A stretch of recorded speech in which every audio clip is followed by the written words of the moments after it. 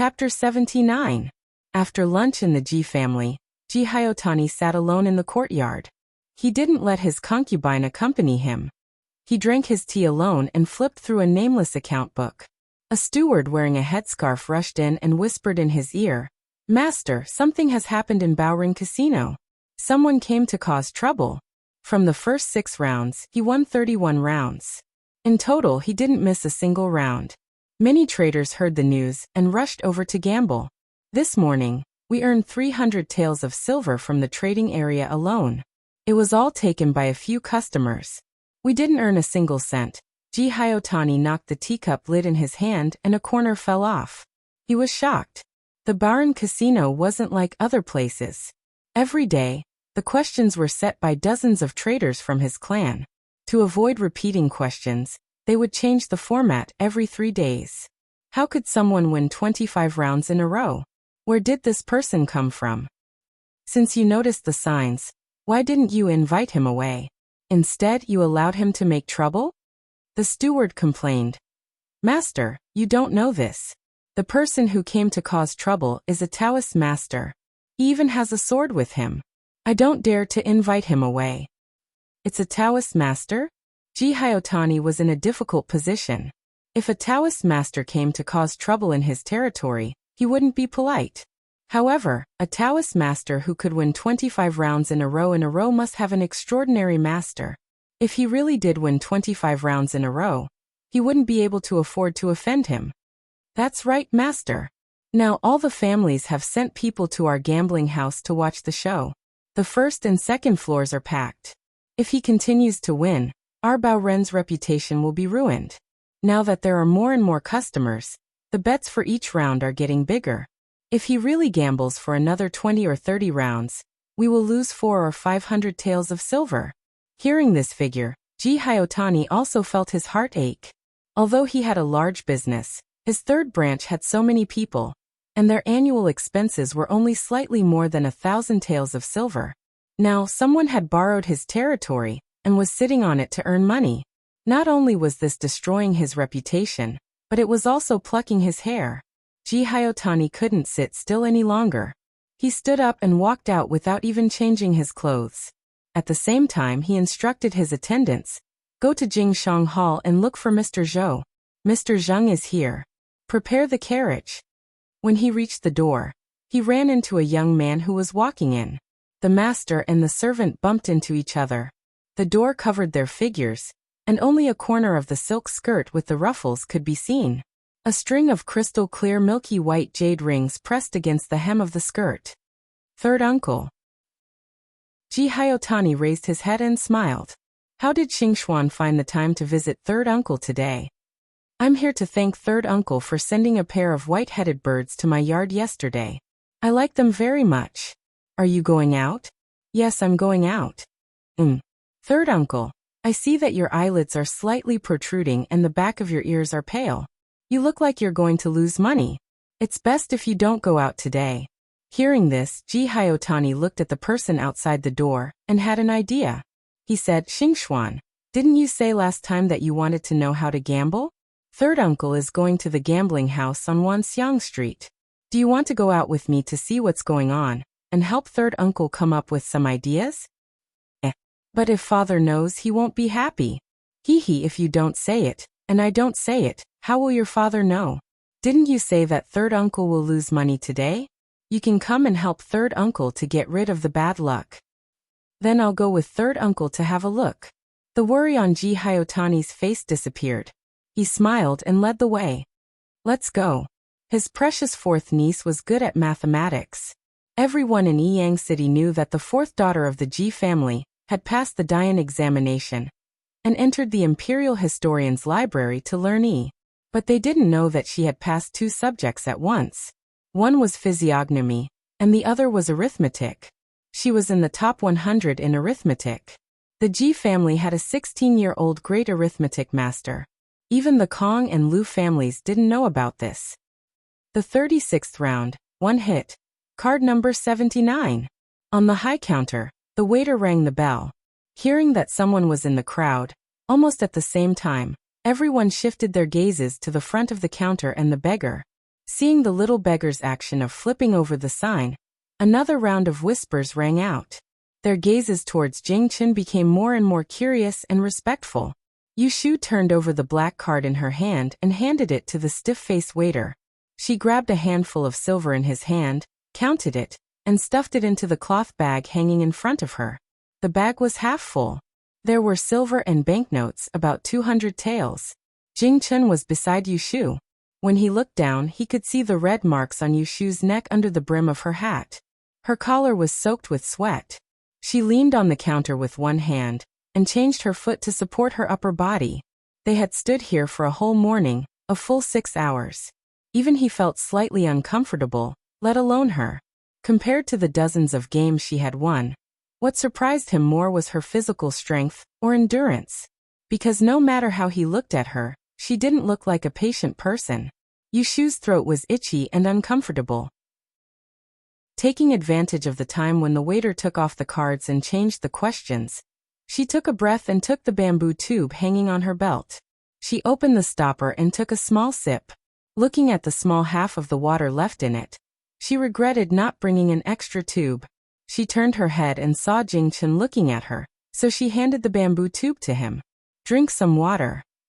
Jing Chen could not eat or drink for 3 days.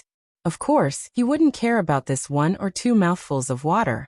He shook his head, reached out, and held her left wrist, which was a little hot, and put his palm on her pulse. Yu Shu was shocked by Jing Chen's sudden action. And then the cool feeling from her wrist made her shiver comfortably. She was sweating all over, as if she had swallowed a mouthful of ice into her stomach. It was cold to the heart. For a moment, she didn't think that men and women shouldn't kiss when holding hands.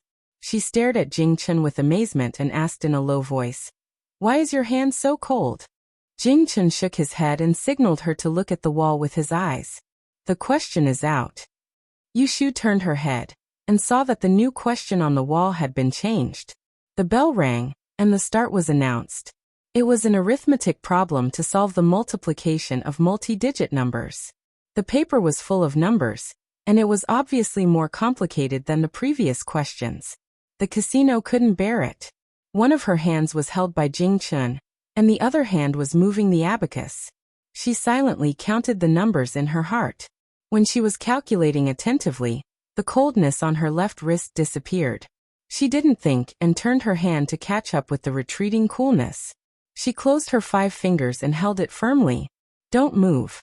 Jing Chen looked down at his hand that was held by Yu Shu, and then looked at her dirty side profile. His eyes swept over her sweaty and shining eyebrows, but he didn't move. Somewhere on the second floor, Ji Hyotani stood by the window and looked at the crowded district. He pointed at the conspicuous white figure. "Is it them?" Someone beside him answered respectfully. "It's the Taoist priest in the white robe and bamboo hat." Ji Hyotani held the purple clay teapot and took a sip. He squinted his eyes and said, "What does the little beggar beside him do? Holding an abacus?" "He's an assistant." One couldn't blame the person upstairs for being blind. Although Yu Shu was the one who did the calculations, Jing Chen was the one who wrote down the answer and placed the bet. Think about it, when a Taoist master and a beggar stood together, how many people would think that the beggar was the one in charge? Ji Hyotani's eyes were sharp. He stared at the bottom of the stairs for 2 rounds and noticed the subtle difference. He snorted. How is he an assistant? He's obviously a troublemaker. Sitting beside Ji Hyotani, there was a young lady with a veil over her face. She looked at the scene below curiously. She was quiet and did not interrupt. Ji Hyotani turned to the round table behind him. He said to the 2 teachers that he brought with him, "Please come up with the questions. We must make it difficult for them and stop them from showing off." The 2 teachers looked at each other and nodded. Soon, someone handed them a piece of paper and a pen that was specially used to come up with the questions. The 2 teachers held their hands together and discussed while writing down the difficult questions. They also attached a piece of paper with the solution to the question at the back. Every time they finished writing a paper, someone would send it downstairs. Half an hour later, there was a commotion downstairs. Nobody knew how many times the number was announced. The 46th round, 1 hit. Number 89. Ji Hyotani stared at the two figures downstairs with an ugly expression. Behind him, the two teachers were sweating profusely. They looked ashamed and their hands were trembling. The 8 questions that had just been given were all solved by someone else without a single mistake. Third uncle, those two people are not simple. Just now, Mr. Zhou and Mr. Zheng's questions were already difficult, but they still managed to get a good one. Moreover, they solved each question in half a cup of tea's time. I can only say that they are really capable. We can't blame the two teachers. The two teachers who came up with the questions looked at their fourth miss gratefully. Only then did they regain some face. Ji Hyotani smiled bitterly. Xingxuan, do you know that these two people are earning money from me? If I allow them to continue winning, I'm afraid that my gambling house will have to close down tomorrow. Is it that serious? You might not know this, but the reason why our gambling house can become the biggest gambling house on Vientiane Street is all because of the questions. Other people sell their cards for 10 taels of silver, but we sell our cards for 20 taels of silver. Traders don't lack taels of silver. What do they want? They want to show off their skills, win money and gain face. But today they messed up the whole situation. Who cares if our questions are high or not? People will only think that our Baron Casino's signboard has been smashed and our reputation is ruined. Who will come and play again? After Ji Xiaogu explained, he sighed and said, although there are profits and losses in business, if the Taoist priest downstairs had been more courteous and knew when to stop, third uncle would have accepted it and given them a free gift of 100 or 200 taels to spend. But from the looks of it, they won't let this matter rest so easily. If we can't destroy their prestige, tomorrow, we'll have to withdraw from the trading area of this building. Earning less money is a small matter, but those who know the inside story will know that this is our Ji family's territory. Hearing Ji Hyotani's sigh, the young miss who was sitting by the window looked downstairs at the two figures in the gambling house. Her eyes lit up with interest. After thinking for a while, she turned her head and said, "Third uncle, let me help you with a few questions." Ji Xiaogu was waiting for her to take the initiative to speak. If it was any other ordinary member of the younger generation in the family, he would have just given the order. But this was his fourth niece. Even he had to be careful around her. If he forced her to help him in this murky place today, and his second brother and mother found out, they would definitely give him a hard time. That would be great. Third uncle wants to see what new skills you have learned in Taisher Library. Servants, prepare new paper and ink. Ji Hyotani's cloudy face turned sunny. He was calculating in his heart as he called the servants in. The two traders at the table sensibly stood up and moved away. Ji Hyotani stood up and followed them. He waved his hand to call the supervisor who was waiting at the side. He whispered a few words in his ear and his eyes shone. Chapter 80. Today, the Baron Casino on Vientiane Street was very crowded. People outside couldn't get in, so they gathered at the door to watch the fun and heard some words from inside. It's the 48th round. He won again. The people inside and outside the door burst into an uproar. Some busybodies craned their necks and wanted to see what kind of masters were talking about on the street who won 40 rounds in a row in the Baron Casino. Yushu raises her head and takes a sip of water. She wipes the corner of her mouth and looks at the new questions on the wall. She is not in a hurry to solve them. She is suspicious. An hour ago, the questions were obviously more difficult. There were about 8 questions. She just got a little bit of energy to solve them, and now they are easy again. Could it be that the biggest gambling place on Vientiane Street is so powerful? Jing Chun saw Yushu frowning for the first time since the morning. He thought it was because the new questions were difficult to solve, so he asked softly, "Is this one difficult?" Yushu shook her head slowly and smiled at him with a hint of mockery. "I'm a little disappointed." Disappointed? Yushu nodded with her hand on the abacus. No problem. Whether it was in her previous life or this life, mathematics wasn't just a survival skill for her. She loved mathematics. It wasn't an exaggeration to say that every time she solved a difficult problem, it was more exciting than eating a big meal. Jing Chun looked at the unfamiliar and obscure math questions on the wall. Hearing Yushu's shameless boasting, he couldn't help but feel a little strange. Even a person like him, who had not dabbled in mathematical knowledge, could see her amazing points. With such ability, if she didn't die young, she would definitely become something in the future. Logically speaking, such a person, even if her face was not smooth, she should have great ups and downs. However, she was born with an extremely mediocre face, which made him unable to see any signs of it. So he mistakenly classified her as a mediocre person from the beginning, and gave her the yellow frost stone without worry. With her help, he saved a lot of trouble, but he didn't expect that she would. Ding! Ding! Ding! Ding! The sudden ringing of the bell interrupted Jing Chen's train of thought. It was quiet all around. The waiter who was supposed to set the question climbed down the high counter, and was replaced by a plump middle-aged man. He smiled and cupped his hands towards the people in the E-district. He raised his voice and said, "Ladies and gentlemen, it's rare to have such a good time today. In order to let our guests enjoy themselves to the fullest, our boss has announced that from this round onwards, for the next 5 rounds, our bar and casino will be changing the betting house. With our signage as the base, the payout is 1-3. How much you win, how much you lose." As soon as these words were said, the audience was silent for a moment before clamoring broke out. Even if you bet 100 taels of silver, as long as you could win, no matter how many people bet, the banker would have to pay 300 taels of silver to the winner.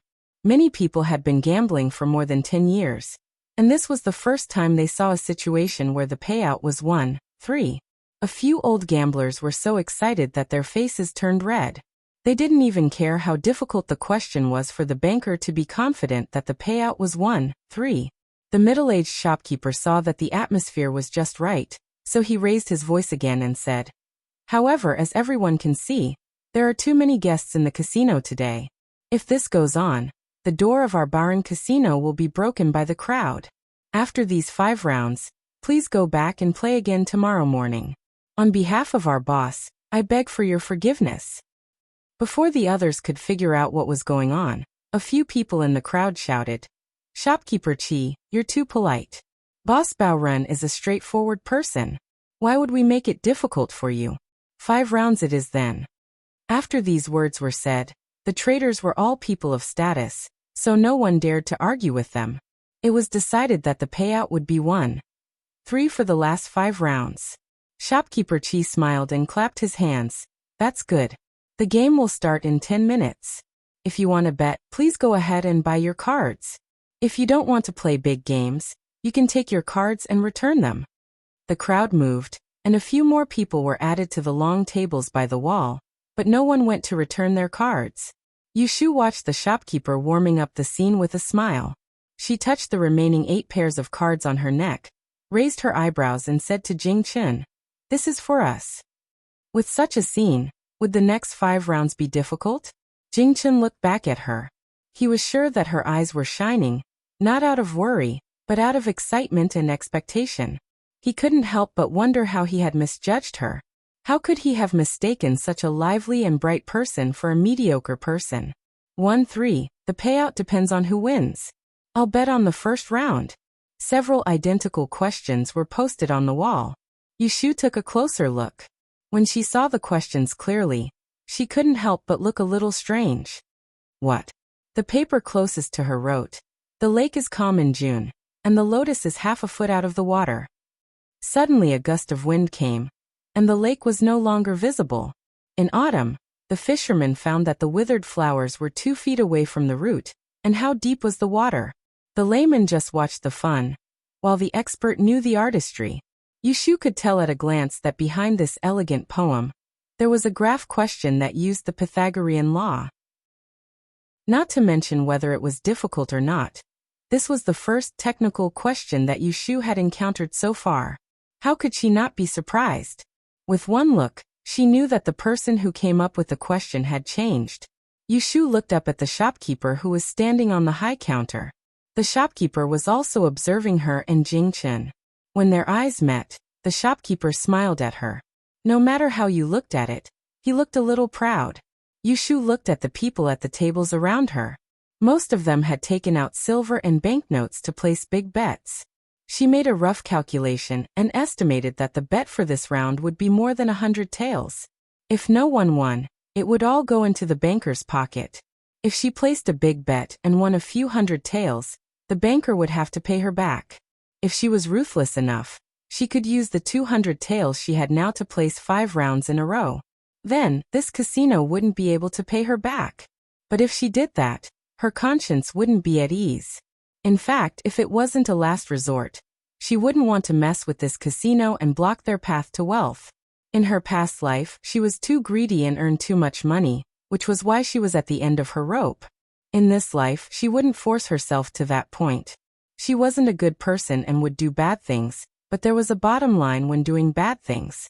She wouldn't do anything that crossed the bottom line of her conscience. 500 taels. Including the consultation fee for Dr. He and the expenses for Zhao Hui's recuperation. She had 600 taels. This was her bottom line. She wouldn't take any more than that. After shaking off that tempting greed and making up her mind, Yushu relaxed.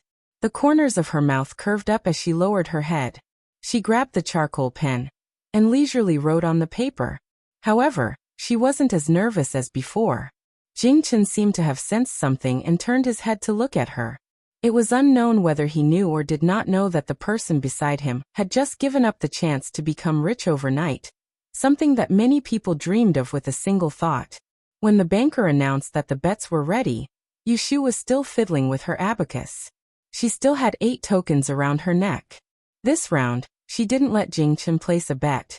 The first round was, of course, a buy.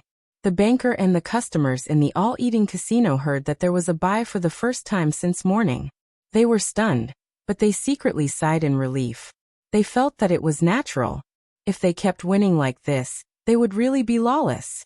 Everyone thought that the calculation was inaccurate, so they didn't dare to take the risk and place a big bet.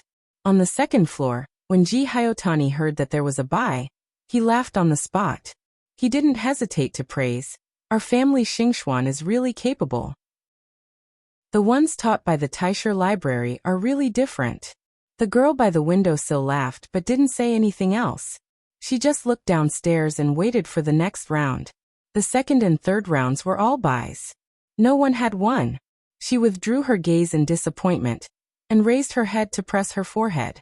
She couldn't even answer the first 3 questions, let alone the remaining 2. Ji Hyotani noticed and hurriedly asked with concern, "What's wrong? Is the smell down there making you have a headache again?" "A little. Third uncle, please ask someone to send me back." The scene downstairs had been under control. Ji Hyotani felt that there was no need to keep her, so he got up and said, "Let's go. Third uncle will send you back." As soon as the 2 of them got up, they heard a sudden uproar downstairs. After circling the last number on the paper with a charcoal pencil, Yushu breathed a sigh of relief and tiptoed to tell the number in Jing Chen's ear. Then, without hesitation, she poured the entire bag of silver onto the table in front of her, piling it up into a small hill. There were a few banknotes in the middle. This was all the money she had earned from winning 43 matches in the past 8 hours. This scene caused an uproar among the onlookers around, and their eyes were red. The pile of money was more than 200 taels. Jingchen put the written answer on the table, turned over the card, and looked at the pile of silver next to him. Although Yushu didn't even use the card in the first 3 rounds, he had a hunch that she wouldn't lose this round. Yushu gathered the silver and turned to look at Jingchen, who was even more calm and composed than she was. Thinking about how he had stood here with her for an entire day without showing the slightest bit of impatience, she felt that he really had a good temper. She felt an itch in her heart and her old habit came back. She nudged him with her elbow, covered her mouth with one hand, and whispered to him, "If we lose this round, all our previous efforts will be in vain. I'm afraid we will have to change places. Will you still accompany me there?" Jingchen nodded. "I promise to help you, and I will finish what I started." Hehe. Yushu scratched her chin. Hearing Jingchen's answer, she felt very happy in her heart. She secretly praised herself for having a good eye. When she was brought back to the city by him in the suburbs, she already knew that Jing Xiaobai was reliable. The bell in the E district rang again. This time, without the banker shouting, the crowd consciously quieted down.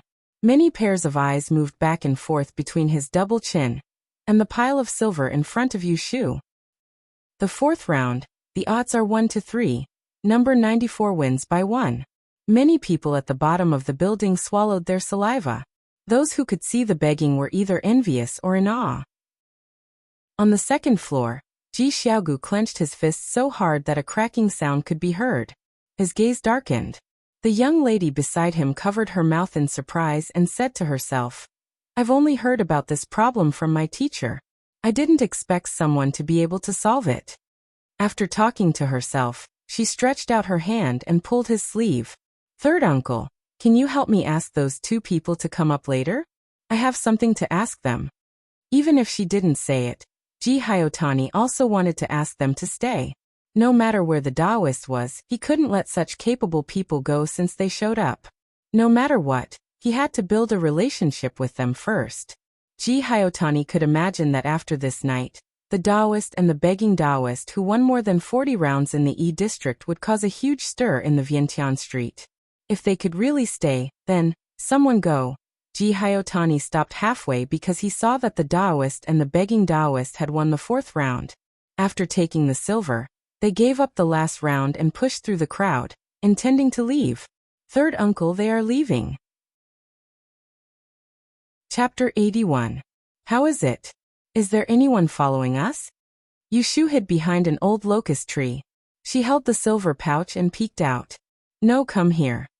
Jing Chen stood at the entrance of the opposite alley and waved at her. Yushu quickly jogged over. The alarm was lifted, and she finally dared to take a deep breath. She fanned her ears with her palms. An hour ago, she and Jing Chen made a lot of money at the Baron Casino. When they left, a large group of people followed them. At first, they followed them secretly. Later on, it became an open carriage. The 2 of them walked half a circle around the east side of the city. Just now they got rid of all the people following them. "Look," Yushu held up the heavy silver pouch in her bosom for Jing Chen to see, and said with a proud smile, "I told you that you could help me. If it wasn't for you protecting me, where would we have gotten so much money?" Jing Chen smiled noncommittally, thinking to himself, this person really recovered quickly. Last night by the river, she was still listless, but today she was full of energy. That time in the suburbs, she was also like this. She had escaped danger from the tiger's mouth, and the night passed. The next day, when he brought them back to the city, she was already talking and laughing on the way. He had seen many people in the secular world since he left the mountain. The one in front of him was the one who understood life the most. "Take it. This is your 10 taels plus interest." Yushu took out a crumpled banknote and stuffed it into Jing Chen's hand. He didn't refuse. She tugged at her sweaty collar and leaned against the wall. When she touched her face, her hand was covered in black mud. When she smelled the stench of sweat on her body, she felt disgusted. On the other hand, Jing Chen still looked fresh and clean, which made her envious. Jing Chen unsheathed the 2 swords on his back and took off his Taoist robe. He flipped it over and put it back on. He covered the black and white stripes of Tao patterns, turning it into an ordinary white robe, concealing his identity as a Taoist priest. Yushu didn't know the function of this Taoist robe until this morning. She didn't notice it when she was washing his clothes. After catching her breath, Yushu straightened her back and patted the money pouch in her arms. She said, "Let's go. We'll see you to the end, and send me home. Otherwise I'll be robbed on the road like a beggar." Jing Chen nodded and turned to walk towards Lu Shi. Yushu followed behind him for a while before she felt that something was wrong. She asked curiously, how did you know that my house is going that way?" Last night, Jing Chen promised to help her by the river, so she went back to Zhao Hui's house alone. In the morning they met by the river. Logically speaking, Jing Chen didn't know where Zhao Hui's house was, but he was walking in the direction of Zhao Hui's house. Hearing this, Jing Chen stopped. She secretly gritted her teeth and thought for a long time. Finally, she thought of a reason that caused them to be destined to be together. She immediately said in a bad mood, "Hey, are you still angry that I lost the small stone you gave me?" Last night, she had mentioned the stone. That was why he had turned against her and told her not to look for him anymore. She would never believe that he had nothing to do with the stone.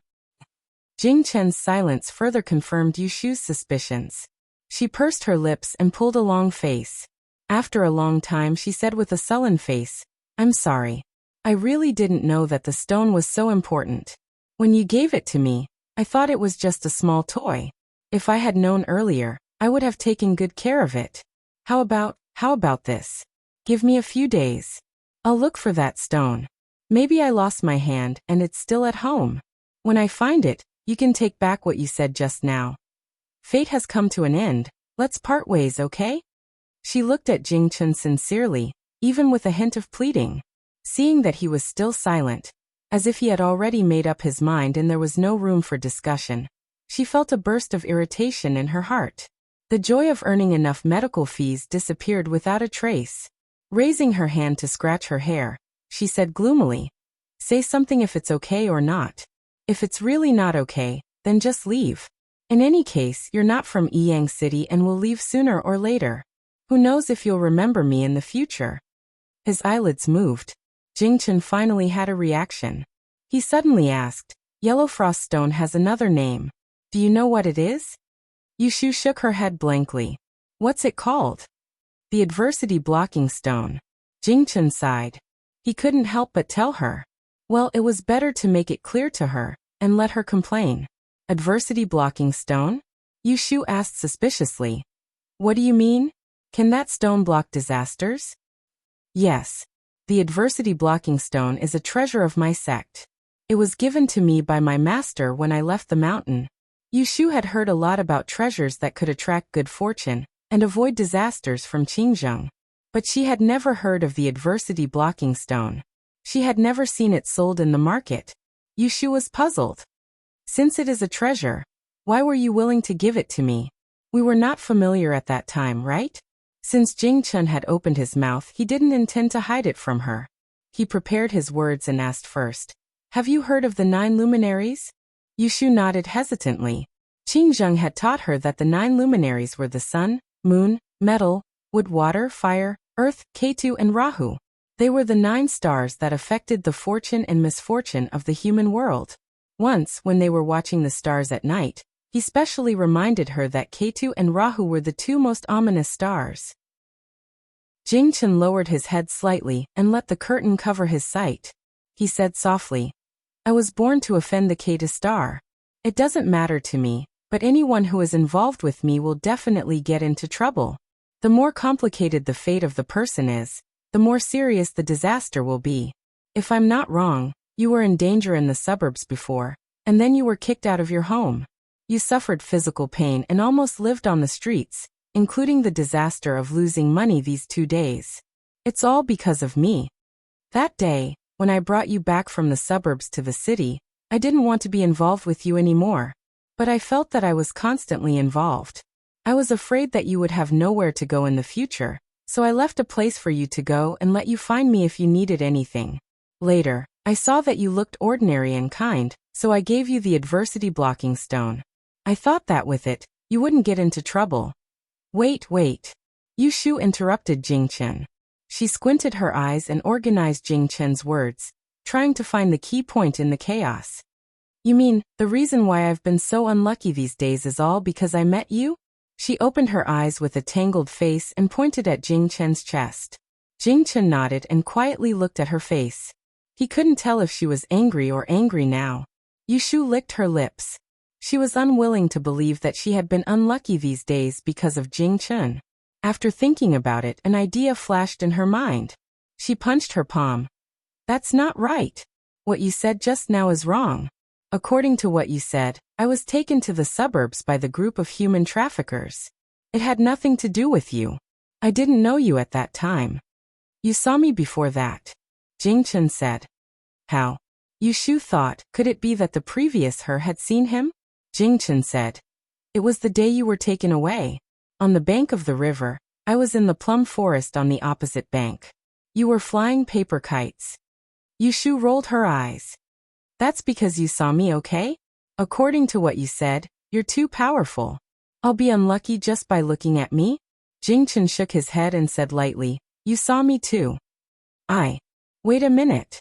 That afternoon, she and Yu Xiaoxiao went to fly a kite.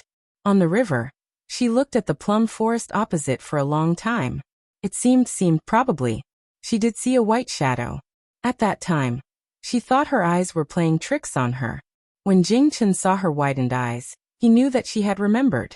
That shouldn't be the case. We were so far away. I just took a look at you. I didn't see clearly at all.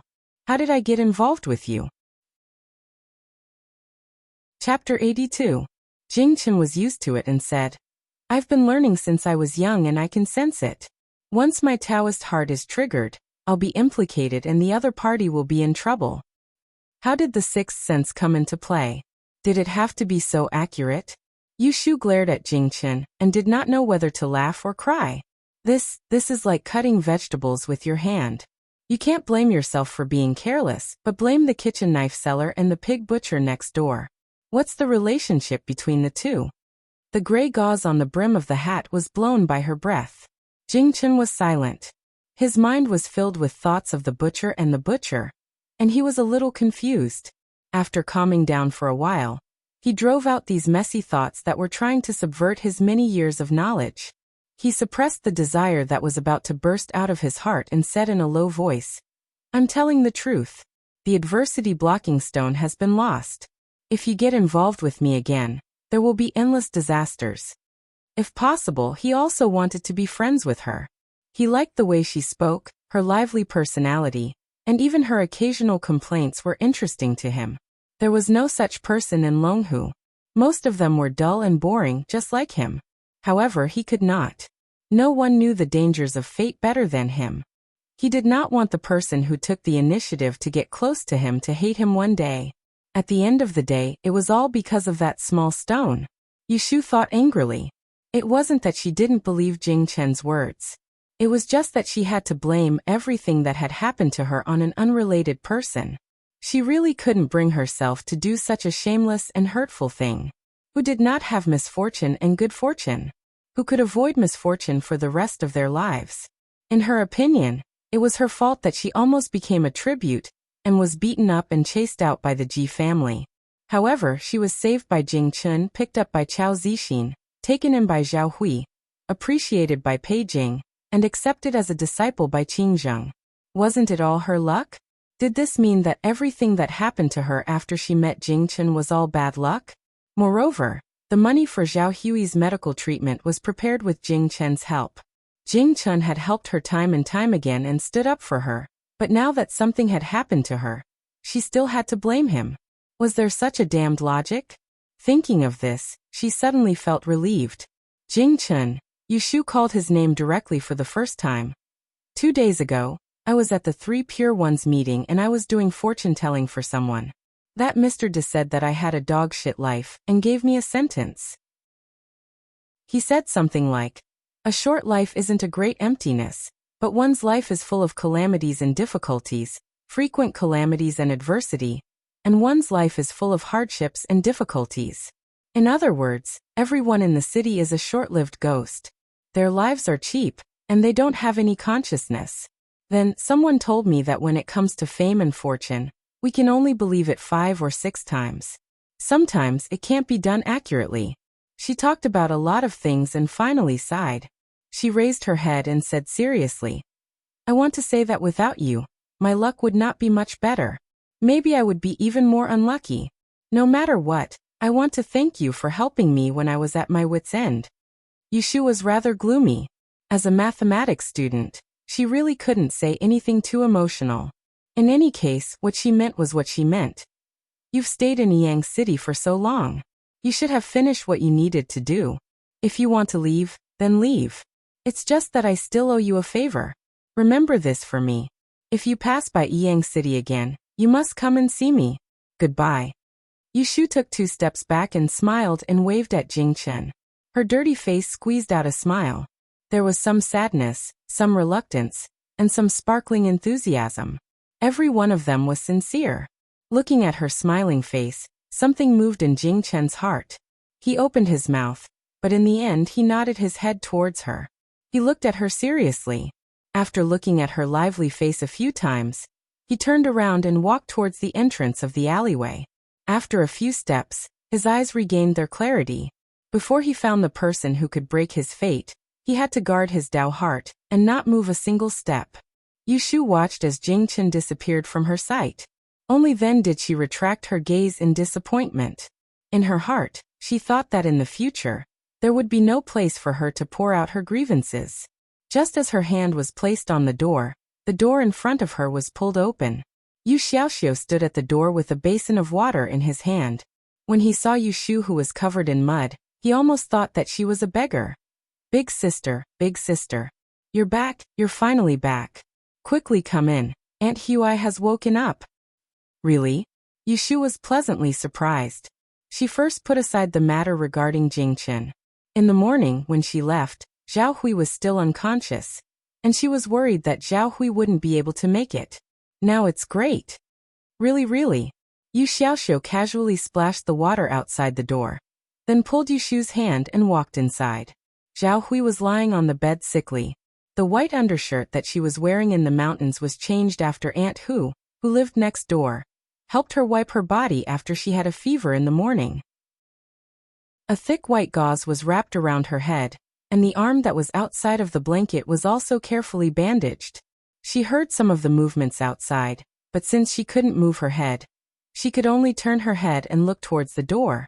Yu Shu knew that her body was dirty, so she squatted at the side of the bed and didn't dare to get too close.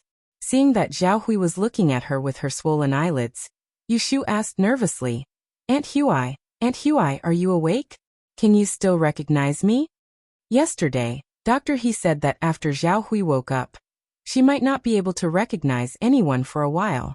On one hand, Yu Shu felt that it was good for Zhao Hui to forget those sad things, but on the other hand, she was worried that Zhao Hui would also forget about it. Zhao Hui's voice was light, but Yu Shu still heard it.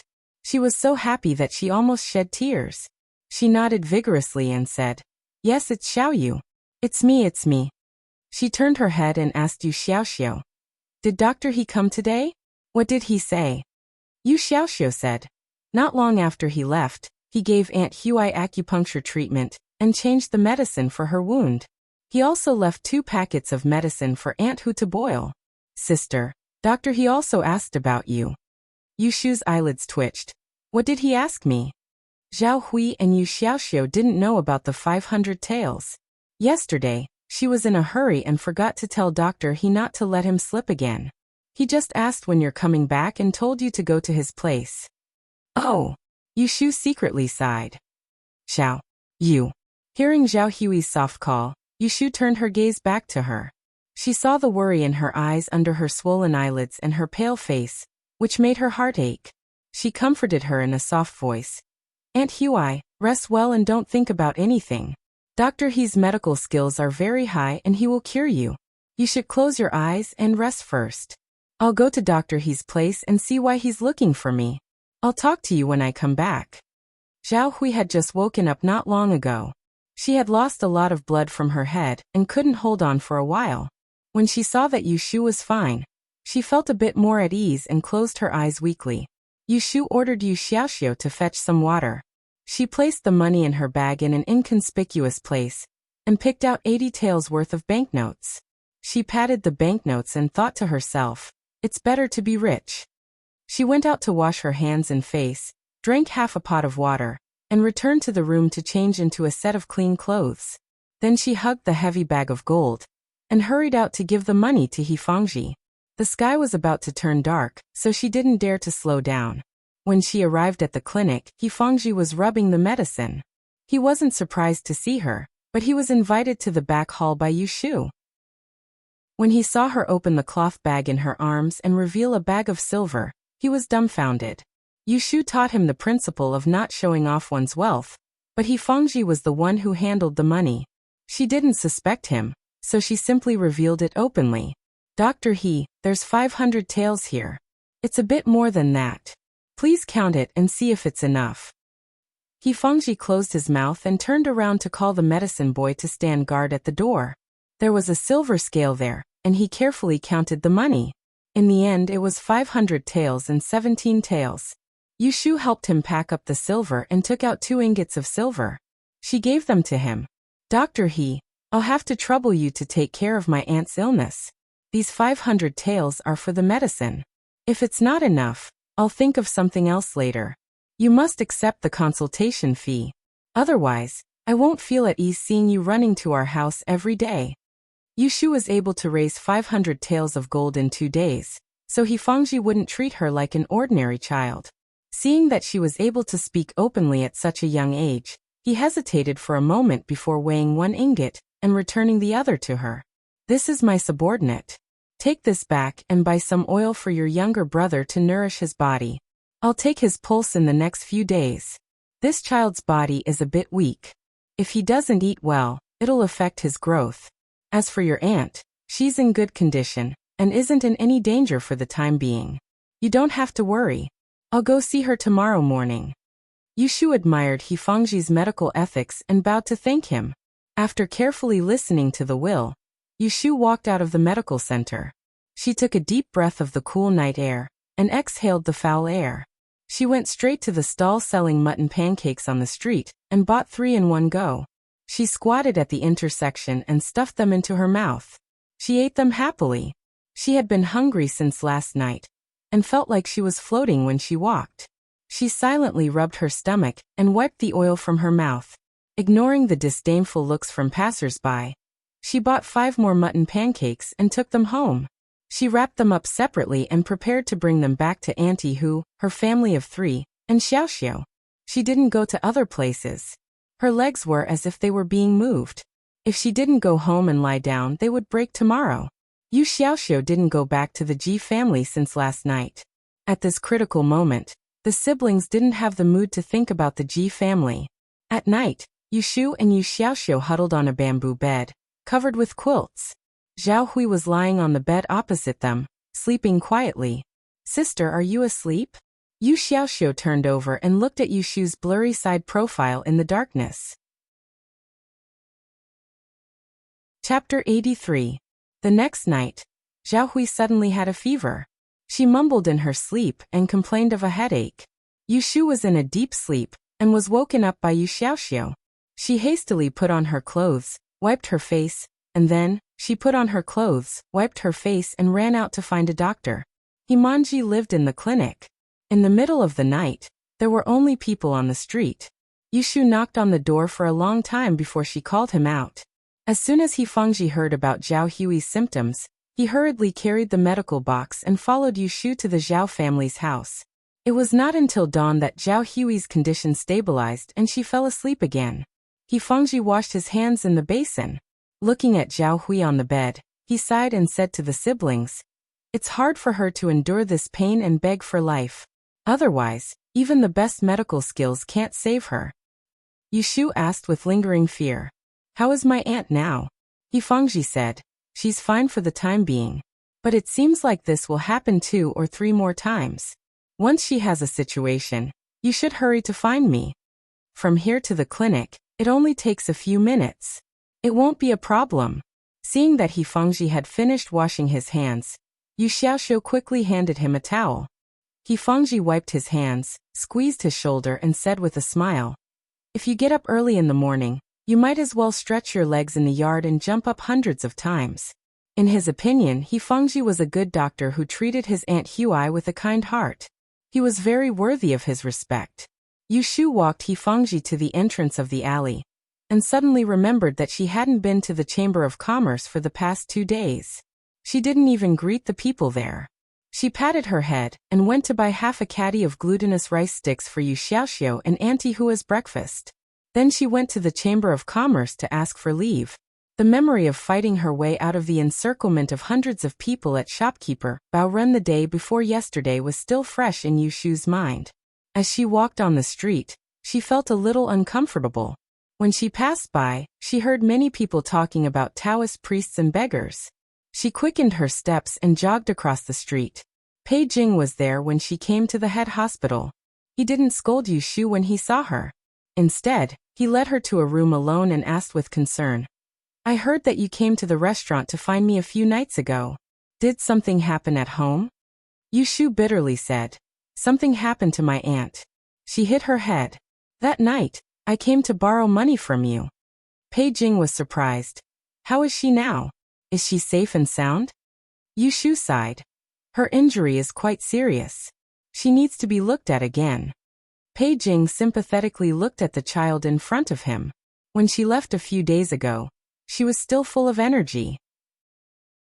But in just a few days, her eyes were sunken. How much money do you need? I'll give it to you now. Although the person she asked for was not there at that time, and she didn't need money now, but Pei Jing's straightforwardness made Yushu's heart warm up. She thanked him. I've gathered all the money. Pei Jing sighed in his heart. If he could take this opportunity to let Yushu owe him a big favor, she wouldn't be able to go out in the future. Yushu said a few polite words to him and asked for a leave. Pei Jing was very easy to talk to. He found a few account books for her, pushed the door and walked out. I'm going to the Changmen shop. I'll give you a lift. Pei Jing intended to find out where Yushu lived. Yushu saw through his thoughts, but she didn't feel offended. She appreciated his kindness and followed behind him. Yu Xiaoxiu nodded obediently. In his opinion, He Fengji was a benevolent doctor who treated Aunt Huai. He deserved his respect. Yushu walked He Fengji to the entrance of the alley, and suddenly remembered that she hadn't been to the Chamber of Commerce for the past 2 days. She didn't even greet the people there. She patted her head and went to buy half a caddy of glutinous rice sticks for Yu Xiaoxiu and Auntie Hu as breakfast. Then she went to the Chamber of Commerce to ask for leave. The memory of escaping from the hundreds of people at shopkeeper Bao Ren the day before yesterday was still fresh in Yushu's mind. As she walked on the street, she felt a little uncomfortable. When she passed by, she heard many people talking about Taoist priests and beggars. She quickened her steps and jogged across the street. When she came to the Chamber of Commerce, Pei Jing was actually there. When he saw Yushu, he didn't reprimand her. Instead, he brought her to a room alone and asked with concern, I heard that you came to the restaurant to look for me a few nights ago. Did something happen at home? Yushu bitterly said, Something happened to my aunt. She hit her head. That night, I came to borrow money from you. Pei Jing was shocked and asked, How is she now? Is she safe and sound? Yushu sighed. Her injury is quite serious. I need to see her again. Pei Jing looked at the child in front of him with sympathy. When she left a few days ago, she was still full of energy. But in just a few days, her eyes were sunken. How much money do you need? I can give it to you now. Although the person she asked for was not there at that time, and she didn't need money now, but Pei Jing's straightforwardness made Yushu's heart warm up. She thanked him and said, I have the money. Pei Jing said, If you don't have enough money, just tell me. Pei Jing sighed in his heart. It's a pity. If he could take this opportunity to make Yushu owe him a big favor, she won't be able to go out in the future. This is the second time that Yushu sat in a carriage. Last time, she sat in the Ji family's carriage to look for Shui Wenjia. At that time, she was sitting with Third Master Ji, so it was inconvenient for her to look around. But in Pei Jing's carriage, she is much more at ease. Although Pei Jing's carriage is not as spacious as the Ji family's, the interior of the carriage is obviously much more exquisite. The curtains are divided into 2 layers, one layer of gauze and the other layer of silk. There are 3 seats against the wall, and the base is wrapped in red leather. In the middle of the carriage, there is a 2-tiered triangular round tea table. There are a few dents on the table, which is just right for the teacup and teapot. There is also a snack box with a blue lid. There is an elegant fragrance in the carriage, which comes from the sachet hanging on the guojiao. Yushu knows that Pei Jing knows how to enjoy himself. People wear different clothes, even the carriage is particular. I just came back last night, and I heard a big news in the morning. Pei Jing took the teapot and poured 2 cups of fragrant tea. He pushed 1 cup to Yushu. A few days ago, a Taoist priest and a beggar came to Vientiane Street. They gambled in the Baron Casino, and won more than 40 rounds in a row. They almost broke the sign. Yushu almost drank a mouthful of tea. She turned her head and coughed, pretending to be surprised. Really? Pei Jing didn't notice Yushu's strange behavior. He looked very emotional and said, This Vientiane Street has been built for more than 20 years, and gambling has been going on for a long time. There has never been such a thing. More than 40 rounds in a row, and they won consecutively. I'm afraid that the Dian test's prediction is only SOSO. If it wasn't for the banker's last resort and saving some face, the Baron Casino's gambling area would have been removed by now. There really is always someone better than you. and there is always a higher mountain. It's a pity that I'm away from home and didn't have the chance to see the elegant demeanor of a master. Yushu's expression turned strange.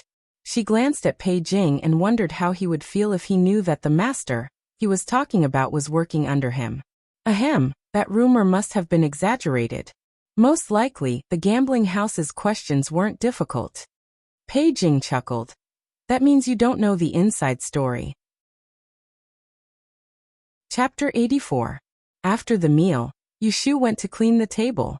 Yu Xiaoxiu stayed in the room to do his homework and accompany Zhao Hui. Yushu came in with her hair tied up. She looked at the table and asked, "You didn't go home or to class for the past 2 days. Didn't they say anything when you went today?" After Zhao Hui's accident, Yu Xiaoxiu skipped classes for 3 days and didn't even go home. He only went back to Sanju's study house for classes this morning. Yu Xiaoxiu didn't even raise his head as he replied, "The Ji family doesn't have the time to care about me right now. Fourth Miss is back, and the whole family revolves around her. No one would know even if I died." Miss C of the Ji family is back? Miss C, who killed her predecessor with a piece of jade, is back? Yushu was stunned. Then she reached out to twist Yu Xiaoxiu's ear. "What do you mean by dying? Are you looking for trouble?" Yu Xiaoxiu didn't struggle. He just whispered, "It hurts." Yushu quickly let go and rubbed his ear. Speaking of the private school, Yu Xiaoxiu remembered something that made his teeth itch. He sneered, "Shui Wenjia, that silly boy. He was half dead a few days ago, but now he's jumping around happily. He goes to the Ji family all day and doesn't even ask about you. He doesn't even think about who saved his life." Yushu thought that she couldn't wait for Miss Shui to completely forget about her. She patted Yu Xiaoxiu's head and jokingly said, "You're still calling him a silly boy. He's a few years older than you." "So what? He's an ungrateful bastard." Yu Xiaoxiu was sometimes even more petty than Yushu. He still remembered the day when Shui Wenjia called them to the Drunken Immortal restaurant and humiliated them, making them go home hungry, and then getting caught for stealing fish. Yushu laughed and patted him. "All right, hurry up and finish your homework. Keep an eye on Aunt Hui. I'm going out for a while. The lamp oil at home is running out. I'm going to buy some." Yushu took the money and went out. She closed the door behind her. When she turned her face, she saw a piece of dried tree bark. She almost screamed. Her heart skipped a beat and she moved to the side. She patted her chest and rebuked, "Master, don't you know that you'll scare people to death with your face?"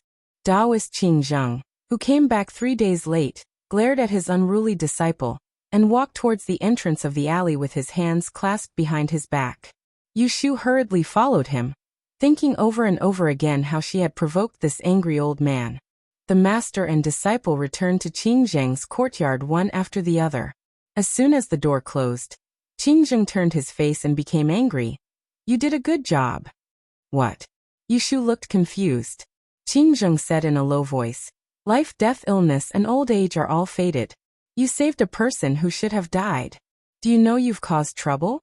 Hearing this, Yushu pursed her lips and thought. She asked, "Master, are you talking about Aunt Hui?" "It's the woman who sold wonton noodles." Qing Zheng shook his sleeves and walked to the rattan chair in the courtyard and lay down. He knew that the woman didn't have long to live, so he left Yang on time. He was afraid that with him around, Yushu would stir up trouble.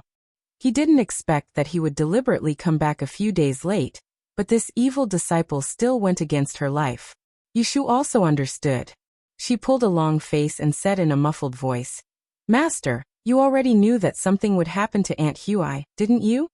In fact, in the past few days, Zhao Hui was sometimes good and sometimes bad. She calmed down and used the gate of life and death to make a divination. In the end, she predicted that she would die in the first round and suddenly had a way to live in the second round. She didn't have the ability to predict life and death. At that time, she vaguely felt that Zhao Hui's fate had changed, but she didn't want to think about it. Now that Qing Zheng mentioned it, she couldn't even pretend to be ignorant. It turned out that Zhao Hui was supposed to die in this disaster, but because of her, she survived. Qing Zheng said angrily, "So what if I knew it long ago? Do you still want to blame me?" "I don't dare." Yushu lowered her head. She was not an unreasonable child in her teens. Qin Zheng's attitude was very clear from the beginning. When she was beaten and driven out by the Ji family, she almost lost her life. Didn't he also predict it? He didn't even say hello to her and watched her fall into trouble. He treated her like this, let alone a stranger. She had nothing to complain about, but she didn't think that she was wrong to save people. What else do you not dare to do? You dare to change a person's life. Tell me, what else do you not dare to do? This time, Qin Zheng was surprisingly angry. He didn't care that Yushu didn't know in advance that Zhao Hui was supposed to die in this round. Yushu just lowered her head and didn't talk back. In Qin Zheng's eyes, this became a silent protest. He immediately sneered. Everyone has their own fate. You can avoid fortune and disaster, but you can't escape life and death. I've told you these words many times, but you've turned a deaf ear. Do you think you did a good deed by trying to save her? Yushu raised her head and said unwillingly, at least it's better to be alive than dead. As Qin Zheng said, she didn't regret it. She only felt lucky. Lucky that Zhao Hui was still alive. For a person who died and was reborn, nothing was more important than being alive. Qin Zheng looked at her calm and carefree eyes. He took a deep breath and his anger gradually subsided. He sighed and took out something from his bosom. He waved his hand and said, I knew you weren't a peaceful person. Come here. Yushu walked over. Seeing that Qin Zheng handed her something, she stretched out her hand to take it. The next moment, there was a black ring in her palm. It wasn't jade, but some kind of metal. I spent a lot of money to get this thing for you. Wear it. Don't take it off unless your hand is broken. Yushu measured it on her fingers. In the end, she could only put it on her left index finger. Because of Zhao Hui's matter, she didn't feel the joy of receiving a gift. She subconsciously asked, what is this? Qin Zheng said snappily, I told you to wear it, so wear it. Why ask so much? Yushu touched her finger and put it down. Master, you just said that I got into trouble by saving Aunt Hui. What do you mean by that? Will I have some retribution? Qin Zheng sneered. Now you know that there will be retribution? Yushu turned her face away. If you don't want to say it, then forget it. Anyway, I saved her. Oh. Seeing that she didn't repent, Qin Zheng didn't have the strength to get angry. He wiped his face and said tiredly, fine, fine. I'm afraid I owed you in my previous life. This time, I'll help you resolve it. If you do such a thing again in the future, I'll let you suffer. Don't blame me for not warning you. Yushu knew when to stop. Seeing that he softened his tone, she didn't want to be in a deadlock with him. She turned her head and smiled at him. She squatted beside him and pulled his sleeve. Master, you came back 3 days late. I miss you very much. I've been looking forward to your return every day. I'll come to see you at night. I'll bring you some good wine and food. How about it? She still needed his help with something. She had to make the old man happy first. Qin Zheng still didn't know that it was a sugar-coated bullet. He snorted twice, and his face became better. He waved his hand and said, I'll wait for a while. You can come back at night. Then master, go back to the house and sleep. It's windy outside.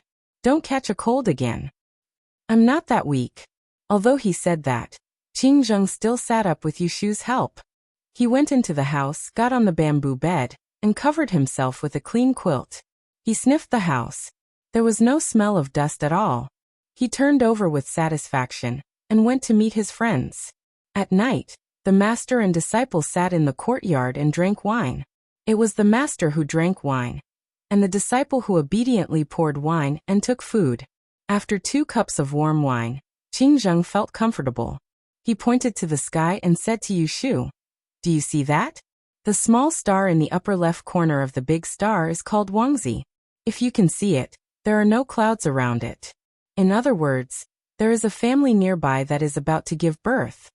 Yushu didn't bring her notebook today, so she listened to every word. She poured wine and asked casually, Master, I still remember you told me about the 9 luminaries. Among them, Ketu and Rahu are the 2 most dangerous. If someone's destiny offends Ketu star, wouldn't it be very dangerous? Dangerous, of course it's dangerous. Qin Zheng waved his hand without thinking. Destiny K2 only appears in the last year of 60 years. There are not many people like this. There are one or two, but they die early and don't live past 1 year. Yushu was secretly shocked. Jing Chen seemed to be 18 years old. If there is such a person who survives and grows up, what should we do? Qing Zheng thought about it, and his expression changed. He said, if there is really a destiny, when one offends these 2 stars, when he grows up, he will definitely harm one side, unless what? Yushu suddenly sat up straight and went forward to grab Qing Zheng's hand. Qing Zheng changed the topic at this critical moment. He squinted at her and said, why do you ask? Yushu hesitated for a moment, then said honestly, I know such a person. He said that his destiny is to offend K2, and anyone who has anything to do with him. What? Qing Zheng's expression changed slightly. After listening to the first half of Yushu's sentence, he interrupted her. Who is that person? Have I seen him before? Where did you know him? It's a friend. He is also a Taoist. He came down from Mount Longhu. Master, you haven't seen him before. Oh yes, he also gave me a stone called Huang Shuang. No, it's called Block Adversity Stone. If Qing Zheng still had some doubts about whether what that person said to Yushu was true or not, now after listening to her description, he believed it. He immediately pulled a long face and stared at her fiercely. You stinky girl, why are there these troublesome things around me all day long? You can't let me have a good day. Yushu also knew that she was unlucky. She simply shut up and didn't argue with him. Qing Zheng stretched out his hand and said, what about the Block Adversity Stone? Yushu spread out her hand and said, I lost it. Qing Zheng. Yushu lowered her head and counted the ants. After calming down, Qing Zheng frowned and thought for a moment, and said, you listen to your master. Don't associate with that person in the future. He is a person from Mount Longhu and has the Block Adversity Stone. There should be someone who used a great ability to help him suppress his luck all these years. Now that he has entered the world, it's probably because his fate has come to an end. If he can't find the person who broke his fate, not only he won't live, but those who helped him to change his fate will also die. Yushu's heart thumped. What does Master mean by this? What is the person who broke his fate? If he can't find that person, he will die? Qing Zheng said leisurely. Do you think you don't need to pay a price to live these years? In the vast sea of people, to find the person who broke his fate is like looking for a needle in the sea. 9 out of 10 people will die and 1 person will live. How many times have I told you that you can avoid fortune and disaster, but you can't escape life and death? Fate turns, he nagged for a long time. Seeing that Yushu was in a daze, he knew that she didn't hear him. He stretched out his hand and patted her head hard. He said in a deep voice, you have to remember what I said. Don't associate with this person again. You have a great... Qing Zheng puckered his lips and quickly changed his words. A person with a great future. Moreover, you can't help him. Don't think that he doesn't cause you much trouble now. That's because he has just entered the world, and his luck is still suppressed. After a long time, you will be unlucky if you get close to him. Do you remember? Yushu came back to her senses and nodded obediently. I remember. Qing Zheng originally wanted to persuade her with a lot of words. Seeing that she was so obedient, he couldn't help but feel a little strange. He was worried and confirmed. Do you really remember? Yushu blinked her eyes and said, I really remember. It's good that you remember. Chapter 85. Taoist Qing Zheng's tolerance for alcohol wasn't very good. After drinking half a pot, he was already drunk. Yushu originally wanted to ask him about his dogshit life, but she could only give up after seeing his reaction. She helped him into the room and laid him down. She boiled water for him to clean his hands and face, then put the leftovers into the basket and took them back to wash. Yu Xiaoxiu has been sleeping at Zhao Hui's house recently. Yushu spends 2 taels of silver to buy a wooden bed in the East Square, and puts it in the dining room. Yu Xiaoxiu originally wanted to live with Yushu. Now that he has a place to sleep, he is even more reluctant to go back to the Ji family. He keeps Aunt Lu a secret from the Ji family.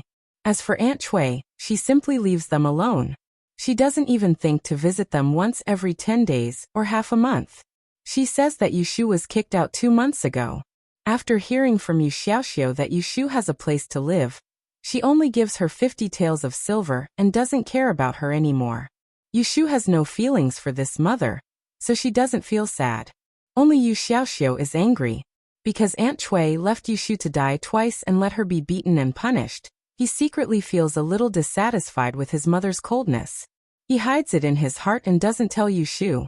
The next morning, as soon as Yushu lights the stove to boil the medicine, Fangji comes with bad news.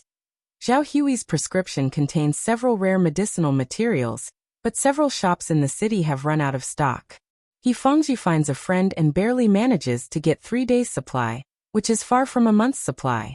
If it is not enough, Zhao Hui will have to stop taking the medicine. Yushu is worried. Fangji hesitantly gives her an idea. In fact, you work under the manager of the Taiheng Chamber of Commerce. Can you talk to him and ask him to help you? In a big chamber of commerce like Tihan, the famous pharmacists usually have a private stock of medicinal materials every year. Fangji suggests this because he has some confidence. On that day, Yushu, who is still a child, can take out 500 taels of silver in one go. So she should have some connections in Tihan. It should not be too difficult to ask for a favor. Yushu doesn't think so. In the Taiheng Chamber of Commerce, she only knows one manager, Pei Jing. She can be regarded as his apprentice. If she asks for a favor, it is hard to say whether he will do her a favor or not. However, she has to try. She can't let Zhao Hui stop taking the medicine. Okay, I'll go and ask. Fangji then gave her the list of medicines that she had prepared. Times that morning, Yushu put down her work and ran to the main Tihan Chamber of Commerce behind Wanxiang Street. At noon, she met Pei Jing and told him about the situation. Pei Jing did not immediately agree and asked her to take a look at the medicine list. As soon as he took a look, he was shocked. These medicinal herbs are not cheap. Is your aunt really that sick? He made a rough calculation and estimated that this list would cost at least 200 taels. Yes. Yushu awkwardly clasped her hands and begged. I only have one elder. In the future, I want to be filial to her. Mr. Pei, can you help me find these medicinal materials? I have borrowed money. Is this enough? Seeing Yushu take out a few banknotes from her bosom, Pei Jing was surprised and asked, where did you borrow so much money? Did you borrow it from your brother with a different surname? Pei Jing was talking about Chao Zixin. Yushu was afraid that she would not be able to explain clearly, so she simply nodded her head. Pei Jing thought for a moment and said, you don't have to worry about the medicinal materials. Leave it to me. When he said this, he was not boasting. The position of the deputy manager of the Tai Chamber of Commerce was not for nothing. These medicinal materials were rare and precious, but once he asked, the merchants in the chamber would rush to send them over. However, he did not do this favor for free. A good merchant would always pay attention to long-term benefits. From this matter, Pei Jing could see that Yushu was a person who knew how to repay kindness. So he was happy to do this favor for her. Moreover, the day before yesterday, when he was at the Kong family's hall, Mr. Kong reminded him to make more good karma in the near future. Yushu was overjoyed. She bowed to Pei Jing and said gratefully, thank you, Mr. Pei, for helping me. Pei Jing sighed and stretched out his hand to help her up. It's really hard for a child like you to take care of all these. Get up quickly. Come back tomorrow afternoon. Times after leaving Pei Jing's place, Yushu first went to the hall and sat for half an hour. She copied a few pages. When she came back, she specially went to the medical hall to tell Fangji the good news. This made Fangji believe that Yushu had connections in the Tai Chamber of Commerce and was not a useless soldier in the Dragon Palace. After dinner, Yushu went to Linxiang. Qingzheng was sitting in the courtyard meditating. He heard the door open, but there was no movement. Yushu went into the house and lit an oil lamp. When she came out, she squatted down in front of Qingzheng. She shook a piece of paper with one hand and held the lamp with the other. Master, this is my horoscope. Please take a look. It was strange that the best way to learn was to test one's horoscope. But since Yushu had been apprenticed to him for so long, Qingzheng has never asked about her horoscope, let alone read her fortune.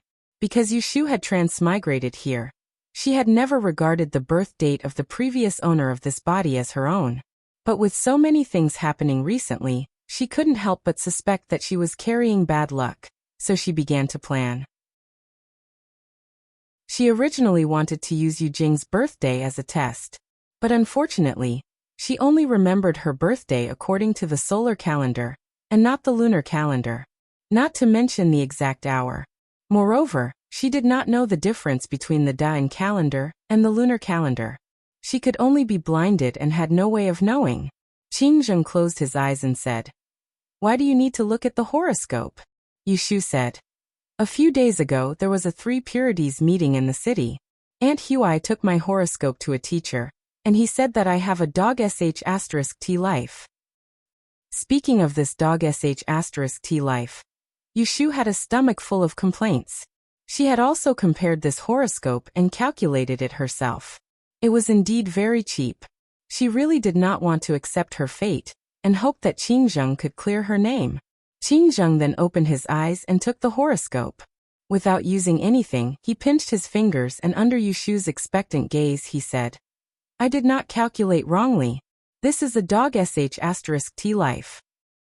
It was rare to see Yushu being defeated. Qingzheng held back his laughter and put on a straight face. He said in a bad mood, "If you really have a dog sh*t life, will your teacher accept you?" Yushu scratched her head. "Then why did you say that I have a dog sh*t life?" Qingzheng said, "This horoscope is dog sh*t life." Yushu was confused. "Teacher, what do you mean?" Qingzheng raised his hand and lit the piece of paper under the oil lamp. In the blink of an eye, it was burned to ashes. He said, "This is not your horoscope." Hearing Qingzheng's words, Yushu's heart skipped a beat. She thought that he had seen through her reincarnation, but Qingzheng's next words made her calm down. "In this world, there are a few people who are not born with horoscope. You are one of them. Horoscope is useless to you and can't calculate anything. You don't need to look at it in the future." Yushu had a guilty conscience. Hearing Qingzheng's perfunctory explanation, she didn't ask further. She directly changed the topic. "If my horoscope is useless, how can I predict good or bad luck for myself?" Yushu said she was worried, but she didn't care so much in her heart. Although her time of calamity rule was based on her birth date, she didn't know anything for more than 20 years in her previous life. She just went on with her life, just a little depressed. Qingzheng said, "Who told you that to predict good or bad luck, there is only one horoscope?" Yushu's eyes lit up. "Is there anything else?" "Humph." Hearing Qingzheng snort, Yushu knew that there was something. She immediately shook his arm and said, "Teacher, I know that you are capable and know a lot. What else do you have? Teach me." Qingzheng was comforted by her begging, so he let out a sigh of relief. "Haven't I already given it to you?" Yushu stopped moving and asked suspiciously, "Did I? When did you teach me?" Qingzheng squinted his eyes. Previously, he didn't explain some things to Yushu clearly, because he wanted to test her character. Now that he was satisfied with this apprentice, he didn't want to hide it from her anymore. "Why do you think I ask you to guess chess pieces every day?" Yushu thought for a while and said the most reliable one. "To train my patience?" As soon as she said that, she was hit. "I'm not a monk chanting scriptures. Why do I need to be patient?" Qingzheng retracted his hand and rummaged through his sleeves. He took out 3 copper coins, tossed them in his palm, and spread them out for her to see. "Not everyone can calculate the 6 lines hexagram. Your body is stiff, and your 8 characters are not in harmony. Previously, I asked you to guess the chess pieces because I wanted to test your spirituality, so that you could reach the threshold of learning the 6 lines hexagram. After a while, I will teach you how to break the 6 lines hexagram and solve your 8 characters problem." Yushu suddenly understood. She finally knew that she didn't work so hard for so long in vain. It turned out that Qingzheng had already planned everything and arranged everything properly. He even calculated her horoscope. This made her sigh with emotion, but she couldn't help but worry. Since Qingzheng taught her so carefully, the thing he asked her to find might not be as easy as she thought. Suppressing her thoughts, Yushu curiously pinched the copper coins in his palm and found that they were ordinary copper coins. She asked with a strange expression, "What can you calculate with this thing?" Qingzheng said, "It can calculate recent events, major events, questions and changes. If you can do it well, you can guess 5 or 6 things." Yushu was disappointed and put the money back in his hand. "Only then can you get a general idea. Do you want to know how accurate it is?" Qingzheng stared at his apprentice who didn't know what was good for her. "This is already the best Yushu. Horoscope has its advantages, and the 6 lines hexagram has its ability. Why don't you want to learn it?" Yushu hurriedly said, "Of course, I want to learn it." She was not stupid. What Qingzheng taught her was good stuff. Although this small copper coin was not as accurate as her calculation method, it was very convenient to carry it around. Moreover, her horoscope was not accurate. Learning this could make up for it. Otherwise, she would have to calculate the fortune of others all day long. She didn't know if she would step on dog shit when she went out. Let me make it clear to you first. Your physique is poor and your spirituality is not enough. Even if you learn the 6 lines hexagram in the future, you can only calculate it for yourself. It is not accurate to use it on others. Don't use it to show off in the future. Don't say that I didn't warn you when you come back and embarrass yourself. Chapter 86. The Matter of Medicinal Herbs. Because of Pei Jing's help, Zhao Hui's condition was still fluctuating. Yushu was afraid that it would affect her condition, so she did not mention the day she was injured. Unexpectedly, after breakfast that morning, Yu Xiaoxia went to school. Zhao Hui was in better spirits and took the initiative to talk to her about it. "Xiao Yu, come and sit. I have something to say to you." Yushu was about to revise what Qingzheng had taught her yesterday and study her law of time of calamity. When she heard Zhao Hui calling her lightly, she pressed the paper down and sat down by her bed. Zhao Hui moved her hand and wanted to move her body. Yushu quickly held her hand and leaned forward to protect her head with one hand. "Don't move. It's okay." Zhao Hui squeezed her hand and smiled weakly. Then her face darkened. "Good child, it's Aunt Hui who dragged you down." Yushu smiled and said, "You said that yourself.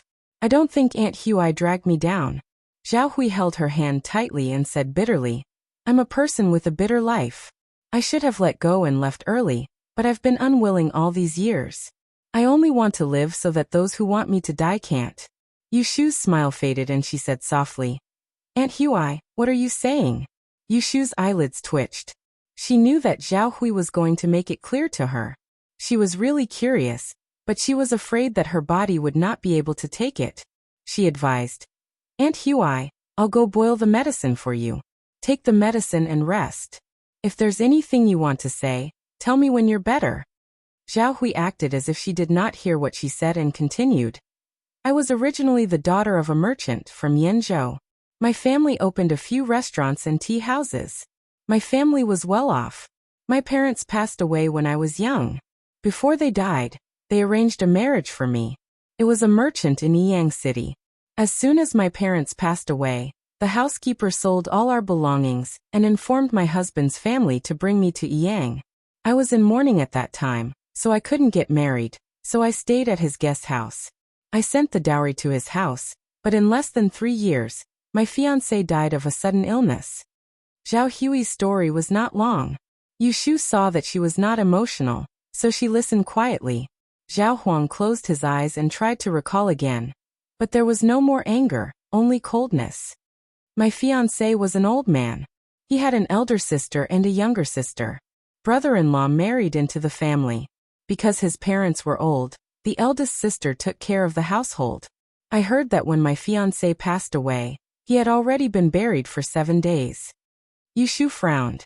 She knew that there was something strange about this.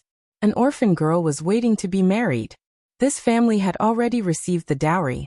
The man died of a sudden illness and they only informed the family after he was buried. What kind of intention was this? Zhao Hui paused and adjusted her breathing. Her voice became slightly deeper. "My mother taught me the 3 obediences and 4 virtues since I was young. A woman values chastity. Although I did not marry him, the engagement was still there. I would not regret it. I accepted my fate as a ghost marriage with him. But who knew that his eldest sister would hastily write a divorce letter to me? First, I was not married to him. Second, I did not violate morality.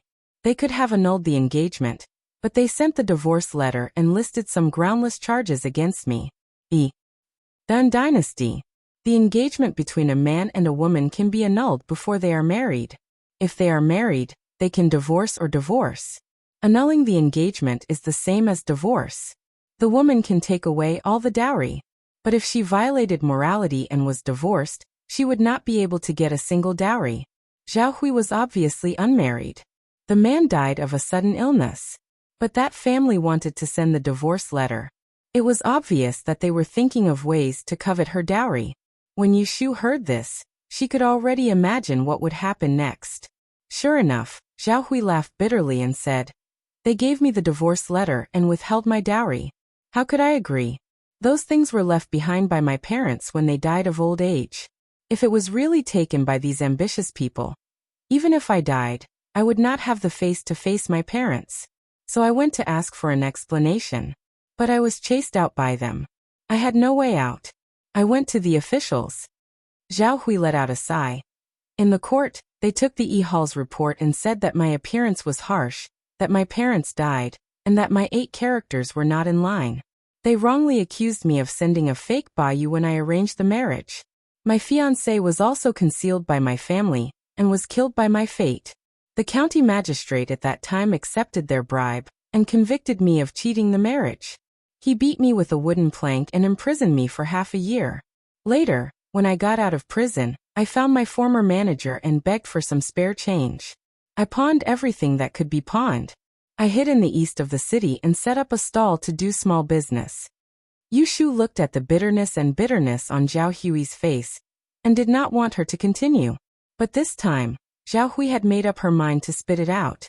She changed her tone and said angrily, "After all these years, they probably thought that I was dead. That day, they bumped into me on the street and recognized me. My unmarried sister-in-law is very powerful.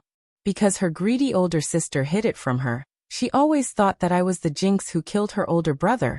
So she insulted me on the street. She brought her husband and a servant to smash my stall and ruin my business.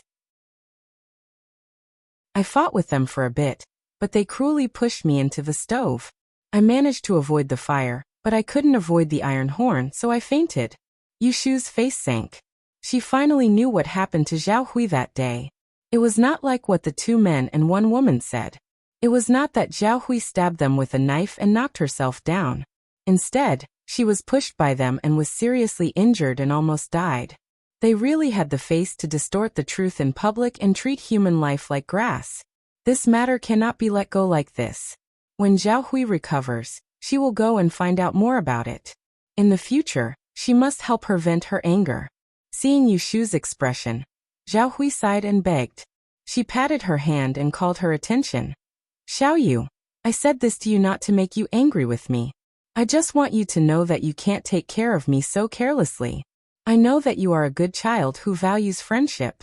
I am grateful to you for taking you in at that time. However, I am not your parent and I am not related to you by blood. You don't have to work hard for me, but you still did it for me." Zhao Hui blinked and couldn't hold back her tears, rolling down her sallow cheeks. "Aunt Huai is not married and has no children. That day, I let you live with me because I have a selfish intention. I secretly think that you are a daughter and secretly feel happy. I don't know how long I can live. If I die one day, Aunt Huai shamelessly asks you to be filial. Bury me and fulfill my wish of many years. This small courtyard will be left to you. The land deed is under this bed." When Yu Shu heard this, she suddenly realized that Zhao Hui was not telling her a story. She was clearly making arrangements for her funeral. "Aunt Huai." Yu Shu wanted to laugh and cry at the same time. She held Zhao Hui's hand and leaned down. She gently leaned on her and whispered, "You are a good person. Good people always have good karma.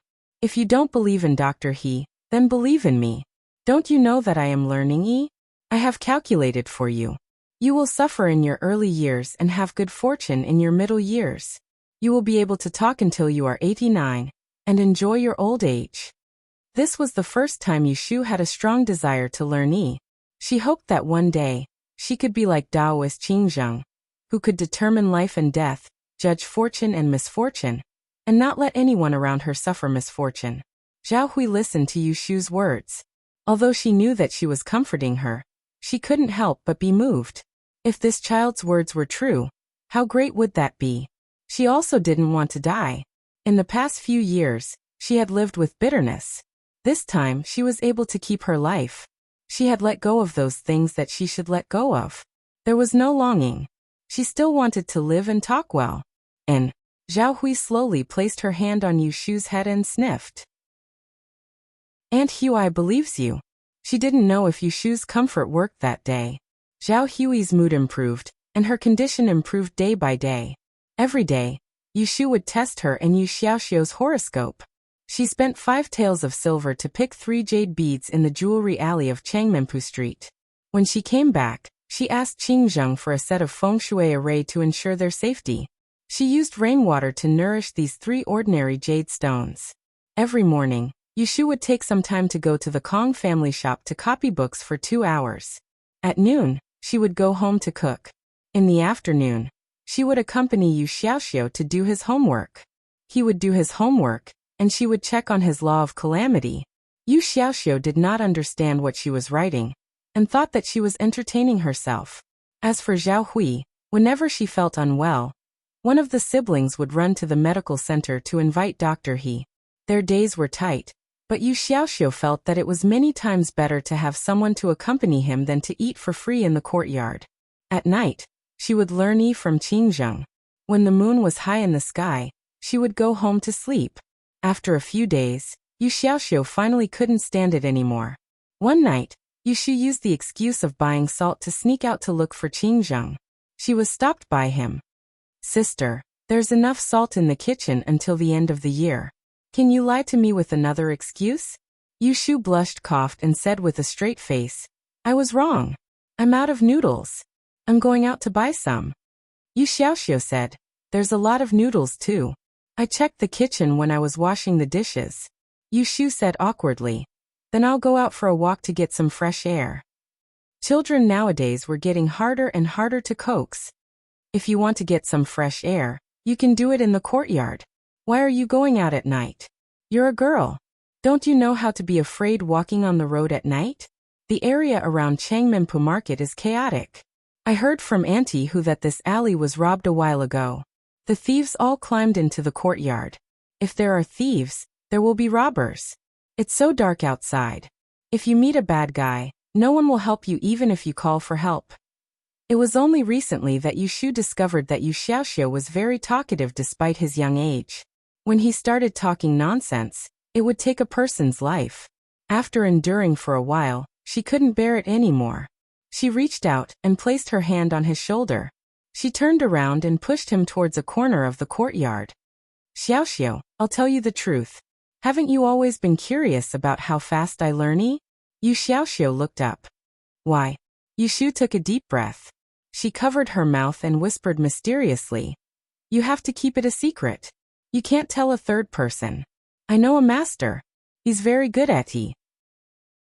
I go out every night to learn Yi from him. I didn't tell you because the master has a strange temper. He doesn't allow me to tell others about him."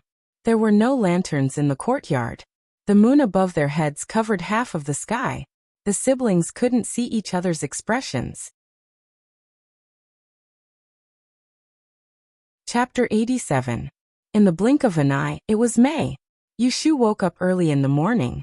She washed the rice, put it in the pot and started to decoct the medicine. After half an hour, she poured the medicine into a bowl and brought it into the house. Yu Xiaoxiu was already awake. He was sitting on the wooden bed in the central room, yawning and putting on his clothes. Yushu took a few more glances at him. Seeing that he didn't have any special reaction, she couldn't help but feel puzzled. Today was Yu Xiaoxiu's birthday. A while ago Zita had specially asked about his and Zhao Hui's horoscope. After paying attention to it, she took note of it and thought that this child would mention it to her. She shook her head and went back to the house to help Zhao Hui drink the medicine. After that, She helped her urinate in the house and took the urinal out to empty it. Sister, do you want porridge in the morning? Yu Xiaoxiu came out from the kitchen. Yu Shu squatted beside the water tank and rinsed her mouth. After spitting out the water, she turned back and said, "That is for Aunt Huai. Let's go out to eat in the morning. Quickly go and comb your hair." "Will Aunt Hu take care of Aunt Huai later?" "Yes, I told her yesterday." After the siblings finished tidying up, Auntie Hu, who lived next door, arrived and they went out together. When they reached the door, Yu Shu first took 2 steps forward, pushed the wooden door across from her, and knocked on the knocker. She waited for a while but no one answered. Yu Xiaoxiu said, "It has been a month, but Brother Chao still hasn't come back." Yu Shu looked at the closed door in front of her and felt a little disappointed. Chao Zixin said that he went to visit the grave and hasn't come back yet. As time passed, she became worried. Did something happen to him in his hometown? Every morning, she would go to his house and knock on his door. "Let's go. Brother Chao's shop is still there. He will come back." After exiting the alley, they turned west. After walking for a while, they saw a place selling breakfast. Yu Shu chose a place that sold sesame paste. The siblings each had a bowl and ate 4 chives, not dumplings. After spending 15 copper coins, he paid the bill. "Sis, I'm leaving." Yu Xiaoxiu tugged at the strap of his bag and turned around. Yu Shu stopped him. "It's still early. I'll take you there." Yu Xiaoxiu smiled. "All right." The 2 of them passed through the alley. When they were not far from the Sanju study house, Yu Shu suddenly put her hand on Yu Xiaoxiu's shoulder and pulled him behind a tree. She asked suspiciously, "Xiaoxiu, today is your birthday, don't you know?" Yu Xiaoxiu, "I know why." Yu Shu suddenly didn't know what to say. This child really didn't take it seriously. If she hadn't seen Shui Wenjia's birthday party, she would have thought that people in ancient times didn't care about such things. "Sis." Yu Xiaoxiu tugged at Yu Shu in confusion. He didn't know why Tata suddenly brought up his birthday. In his mind, he had never thought about celebrating his birthday. In the past, Aunt Lu would at most make him a bowl of noodles on this day. Now that his sister was capable, he had been living a good life. He drank soup and ate meat every day. He didn't care if he didn't have a bowl of noodles to eat. Yu Shu sighed and put her arms around his neck. "Xiaoxiu, do you want to play truant today?" "What?" They were already at the entrance of the private school. Was she asking him to play truant? "Play truant. I'll take you out to play today." Yu Shu coaxed.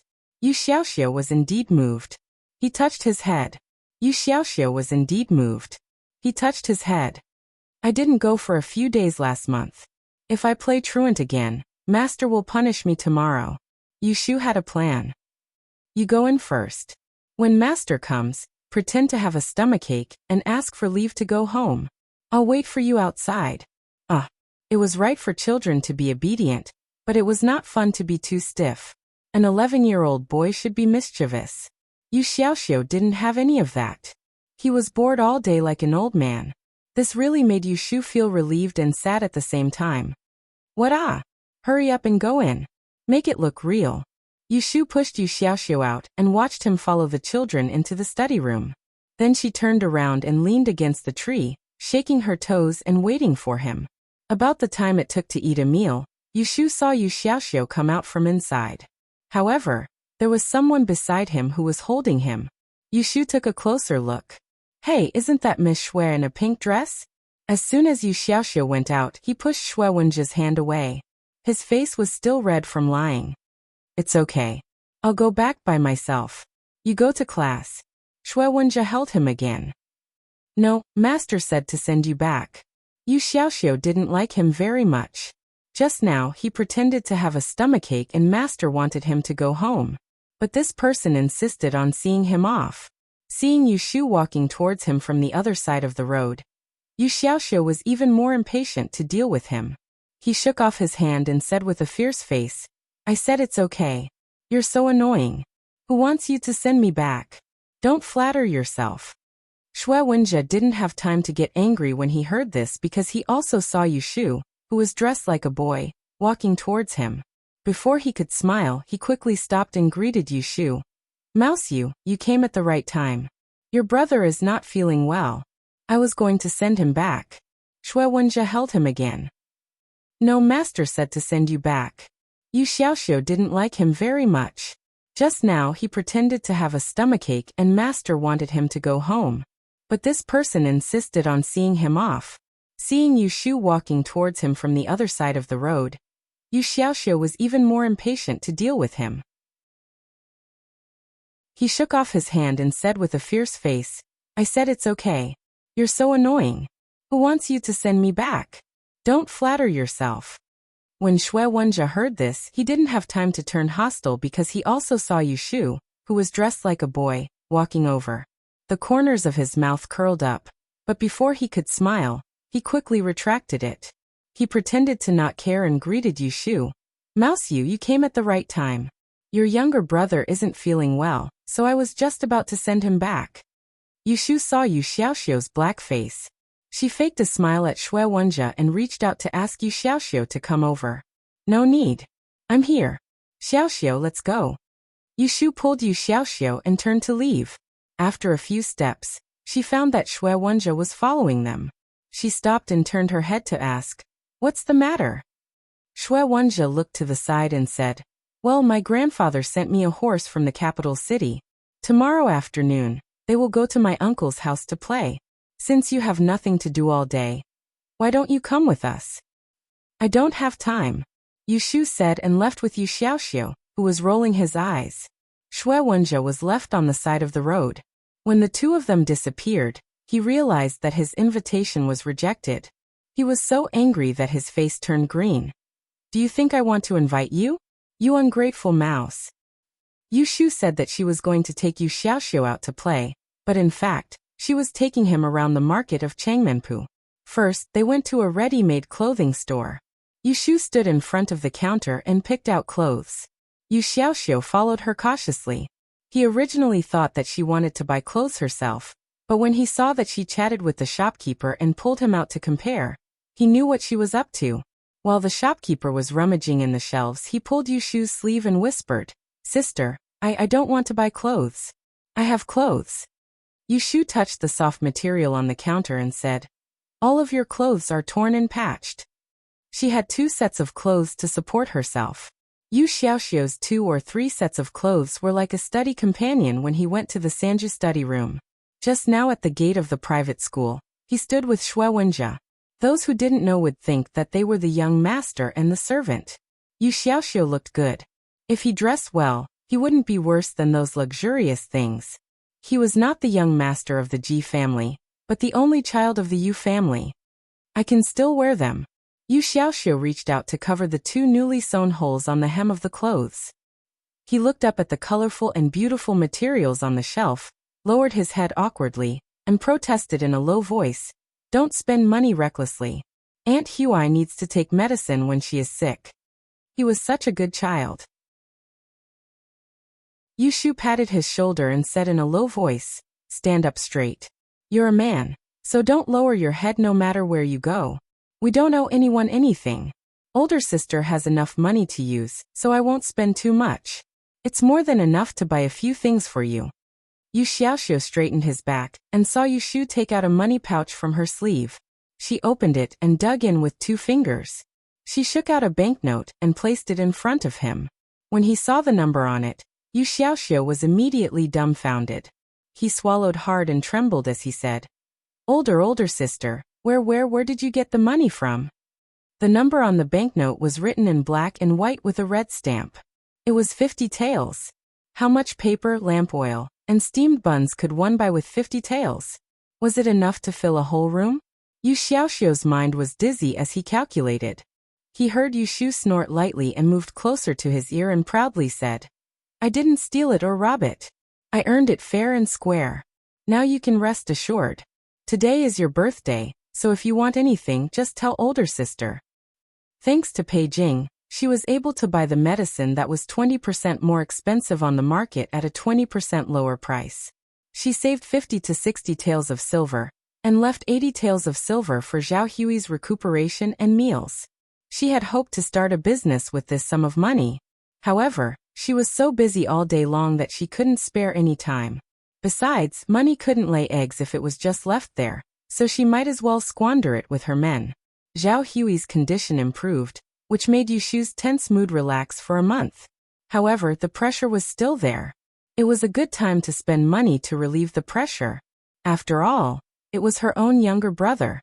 No matter how much she spent, she wouldn't feel bad. In the following period of time, because Yu Xiaoxiu was shocked by the 50 taels of silver, Yushu ordered him to go to the back of the shop to change into a few sets of clothes.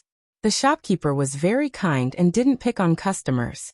When he saw that the two brothers weren't dressed well, but their clothes were clean, and that the older brother was very generous with his words, he treated them well. In any case, there weren't any customers in the morning, so he treated them well. Yu Xiaoxiu went in to change again. When he came out, Yushu was chatting with the innkeeper. When she saw him, her eyes lit up. She grinned and nodded. Good. You look good this way. Yu Xiaoxiu's face was a little red. He stood awkwardly in front of the bronze mirror. When he saw Yushu looking at him, he straightened his back. His hair was tightly tied up by the tailor and neatly tied with a few circles of silk ribbons. He was wearing a round-neck silk robe that fit his slim waist and covered his knees. The lower half of his snow-white lantern pants was exposed, and the other end was tightly tucked into the black boots that he had temporarily changed into. He looked very spirited. During this period of time, when Yu Xiaoxiu was recuperating with Zhao Hui, Yushu fed him a lot of oil. His face was rounder and his skin whiter. His eyes were big, and his facial features were delicate. He was gentle and quiet, so people always thought he was easy to bully. Clothes make the man, and horses make the saddle make the man. With this set of clothes, anyone would think he was a young master from a scholarly family. Young master is born handsome, so you should dress like this. Seeing this, the shopkeeper changed his words. After asking the tailor if the length was suitable, he said to Yushu, Young master, what do you think? I'll take this outfit. I'll also take a good belt and those boots. Yushu said straightforwardly. Just now, she had chatted with the shopkeeper. This set of clothes cost about 2 taels of silver, which wasn't too expensive. Yu Xiaoxiu's eyes widened. I don't. What? You don't like this set of clothes? Do you like the other set? Yushu turned her head to the shopkeeper and said, Then give me the other 2 sets as well. I'll pay for them together with this set of clothes. Okay, the shopkeeper replied with a smile. That's a total of 3 taels. Yu Xiaoxiu was dumbfounded. Seeing Yushu's playful eyes, he hurriedly said, Just this set of clothes is fine. Just this set of clothes. I like it very much. Yushu chuckled. She took out a heavy silver ingot from her bosom and put it on the counter. She said to the shopkeeper, Then I'll take this set of clothes. Also, according to the tailor's figure, make me 2 sets of inner clothes. I'll come back in a few days to collect them. The shopkeeper looked at the silver ingot in his hand and said with a smile, Young master, are you not going to see if there is anything that suits you? Yushu shook her head. Another day. Seeing this, the shopkeeper tactfully stopped promoting and opened the shop early in the morning. This was a good sign. Although Yushu only took a set of clothes in the end, the satin of the inner clothes was not cheap. Chapter 88. After shopping for a whole morning, Yu Xiaoxiu barely got used to his new clothes. Yushu bought him a brand new set of writing brushes and inkstones, a looper that could be disassembled, an abacus, and a slingshot. The 2 of them had lunch at Zuatian restaurant. They picked a table on the first floor and sat down. Yushu called the waiter and ordered the dishes casually. Yu Xiaoxiu carefully put the bags on the table and sat down obediently. His eyes were full of joy and he looked more childish than usual. The waiter looked at him a few more times and muttered to himself that they were a strong slave, but a weak master. A manservant even climbed over the young master's head. It was the first time for Yu Xiaoxiu to eat in such a place. He was cautious and didn't dare to look around until the waiter served the dishes. He took the opportunity to look around and whispered, Sister, why is someone looking at us? Yushu looked at Yu Xiaoxiu, who looked like a young master, and naturally wouldn't tell him the truth. She touched the neckline of her linen robe, picked up a piece of duck leg with chopsticks and put it in his bowl. She said, No one is looking at us. Eat quickly. Don't you want to go back to the Ji family to see Aunt Lu later? As a result, the two of them almost couldn't hold their belts. Yushu called the waiter to pay the bill. She ignored the strange eyes of the next table and pulled Yu Xiaoxiu away. On the way, she bought 2 caddies of streaky pork and sent him to the back door of the Ji family. She adjusted his belt and said, "Go. Send my regards to Aunt Lu. I'll wait for you here." Yushu was a little scared of the back door of the Ji family. She was beaten and thrown out that day, so she was very cautious when it came to the Ji family. She even guarded against the back door and didn't want to sneak in. "I'll be out in a moment." Yu Xiaoxiu was afraid that the meat would dirty his new clothes, so he raised his hands high and went in through the back door. The guard at the door stared at the siblings as they spoke, then turned his head to watch Yu Xiaoxiu go in and walk away. When he turned his head back, the other person was gone. Yushu squatted behind an elm tree on the opposite side of the road. Yan took out 3 copper coins from her waist, shook them in the palm of her hand, blew on them, and threw them on the ground. Looking at the diagrams, she raised her head and thought about the sentence taught by Qingzheng. Her eyelids twitched, she picked up the coins, bowed her head and spat. "You're not allowed again. I'm asking about the road to wealth. What kind of bullshit marriage are you showing me?" Times when Aunt Lu saw the brand new Yu Xiaoxiu, she was naturally very happy. She rubbed her hands and circled around him while clicking her tongue. She reached out to touch the material of his clothes and asked in surprise, "Who bought these clothes for young master?" Yu Xiaoxiu nodded his head and felt embarrassed under her gaze. "Elder sister." Aunt Lu was stunned. "Miss, where did you get the money?" Yu Xiaoxiu was about to speak, but he remembered that Yushu told him not to tell others about her working in the Taiheng Chamber of Commerce, so he held back and said in Yushu's tone, "Anyway, I didn't steal it." As he said this, he handed a big piece of meat in his hand to Aunt Lu and took out a few pieces of silver from his belt. "This is for you.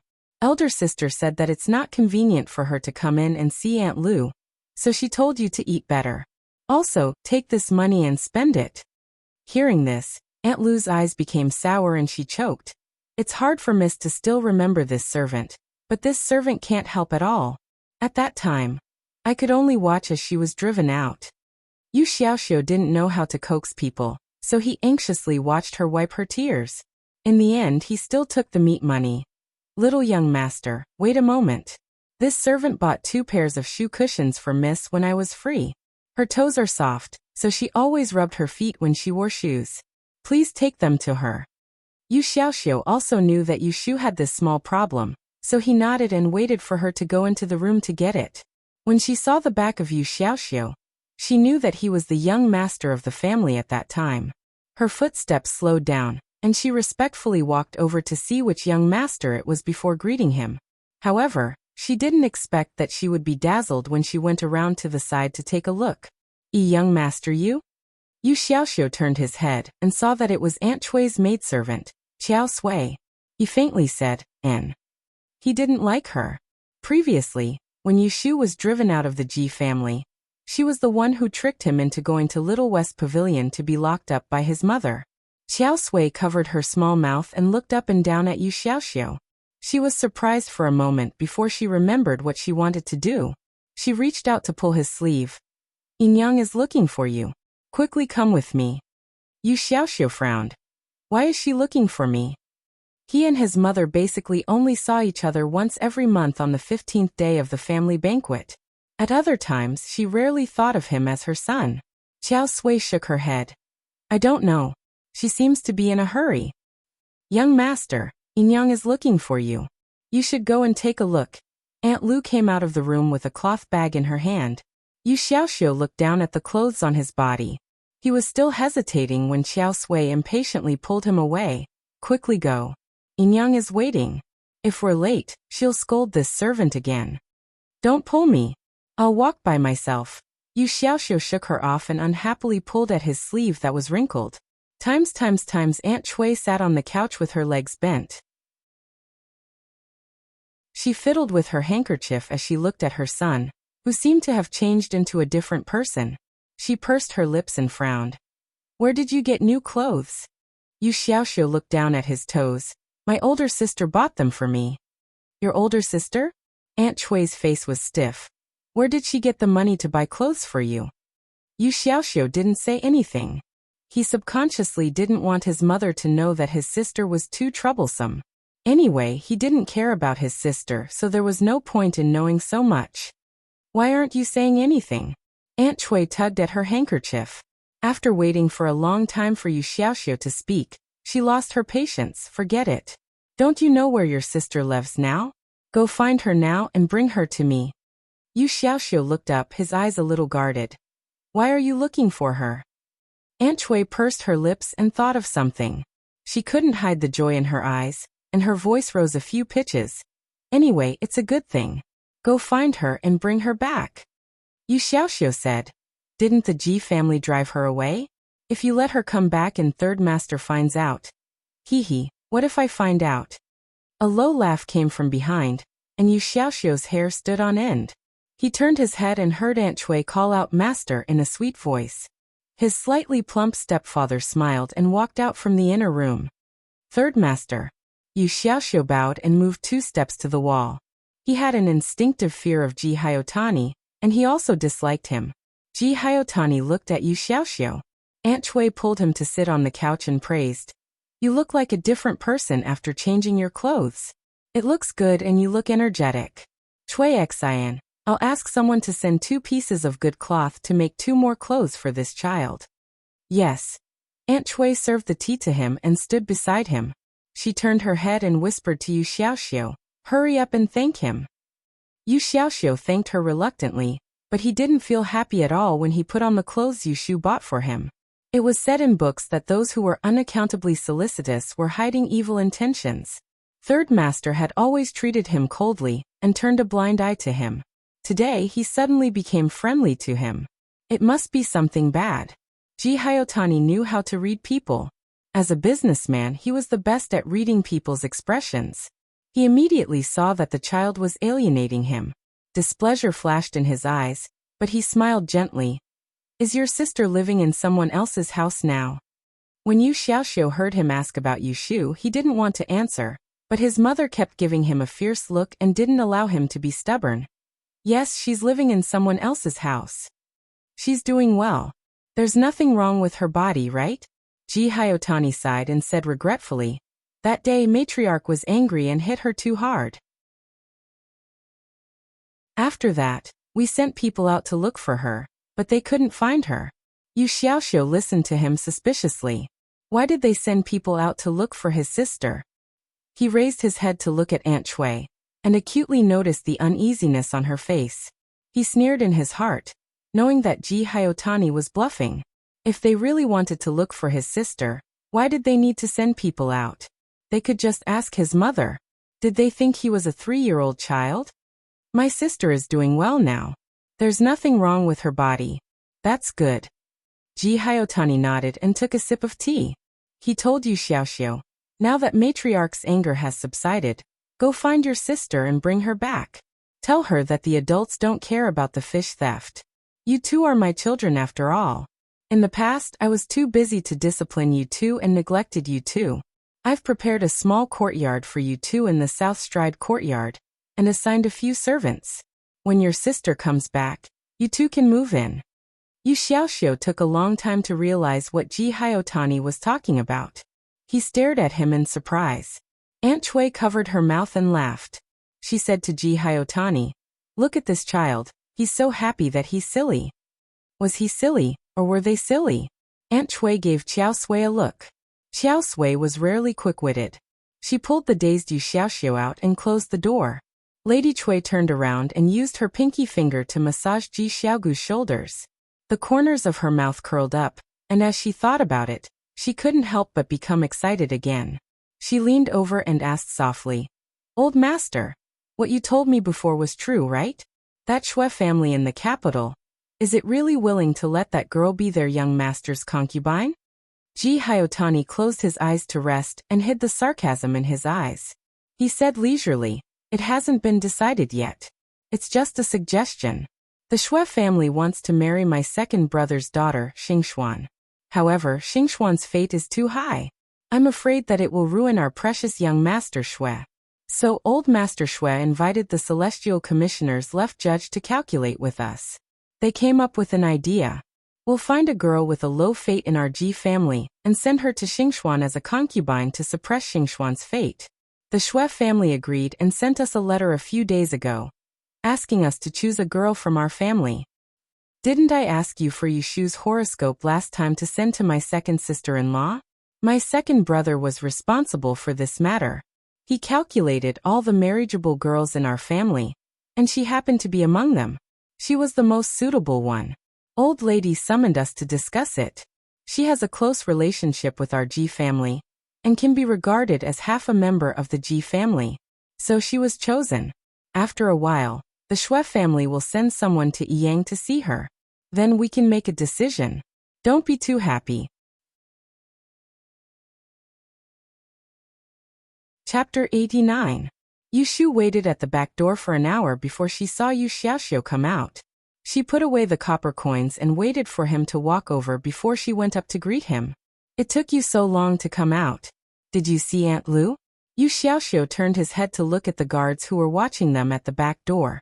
His expression changed slightly. He pulled Yushu quickly to the end of the street and handed 2 pairs of insoles to her. I saw them. Here.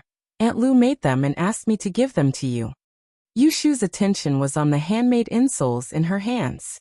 She didn't notice Yu Xiaoxiu's strange expression, and was dragged away from the Ji residence by him. When the two of them returned home, Auntie Hu was brewing medicine. Yushu handed the big and small bags to Yu Xiaoxiu to put back into the house. She went to the kitchen to thank Auntie Hu and got a pastry for her to take home to try. After sending Auntie Hu out, they returned to the bedroom. Zhao Hui and He Fengji were praising Yu Xiaoxiu's new clothes. Yu Xiaoxiu stood by the bed in embarrassment and reached out to let Zhao Hui pull his sleeve to look at it. Zhao Hui sat against the headboard. She had been recovering from her illness for a month and her complexion had improved. Although she still had to rest in bed, it didn't matter if she got up occasionally to sit for a while. Zhao Hui looked up and saw Yushu come in. She smiled at her and said, "The clothes fit him well, and the material is good. It's rare to buy clothes for him." Yushu walked over to greet He Fengji. "Dr. He, how is my Aunt Hui today?" He Fengji had already taken Zhao Hui's pulse. She packed up the medicine box and said, "I haven't seen her have a headache for the past 3 to 4 days. It looks like she's fine tonight. She should be able to get out of bed tomorrow and go out to the yard to bask in the sun. But not too much, just a cup of tea after a meal." Yushu and Zhao Hui were delighted at the same time. Zhao Hui had been lying in bed for a month. For the first half of the month, she ate, drank, and defecated in bed. Later, she could barely get out of bed to relieve herself. Now that He Fengji allowed her to get out of bed and walk, it clearly meant that Zhao Hui's condition was much better. He Fengji saw that Zhao Hui was in high spirits and was very relieved. He Fengji felt very relieved. He Fengji packed her things and warmly said to Zhao Hui, "I'm going back to the clinic. I'll come back tomorrow." "Thank you," Zhao Hui said. "Xiaoxiu, see Mr. He out." He Fengji said, "Let Xiaoyu see me off. I happen to have something to ask of her." Yushu agreed and followed He Fengji out. When they were outside, He Fengji pulled out 2 lists for her to see. "Everything's fine for the next 2 days. In the future, you won't need to use such expensive medicine. This is the new prescription, and this is the list of herbs to pick. Take it to the Chamber of Commerce and ask." Yushu listened to He Fengji's last sentence and understood what he meant. The medicinal herbs on the market were 20% more expensive during this season, but the Taiheng Chamber of Commerce could buy cheaper medicinal herbs. He Fengji was afraid that Yushu would be too embarrassed to ask him, so he took the initiative to bring it up. "Dr. He, do you have these medicinal herbs in the clinic?" "We do. However, it wasn't as cheap as getting the medicine directly from the pharmacist. He Fengji had a boss, so he could only give them a fair price at most." "That's good. Just get the medicine from the clinic. Just tell me how much money you need." Yushu had her own way of dealing with people. If people respected her, she would respect them tenfold. If people treated her well, she would return the favor.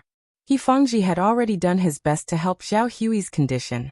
Even if she was good at calculating, she wouldn't be stingy with money. He Fengji nodded and looked at the delicate Yushu in front of him. He sighed in his heart. It was a pity that such a sensible, generous, and affectionate child was born to a girl. That night, Zhao Hui slept soundly and didn't have a headache. On the contrary, Yu Xiaoxiu was lying on the bed outside, tossing and turning, unable to sleep. Yu Shu woke up in the middle of the night to drink some water. She went out to tuck Yu Xiaoxiu in the blanket. However, in the middle of winter, she vaguely saw his eyes open. She sat down by his bed and lowered her head to whisper, "You woke up from a dream?" Yu Xiaoxiu shook his head. He stretched his arm out from under the blanket and grabbed Yu Shu's hand. He whispered, "Sis." Yu Shu's heart softened when she heard his voice. "Yes, what's wrong?" "Today, I had a good time today. I bought new clothes and shoes, watched a puppet show, and even went to a big restaurant to eat." He didn't even dare to think about these good things in the past. He could only secretly envy others. He envied those children who had parents who loved them and cared for them. He envied them for wearing good clothes and living in a big house. But now he wasn't envious anymore. He really felt that his current life was good. He didn't need to live in a big house, and he didn't need to wear good clothes. He only wanted his sister. Yushu thought that he was too excited during the day and couldn't sleep at night. She patted his stomach gently and said, "I know. Hurry up and sleep. Aunt Huai will be able to walk tomorrow. When she recovers, I'll bring you out to play." "Okay." Yushu sat by the bed and patted Yu Xiaoxiu's back. She waited for his breathing to stabilize before returning to the house quietly. "Sis, I'm going to the private school. Be careful on the way back. Come back early for dinner." Yushu poked her head out of the kitchen and shouted at Yu Xiaoxiu's back view. She put away the dishes and took off her apron. She went to Chao Zixin's house opposite and knocked on the door. When there was no response, she turned around and went back home. Zhao Hui was especially energetic this morning. After the sun rose, Yushu draped a coat over her and helped her to walk around the small courtyard. After walking for a while, even without Yushu's persuasion, Zhao Hui willingly let her help her to lie on the bed. She said to her, "Go out and do your work. I'll lie here by myself. I'll call you if there's anything." "Okay." Yushu took a thick book and a stack of toilet paper from the bedside. She went to the opposite dining table and continued to calculate the part that she didn't finish yesterday. She flipped open the book. Almost every few pages, there would be a piece of paper filled with calculations. There were some sentences that were marked with a charcoal pen. This book was the one that she had her eyes on at the Kong family's barter shop. It was filled with detailed records of the 8-character calamity. That day, when she got the cheap medicinal ingredients from Taiheng Commerce, she steeled her heart and bought this book. Speaking of which, it was depressing. The time of calamity, law that she was seeking was much more difficult to deduce than she had imagined. She had been racking her brains for the past few days, and she even had a cheating master like Qing Zheng who would answer every question she asked.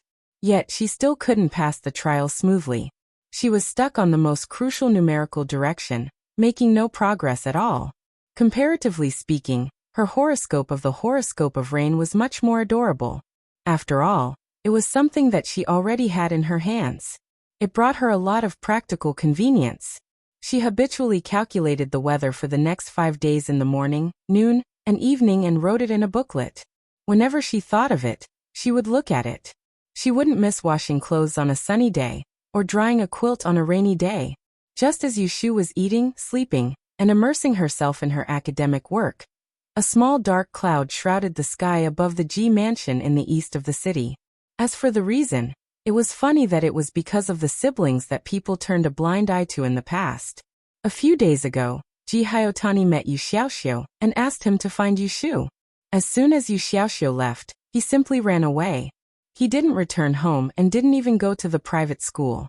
It wasn't surprising that Yu Xiaoxiu ran away, but once he left, no one in the Ji family knew where Yushu was now.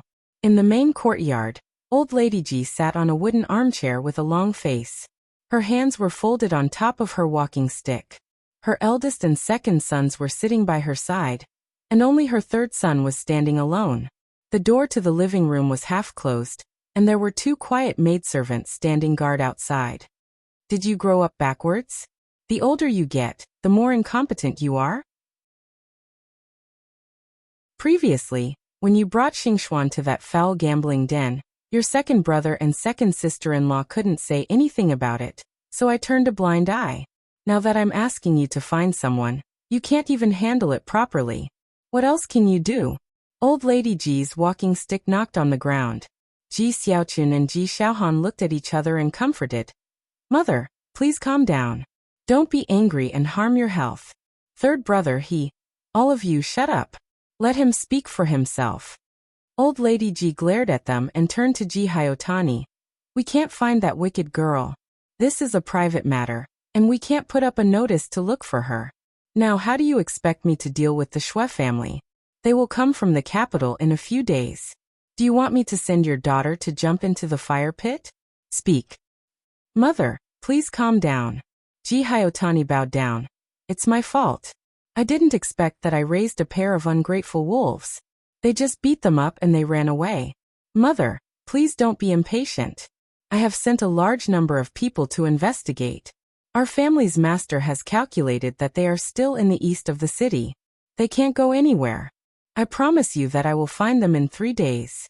If I can't find them, I will personally explain to the Xue family. Explain? Old Lady Ji sneered. What do you need to explain? Who do you think the Xue family is? This is not the branch of the Lu family's daughter married, but the main family. That Minister Xue is a veteran of 3 dynasties. Imperial concubine Xue is favored. It is said that even the Prime Minister has to respect him. Any housekeeper in his house, your brother-in-law, a dignified county magistrate, has to be polite to him. Why would he listen to an explanation from a businessman like you? If they find out that we are delaying and offending the Xue family, can a businessman like you bear the responsibility? Ji Hayotani clenched his fists tightly in his sleeves. He knew that because he couldn't inherit his father's business and he didn't have any outstanding children, his mother had always disliked him. It wasn't the first time she used his identity as a businessman to ridicule him. However, half of the daily expenses of the Ji family depended on his third branch. He was angry in his heart. He couldn't disrespect his mother, so he was even more angry at the 2 children who caused trouble for her. Mother, why don't we ask Taoist Master Qingzheng for help and give us a direction? With that Taoist master's abilities, it shouldn't be difficult for him to find someone in the east of the city, Ji Xiaochun said. Old Lady Ji looked at him and thought for a moment. She sighed and said, This is the only way. Later, you and I will go to Jingshangtang together. If we really can't find that thief girl, we will have to replace her. Second brother, who else in the family has the worst fate? Ji Xiaochun looked at Ji Hayotani and said softly, It's Ji Rong. Ji Xiaochun's back stiffened. That was his eldest daughter. Although she was born by a concubine, she was still his eldest daughter. Old Lady Ji frowned and looked at Ji Hayotani's expression. She softened her tone and said sincerely, Third brother, you have to understand that this is all for the sake of our Ji family. Xingxuan's marriage has the appearance of purple gold. If she can marry a prince, of course, it will be the best. If not, she won't miss the opportunity of Xue family. Chapter 90. Now that Zhao Hui can get out of bed, Yushu is not so nervous. She keeps thinking about the job at the Taiheng Chamber of Commerce, so she discussed with Zhao Hui and got her permission to invite Auntie Hu next door to accompany Zhao Hui when she goes out. At noon, Auntie Hu cooks a meal for Yu Xiaoxiao and gives her 2 strings of copper coins. Auntie Hu is idle at home, so she doesn't want Yushu's money. It's not until Zhao Hui says that she is sorry that she accepts it. This morning, Yushu and Yu Xiaoxiao go out together and separate at the street of Changmenpu. One goes north and the other goes west. As soon as Yushu enters the main hall, she sees Pei Jing coming out with 2 people. When he sees her, he stops and says in surprise, Why are you here today? My aunt's illness is not serious. I asked someone to take care of her, and then I come here to work. Mr. Pei, are you going out? That's good. I'm going to the south of the city. Let's go. It's good for you to come with me. Pei Jing beckons to her and points to the carriage parked at the door. He gets on first, and the 2 people behind him follow. Yushu puts the umbrella under her armpit and gets on the carriage last. Pei Jing sits in the innermost seat. When he sees her holding an umbrella, he teases. The weather is so good today. Why do you bring an umbrella? Are you going to shade yourself from the sun? Are you afraid of getting tanned? The two people in the carriage laugh, and Yushu embarrassedly says, "It's better to be safe than sorry." Pei Jing asks her a few more words, and then goes to talk to the other two people. Yushu quietly listens to them and doesn't interrupt. Because she has been in the Chamber of Commerce for a while, she is not confused by their jargon. It turned out that the prices of Chinese medicinal herbs in the city had been high recently, and the demand for them had not met. The Taiheng Chamber of Commerce had found a way to purchase a batch of medicinal herbs that were in short supply from other provinces. As soon as they arrived, Pei Jing brought the two of them to inspect the goods. Yushu was the first to jump off the carriage. She heard a noise and saw 7 or 8 wagons parked on the opposite side of the road. The front of the wagon was pulled by a horse, and the boards of the wagons were covered with tarpaulin. Some of the tarpaulins were uncovered, revealing large wooden boxes with yellow strips. Presumably, the boxes were filled with medicinal herbs. There were more than a dozen people standing beside the wagons. 3 of them were obviously in charge, and they were looking in their direction. Among them, there was a fat man wearing a yellow shirt, which made her take a few more glances. Yushu looks left and right. She only knows that this is the south of the city, but she doesn't know where exactly it is. While she was observing, Pei Jing had already led his men to talk to the man. Yushu also followed them. After listening to their conversation, she realized that the middle-aged fatty was one of them. Pei Jing pointed to a row of wagons and gestured for them to open the boxes. The boxes were opened, and the medicinal herbs inside were divided into packets. Yushu saw the 2 people brought by Pei Jing. One of them went forward to check the herbs, and when he came back he said to Pei Jing, "Chief Pei, 80% of the herbs inside need to be dried again, and the quality is average." The foreign businessman who brought the goods was listening on the side. Without waiting for Pei Jing to speak, he interrupted. "You are the one who asked for it in such a hurry. Can you wait if it is really dried and sent here?" This time, the responsibility was pushed to others. Yushu was still thinking about how Pei Jing would bargain with them, but she heard him say, "7th line, give them the bill." "Okay." The fat man, 7th line, walked forward with an abacus, approached an accountant, calculated the bill, and took out a stack of banknotes to count. Yushu stretched her neck and saw that the first note in the stack was printed with 100. This stack should be worth over 1,000 taels of silver. She was secretly shocked. Only now did she realize that this was a big transaction. In the end, Pei Jing asked them to unload the goods by the roadside, and sent one of his subordinates to lead the group of foreigners to their accommodation. When the foreigners had all left, he looked at the accountant named 7th and smiled. Yushu did not know what they were so happy about. She looked a little confused. When Pei Jing saw this, he asked, "Do you know why I didn't take the opportunity to lower the price just now?" Yushu thought about it and chose the safest one. "I see that you are familiar with them, so you should have been in contact with them before. This is not a one-off deal. They came all the way here. If you blackmail them, it will damage your reputation, and it will be difficult to do business in the future." After listening to Yushu's opinion, Pei Jing laughed, pointed at her, and said to the surprised 7th line, "What do you think? This child is good, isn't she?" 7th line nodded and said to Yushu, "You are right about one thing." Yushu was curious. "What else?" Pei Jing patted her on the shoulder, took out a handful of herbs from the box at the back, and spread them out. "They are unorthodox people, and the things they pick are good, but they don't know how to dry the herbs. If they really dry the herbs, I won't accept it even if the price is reduced by 20%. It turned out that he thought that their processing skills were not good and damaged the herbs. Shao Yu, remember, doing business is the same as being a person. It is obviously the same thing, but the way you do it is different. Indeed, Yushu nodded modestly. "I understand." At this time, Pei Jing introduced to the two of them. 7th line, "This child is the one I told you about previously. She is good at learning, and her temper is also to my liking. Xiaoyu, this is Fatty Xing, nicknamed Seventh Line. He is the head shopkeeper of the 13 shops under me. You guys meet him. Yu Shu then bowed to Seventh Line. Shopkeeper Xing, I am Yu Shu, please take care of me in the future. Seventh Line was not interested in her, so he just smiled and did not fight with her. Yu Shu thought that he was in charge of 13 shops under him, and it was natural for him to put on airs. Not everyone was like Pei Jing, who took care of her because he appreciated her quickness. Pei Jing turned to the people around him and ordered, while it is still early, you guys send these goods to the medicine field now. Pick a few more medicinal workers to spread them out and dry them together. It will not rain these 2 days, so don't be afraid. Deal with this batch of herbs as soon as possible so that we can sell them. Yes, Chief Pei. Yu Shu was taken aback when he heard Pei Qian's words. He saw a few horse carriages coming from the south, and someone was busy loading the goods onto the carriages. Yu Shu hurriedly said, Mr. Pei, why did you ask someone to dry the medicine? What if it rains?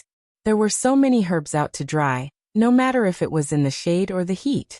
If it suddenly rained, wouldn't they be unable to harvest them in time? Pei Jing explained unhurriedly, that won't happen. Yesterday, I specially asked the Kong family's barter shop to calculate that it won't rain for the next 3 days. Otherwise, how would I dare to let them take out all the herbs to dry? This batch of herbs is very precious. If it rains, even a little bit of it would be enough to choke. Yu Shu furrowed her brows. What do you mean it won't rain? There will be a rain this afternoon, and it will be a torrential downpour that will last until night.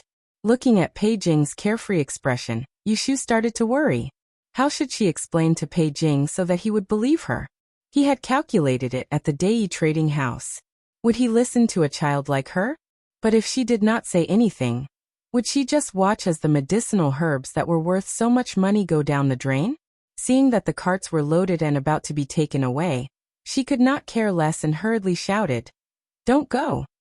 The carriages stopped, and everyone turned to look at her. Pei Jing asked, What's wrong? Mr. Pei, I think it will rain today. Do you think we should wait until tomorrow to dry the medicine? Yu Shu advised. Pei Jing had treated her well. Not long ago, Zhao Hui could not afford the medicine because of his help. Now that he was going to lose money, she could not just stand by and watch. Pei Jing glanced at Xingqi, and Xingqi frowned at Yu Shu. Don't worry, we have looked for the Kong family's Dai trading house to calculate. How could? There are times when the calculations are wrong. What if they are wrong? Yu Shu interrupted him and raised the umbrella in her hand. She braced herself and said to Pei Jing, I'm not speaking carelessly. Sir, you know that I know a little about and I occasionally ponder over it. If there's anything that I'm good at, it would be Qingyu's prediction. I pushed a few rounds last night, and it was raining today. That's why I brought an umbrella, and wore a pair of old shoes when I went out to see the weather. Pei Jing and Xingqi looked at the umbrella in her hand and the shoes on her feet. The former hesitated, while the latter smiled and patted Yu Shu's shoulder. Young man, you are quite cautious. You know that you know how to calculate, and you have ambition. Not bad, not bad. But we can't wait any longer for this batch of medicine. Other chambers of commerce are also looking for the goods. If we wait for another half a day, it will be a loss. Yu Shu's face darkened. She looked at Xingqi waving his hand to let the carriages leave. She was about to be thick-skinned again when she heard Pei Jing shout, Wait! The carriage stopped again after 2 steps. It turned to listen to Pei Jing's order. Send the goods to the medicine field and carry them into the warehouse. Don't touch them today. Yes, Chief. Hearing this, Yu Shu was happy. Xingqi hurriedly said, Second brother? Pei Jing shook his head and said, Listen to me. He had been doing business for many years, and he could be better than many people not only because of his shrewdness and brain, but also because of his sensitivity. He was not sure whether Yu Shu was accurate, but he had a feeling that this child was not talking nonsense. Pei Jing's words made Xingqi shut up. He turned his head and glared at Yu Shu gloomily. Yu Shu stuck out her tongue at him. Anyway, the medicine was saved. When it rained in the afternoon, they would thank her. Yu Shu's guess was not wrong. After sending the batch of medicine, she followed Pei Jing and Xingqi back to the headquarters. At noon, She ate fried food with the two managers. After lunch, Pei Jing and Xing-Qi left the headquarters. In the afternoon, when she was looking at the account book in the accounting room alone, she heard a thunder outside.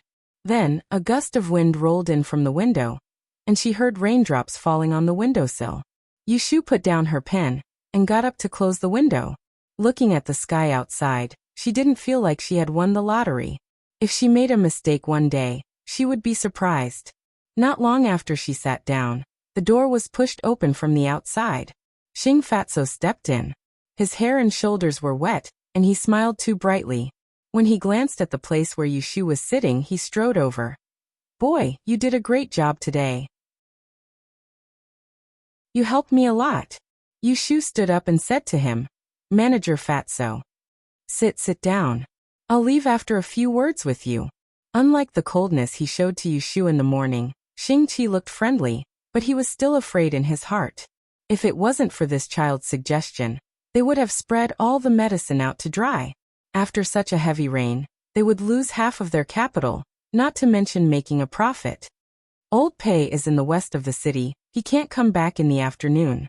Otherwise, he would take you to a restaurant for a meal. But it's okay. When he comes tomorrow, he will definitely thank you again. Haha, Old Pei is the most loyal person. This time, he will give you a big red packet. Yushu said shyly. "Manager Fatso, don't laugh at me. This matter is Mr. Pei's own idea." She was not being modest. Last time, Pei Jing helped her buy cheap medicine and saved her a lot of money. She didn't have time to prepare a gift to thank him. This time, it was to return the favor. Chapter 91. The rain didn't stop until it was dark. After dinner, Yu Xiaoxiu squatted in the yard to wash the dishes. Yushu washed her hair, tied her hair behind her ear, and left the house with it draped over her shoulders. Facing the alley, Qing Zheng was lying leisurely on a rattan chair. His two calves were crossed over the edge of the chair, revealing the clean soles of his shoes. He heard the sound of the door being pushed open, but his eyes were still on the sky. He just raised his hand and waved, "Disciple, come here." "Master." Yushu closed the door, walked to his side, squatted down and looked up at the sky. The clean night sky was black and shiny, and the star atlas was unfolded. Such a night was the most suitable for stargazing. "Did you see anything?" After a while Qing Zheng asked. "Well, there is a closed star in the East Kong mansion. There may be a noble in the royal family who is sick. There is a star in the West Shen mansion that is too bright, which corresponds to the northwest. In summer, there is a drought in the northwest this year. There is a star in the South Ghost mansion. There is a big star in the Bright mansion." The mother and child star in the sky flashed, and a woman nearby was about to give birth. Yushu listed out everything she could understand. After listening, Qing Zheng stroked his beard with satisfaction and said, "Not bad. Master taught me well." Yushu took the opportunity to flatter him. Although her stingy master had a bad temper, his teaching ability was first class. Because he never talked nonsense when he taught, she was not a person who liked to be distracted, so she remembered all the useful things. "Have you memorized the Luyao formula I taught you?" "I have memorized it. Do you want me to recite it for you?" This was what Qing Zheng had been checking most frequently in recent days. Yushu could do it as soon as she opened her mouth. "No need." Qing Zheng waved his left hand and rubbed the tip of his beard with his right hand. "How many books have you memorized about the things you ask me every day?" "4 books, I am writing the 5th one." Speaking of this, Yushu was proud. In order to memorize more things during the day, she would ask Qing Zheng for a bunch of miscellaneous things every night before she left. She would go back and sort them out before reading them. She had already used hemp paper to make 5 books. Don't just write it down on paper. You have to remember it in your head. You can only look at the things on paper, but you can't use them. Only the things in your head are alive. I understand. Yushu stood up and patted her butt. "Master, please sit down. I'll go grab the chess pieces." "You don't have to catch them today," said Qing Zheng. "You don't have to catch them in the future." When Yushu heard this, she turned her head and looked suspiciously at the old man on the rattan chair. She said, "Master, do you mean that I have mastered the 6 lines?" So fast. She had prepared for the 6 lines breaking technique for 2 months, but she had only learned it for 5 or 6 days. What? Do you think it'll take you 8 to 10 years to master it? Once you've passed the threshold and memorized the formula, all you're left with is the maturity. You should practice more in the future when you have nothing better to do. Qingzheng turned around and looked directly at his disciple. And that handwriting of yours, it's really ugly. You need to practice more, or else you won't be able to help others with their divination in the future. And that temper of yours, don't always do whatever you want. You'll only learn when you're at a disadvantage. And your dressing, don't always dress like a brat. You're obviously a pretty little girl. If you have money, buy more jewelry and clothes. Don't spend it all on food. Qingzheng was long-winded, saying and one after another. The more Yushu listened, the more she felt that something was wrong. She couldn't help but interrupt him. Master, are you sick? Why does it sound like you are making arrangements for your death? Qingzheng's face darkened. He straightened his back and stretched out his hand to point at her nose. He scolded. And your mouth? Don't try to anger me to death as soon as you open your mouth. I can still live for another 80 years. If he lived for another 80 years, he would become a tortoise. Yushu didn't say this out loud. She moved her feet to the side and avoided the hand that was pointing at her nose. She smiled and said, Master, don't be angry. I was wrong. Can't you live to 100 years old? Ah yes, I don't want to play chess today. What should I do now? Do I look at the stars or do the divination first? Qingzheng lay back down angrily. There's no need for that. There is wine in the room. Go in and get it. Yushu entered the room and lit the lamp. Sure enough, she saw a jar of wine and 2 empty bowls on the table. She took the wine jar and a bowl. She went to the stone table in the yard and poured half a bowl for Qingzheng. She handed it to Qingzheng. Master, there is another bowl. Go and get it. You drink with me. I also want to drink. Yushu twisted her fingers and said embarrassedly, It's not good for a girl to drink. I'm still young. Seeing that Qingzheng was about to explode, Yushu quickly turned around and ran into the room. She took out the bowl that was left behind and poured half a bowl for herself. She didn't know how strong the ancient wine was. She wasn't afraid of getting drunk, but she was afraid that if she drank too much, she would smell like alcohol, and it would be hard to explain when she returned. However, Qingzheng wasn't satisfied with the small sip she poured, so he grabbed the jar and filled it for her. Moss master. Qingzheng held the bowl and didn't drink. He stared at Yushu and said, Do you remember when I accepted you as my disciple that day? I asked you to help me find something? Yushu's heart skipped a beat. She thought that the key point had finally come. She said seriously, I remember that you said you wanted me to help you find something, but you didn't say what it was. Qingzheng's eyes suddenly became sharp. He didn't have his usual laziness. Jingdu Celestial Commissioner, Book of Mystery Fairy Lu Ren. Yushu's eyebrows twitched. She whispered, Book of Mystery Fairy Lu Ren? What is that? Qingzheng said, The Yishui has been passed down to this day and formed many schools. The first 3 are Qimen Duanjia, Tai Divine Number, and the long-lost Lu Ren Divine Lesson. Among these 3 styles, the Lu Ren is the leader. The first 2 styles have appeared in the world, and there are a lot of miscellaneous knowledge. As for the Lu Ren technique, it was collected by the De and imperial family 100 years ago because it revealed too much of the mysteries of the heavens. This Book of Mystery Fairy 6 Rens is the only scroll that recorded the true teachings of the Lu Ren technique. It is now in the Imperial Astronomer's office, and it has always been held by every Grand Teacher. The thing you want is in the hands of the Celestial Commissioner's big guide? Yushu couldn't help but stutter. She secretly cursed. The big guide of the Celestial Commissioner was known as the leader of all trades in the world. She was the boss of the Celestial Commissioner. The Book of Mystery Fairy Lu Ren sounded like a treasure that was not shown to outsiders. How could she get it?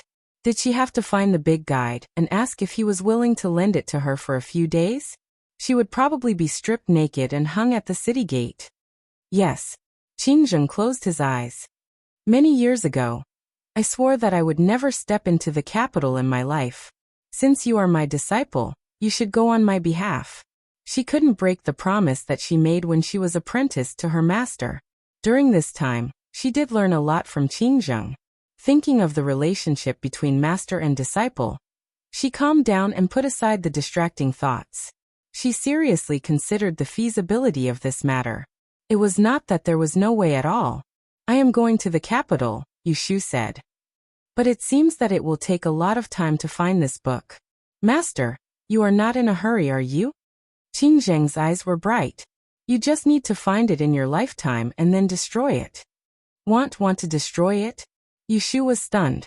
It was so difficult to get the treasure in his hands, and he wanted her to destroy it after she found it.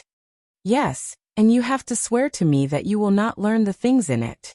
Qingzheng's voice became cold. He stared at Yushu as if he would eat her if she didn't swear. Yushu took a deep breath and swore gloomily. Fine, I swear to the 3 clear Grand Masters that if I can find the Book of Mystery made in 6 rens in my lifetime, I will never learn the skills written on it. If I go against my words, then let me. Qingzheng coldly interrupted her words. I will let you be a mangy dog in your next life. You will wander the streets. You will not eat enough, and you will be looked down upon. Yushu rolled her eyes at him. Although she didn't say that the old man cursed her with a mangy dog, she obediently said, If I go against this, let me be a mangy dog in my next life. I will wander the streets. You will not eat enough, and you will be looked down upon. Okay. Qingzheng nodded with satisfaction. His gloomy face finally showed a smile. He picked up the bowl of wine and said to her, Come drink this bowl of wine with me. After that, he took the initiative to touch her with the bowl. Yushu hurriedly lowered her body, but some wine still spilled out. Disciple, I wish you good luck. I wish Master happiness as vast as the East Sea. Both master and disciple didn't say anything pretentious. After 2 words of blessing, Qingzheng raised his head and drank it. Yushu lowered her head and tasted it. She felt it was not spicy. She licked her lips disappointingly, then raised her head and drank it down. Haha, good wine. Qingzheng drank it happily. Yushu curled her lips. What's so good about it? It doesn't taste good at all.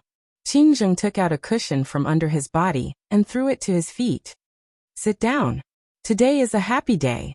I want to talk to you. Yushu took the opportunity to sit on the ground next to the rattan chair. She rested her arm on the edge of the chair and rested her chin on one hand, ready to listen to Qingzheng talk. So far, I have only accepted 2 disciples. The last one was 30 years ago. Well, in terms of seniority, you should call him senior brother. But in terms of aptitude, you are not even a hair on his head. Your senior brother is also filial. After getting married and having children, he still listens to me. Her ears were filled with senior brother this and senior brother that. As Yushu listened, her head became a little dizzy. Her stomach began to heat up. Her eyelids gradually became heavy, and she couldn't help but droop. Qingzheng suddenly stopped talking. He lowered his head and looked at the little disciple lying on his knees. His eyes softened. Finally, he sighed softly and said in a low voice, Disciple, go to the Kong family's barter shop on behalf of me tomorrow. Buy 2 red ropes. Oh, Yushu answered vaguely. She didn't know if she would still remember this sentence when she woke up tomorrow. Qingzheng raised his hand and hesitantly placed it on top of her head. He placed it on her soft hair and gently rubbed it. He raised his head and looked at the stars in the sky that flickered. His eyes that had experienced the vicissitudes of life were filled with open-mindedness.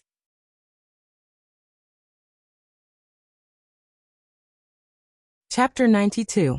When the sky was about to brighten, Yushu was woken up by the crowing of the rooster. She yawned and opened her eyes. She immediately realized that something was wrong. She sat up from the bed and took a look. She was lying on the bamboo bed that Qingzheng usually slept on. Oh no.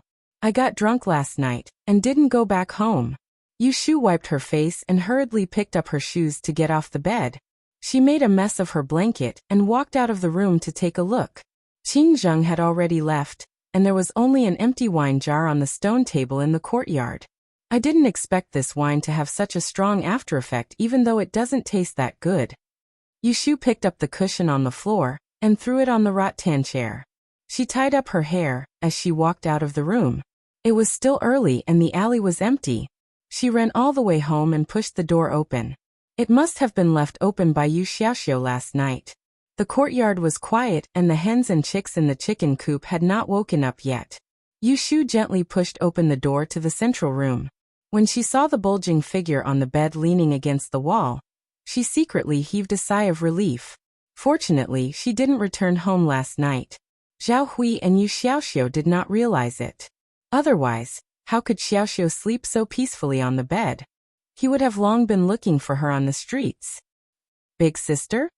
Although the sound of Yu Shu opening the door was soft, it still woke Yu Xiaoxiu up. He turned around and poked his head out from under the blanket. He rubbed his eyes and asked, "What time is it?" "It's still early. Sleep a little longer. I'll wake you up later." Yu Shu had a hangover all night. Fortunately, she didn't have a headache or hoarse throat. She opened the bedroom door and looked at Zhao Hui. Then she went out to the kitchen to make breakfast. While adding firewood, she recalled what Qing Zheng said to her yesterday. She had previously guessed that the item that Daoist Qing Zheng wanted her to find would not be easy to obtain. She did not expect that Qing Zheng would actually ask her to snatch something from the hands of the imperial astronomer. Wasn't this like plucking the hair from the tiger's mouth? The Book of Mystic Maiden of the Six Wrens was a one-of-a-kind item in the world. It was difficult to obtain it. She had to first have a thorough plan. To find the Book of Mystic Fairy, she had to go to the capital. Zhao Hui had not recovered yet, so she could not leave just like that. And there was also Yu Xiaoxiu. She was worried about leaving him alone in the Ji family. But she was afraid that she would not be able to take care of him if she went to the capital with him. "I know nothing about the capital now. I'll go back and discuss with my master at night. He hasn't told me what the book looks like." Yu Shu said a few words to herself. She stirred the porridge in the pot and pressed the bridge of her nose. She felt that she had forgotten what Qing Zheng had told her last night. Yu Shu stayed in Tihan for the whole morning. When it was almost lunchtime, she saw Pei Jing and Xing Qi. She was looking at the account book in the accounting room in the backyard. A servant came to call her and said that Steward Pei and the shopkeeper were waiting for her outside. Yu Shu packed her things and went to the front yard. As soon as she passed through the hall, she heard Xing Qi's loud voice. "Xiaoyu, you must be hungry. Let's go. I'll take you to eat something good." Pei Jing and Xing Qi were sitting on the tiger chair at the door. The former smiled at her while the latter waved at her. Yu Shu walked over and bowed. "Mr. Pei, Manager Xing. Let's go. There is a restaurant on Vientiane Street that makes delicious Shandong cuisine. I'll take you to try it." Pei Jing did not mention the rain yesterday and led the way to the carriage. It was the same carriage that Yu Shu sat in with Pei Jing last time. However, the furnishings inside were changed. The mahogany tea table was replaced by a four-legged yellow pear wood table. The tea set was also replaced by a set of delicate blue and white flowers. "What did you do this morning?" Pei Jing asked. "I checked a few accounts and looked at the timber business in Huaidong last year," Yu Shu said. Pei Jing nodded his head. Suddenly, he changed the topic and asked, "Little Yu, how many years have you been learning Yi?" Yu Shu already knew that he would ask this question today, so she answered calmly, "I learned it at the same time as arithmetic." Of course, Pei Jing could tell that she was playing dumb with him, but he was not unhappy. Instead, he smiled and said, "Yesterday, you said that you are best at predicting Qingyu's future, right?" Yu Shu touched her neck embarrassedly. "I'm good at it." "What's the farthest you can calculate?" Yu Shu thought for a moment. 3 days. She did not know how many days Mr. Riddle could calculate, but it was probably no more than 5 days. The most she could accurately calculate was within 5 days. It would seem like she was bragging if she said it, so it was better to compromise. Pei Jing nodded and did not ask her anything else. He turned to talk with Xing Qi about the business deal they discussed yesterday afternoon. Along the way, he did not mention that Yu Shu said it rained yesterday, as if he had forgotten about it. Xing Qi glanced at Yu Shu from time to time. Seeing that she looked normal, he nodded to himself. As they talked, the carriage arrived outside a restaurant. The three of them got off the carriage. The waiter recognized them and respectfully invited them to a private room on the second floor. In ancient times, There was no menu in restaurants. The cashier hung a list of dishes. Usually after the customers sat down, the waiter would introduce the signature dishes, or some regular customers would order their own dishes. Pei Jing belonged to the latter group. He named 7 or 8 dishes in one go. And finally, Xing-Qi ordered a pot of wine. The ancients said that one should not talk while eating and not talk while sleeping. Most of them were scholars. Merchants often sat at the wine table, so it was impossible for them to keep to this rule. Xing-Qi was a talkative person, and Pei Jing was eloquent with his words. Yu Shu sat there, quietly eating her food and not drinking a drop of wine. She listened to them talk, and when Xing-Qi asked questions, she would occasionally express 1 or 2 opinions. When the last soup was served, Pei Jing said to Yu Shu, "Xiaoyu, how about I ask you to do one more thing?" Yu Shu thought for a while, and guessed what Pei Jing might want her to do. Sure enough, after she nodded, she heard Pei Jing say, "Doing business has a lot to do with the weather. I often ask people to do divination in the trading house. The Kong family's trading house charges me 20 taels of silver every month. Yesterday they almost ruined me. Now I will give you the money, and you will predict the weather for me every month. How about it?" As soon as these words came out, Yu Shu and Xing-Qi were both stunned. Xing-Qi looked at Pei Jing with doubt and disapproval in his eyes. Pei Jing seemed to not see his expression and waited for Yu Shu's reaction. 20 taels of silver is not a small sum. The Great Exchange Hall is really a place to blacken people. Yu Shu sighed with emotion. She did not immediately agree to his request. Instead, she bluntly said, "Mister, are you entrusting this matter to me just because I said that it rained yesterday? What if I was lucky and guessed correctly yesterday? Your 20 taels of silver would be wasted on the wrong place." Pei Jing saw that she was thinking for him at this time. He couldn't help but laugh. "So you were lucky yesterday?" Yu Shu shook her head. "Of course not. She spent a lot of effort to calculate it, so there was nothing to be modest about." Pei Jing smiled. "Then do you want these 20 taels?" This time Yu Shu didn't hesitate. "Yes." Why not? She could guarantee that her calculations were more accurate than those in the trading house. Pei Jing gave her the money, so it was definitely worth it. "Haha, this kid is not polite." Xing-Qi pointed at Yu Shu with a glass of wine. Although he didn't know why Pei Jing suddenly made this decision, he didn't ask in front of Yu Shu. After eating and drinking to their heart's content, Pei Jing paid the bill, and the 3 people walked to the roadside.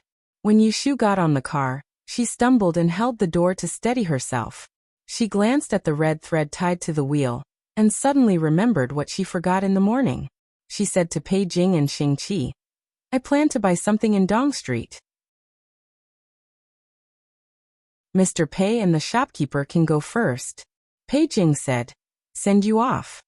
"No, it's just a few steps away." Yu Shu took 2 steps back and watched the carriage turn and leave. Then she walked towards the direction of the Kong family's trading house. She patted her head and muttered, Should I buy 1 or 2? In the carriage, Xing-Qi looked at Pei Jing, who was calmly drinking herbal tea, and said with a bitter smile, "Second brother, even if you want to give him a red packet, you don't have to flatter him like this. 20 taels a month, it's fine to give it to the trading house, but to give it to this kid. Do you know where I went after lunch yesterday before it rained?" Pei Jing interrupted Xing-Qi's grumbling. "I went to the Kong family shop and asked them about Qingyu that day. Guess what they told me?" "What did they say?" Pei Jing smiled. "They must have said that they didn't make a mistake and that there wouldn't be rain. But it rained only an hour later." Xing-Qi hesitated. "It's hard to say for sure about the weather. Even if it's the Kong family's trading house, it's normal for them to make a mistake once in a while." Pei Jing shook his head thoughtfully. "Didn't you notice that Xiaoyu brought an umbrella yesterday? The weather was so good this morning, but he still brought an umbrella when he went out. This means that he was quite sure that it would rain that day. He even changed his shoes. If it were you, would you deliberately change your shoes when you go out if you were not sure that it would rain?" Xing-Qi shook his head with a strange expression. "That's it. The first time I saw him, he was gambling in the gambling house. Later, when I followed him, he actually went to the library of the Dai trading house to copy books.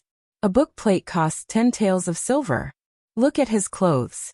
Does he look like someone who would waste money like that? You saw it when we were eating just now. I offered him 20 taels, but he didn't even try to be polite. Do you think he doesn't know what's good for him?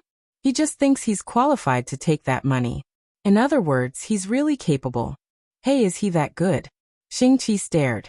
Pei Jing touched the teacup and said, This child, little Yu, has some background. I sent someone to investigate and found out that his sick relative isn't from his family. He only moved to his current place 2 months ago. He's a married woman who sells snacks at a stall, and has a nephew who's smart and knows how to make money. Haha, do you believe me? Xingqi was shocked and hurriedly said, Then will there be trouble if we keep him? Second brother, you are still helping him. I think we should find a chance to send him away.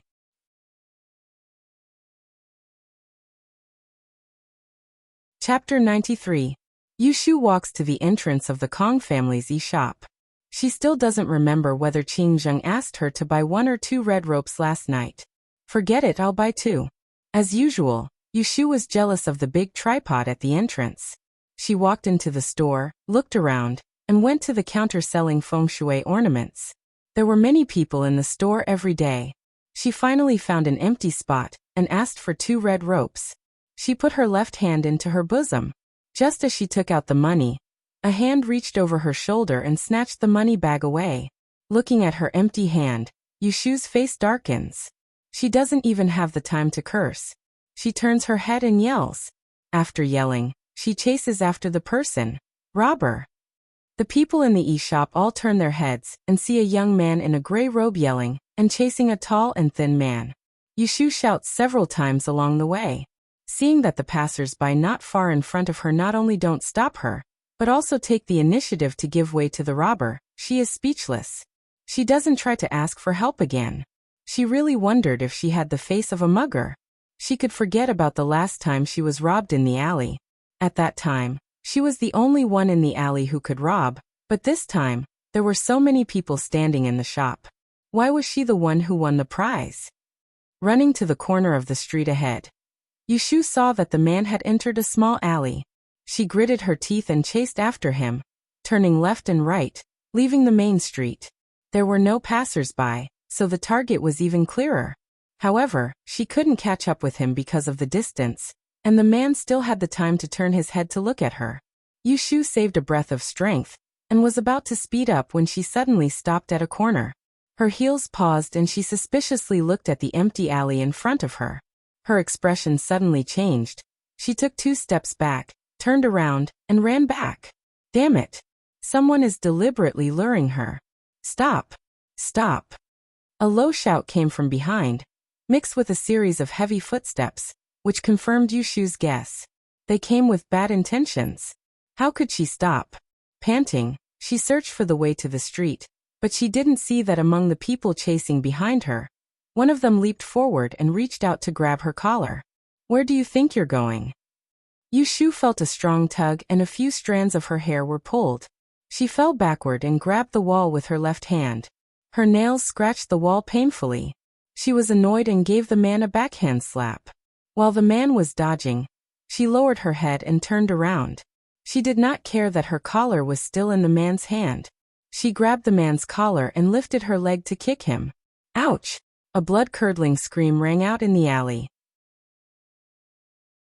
The pursuers behind them stopped in their tracks at the same time. Their faces turned green as they looked at their companions in front of them, who were bending forward while covering their legs. Self-defense was indeed the most practical martial art in the world. Yushu's attack was successful. She grinned hideously and ran 2 steps backward. She turned around and was about to run away. However, after 3 steps, she stopped and frowned at the man who walked out of the alley. Why is it him?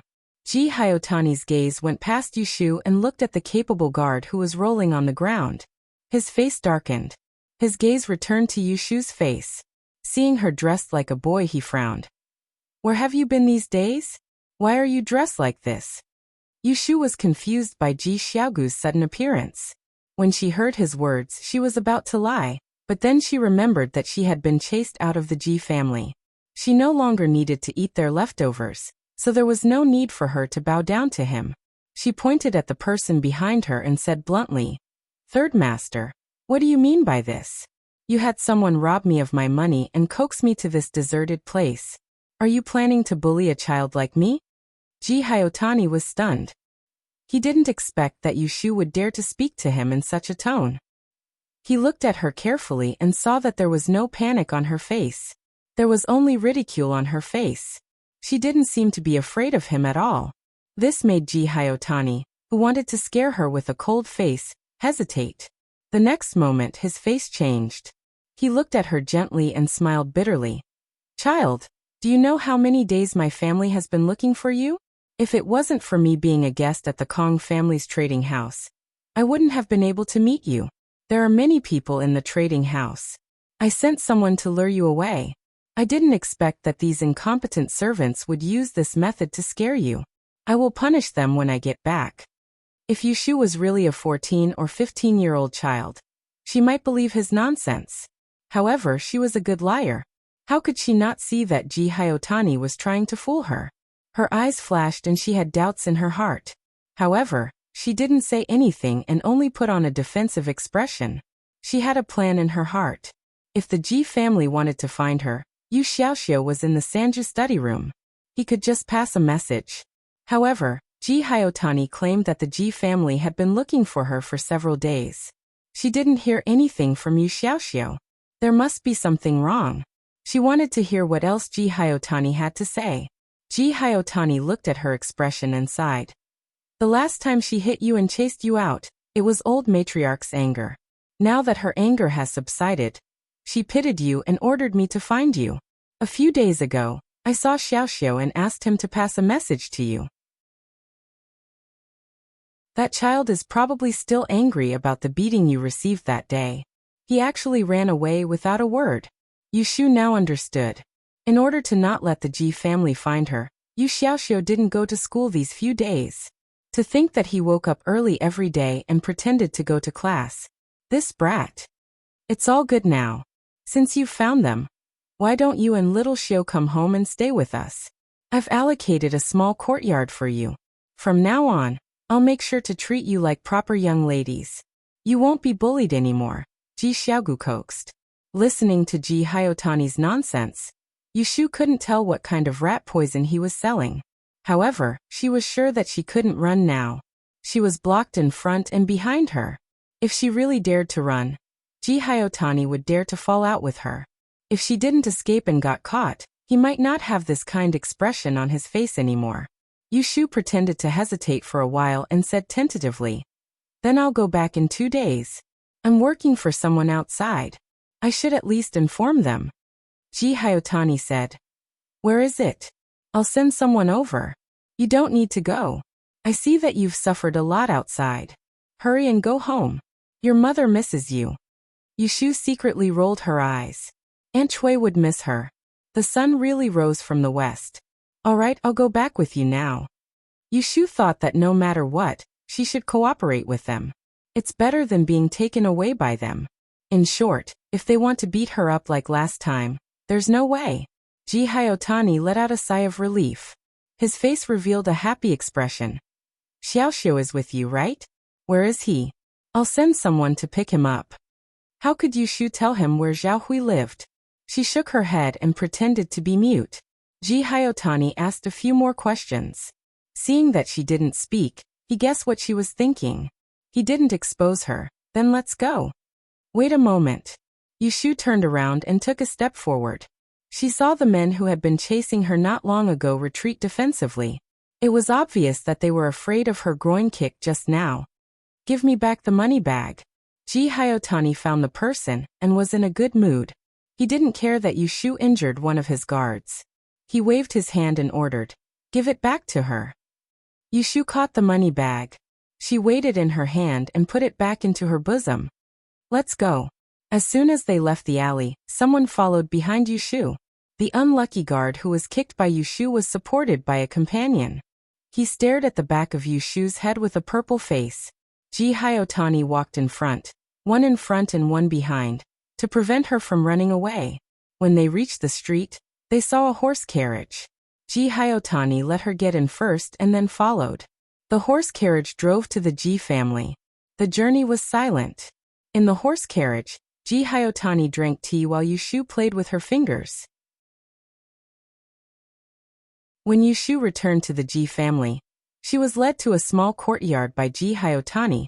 Before she even saw the courtyard, there were 3 rooms in a row, and there was a small study in the east corner.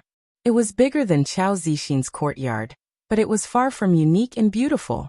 However, the weeds on the wall revealed a sense of coldness. Qiuxiang, come out.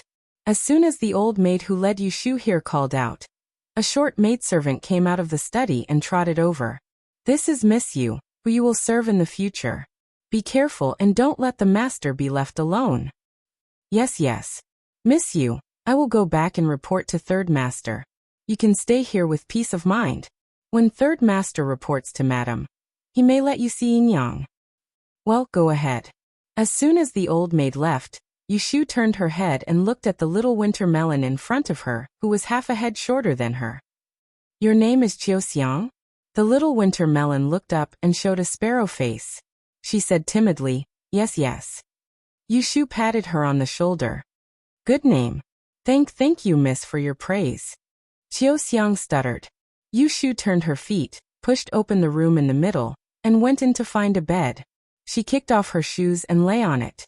She pillowed the back of her head and said to Qiuxiang, who followed her in, Go and get me some water. Yes. The surroundings finally quieted down. Yushu stared at the bed curtain and pondered. At this moment, there was only one question lingering in her mind. Why did the Ji family spend so much effort to find her? Not to mention that old lady Ji took pity on her. She was lonely and pitiful. She bet that the old lady still hated her for catching their precious fish. Ji Hyotani obviously didn't like her. However, when they were in the carriage, she saw that he was relaxed. It seemed that he was really happy to find her, and didn't seem to be pretending. He drove her out and hated her, but he still tried to find her because he was happy to find her. Then there was only one possibility: the Ji family needed her for something. Although this guess was a little ridiculous, the probability was quite high. What could it be? Is it for master?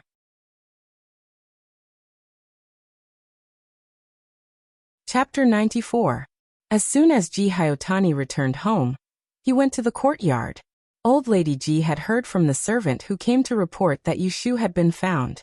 When she saw her third son, she didn't look as serious as usual, but she still didn't smile. Mother, have you found her? Yes. Keep an eye on her. Don't let her run away. Send someone to teach her etiquette, so that she won't embarrass the Ji family in front of the Shui family. I know. Ji Hyotani said goodbye and went back to his courtyard.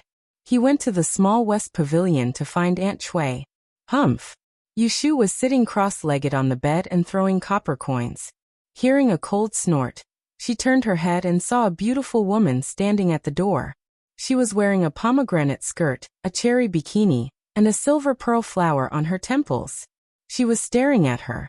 The number of times Yushu had seen concubine Chui was less than 5 fingers.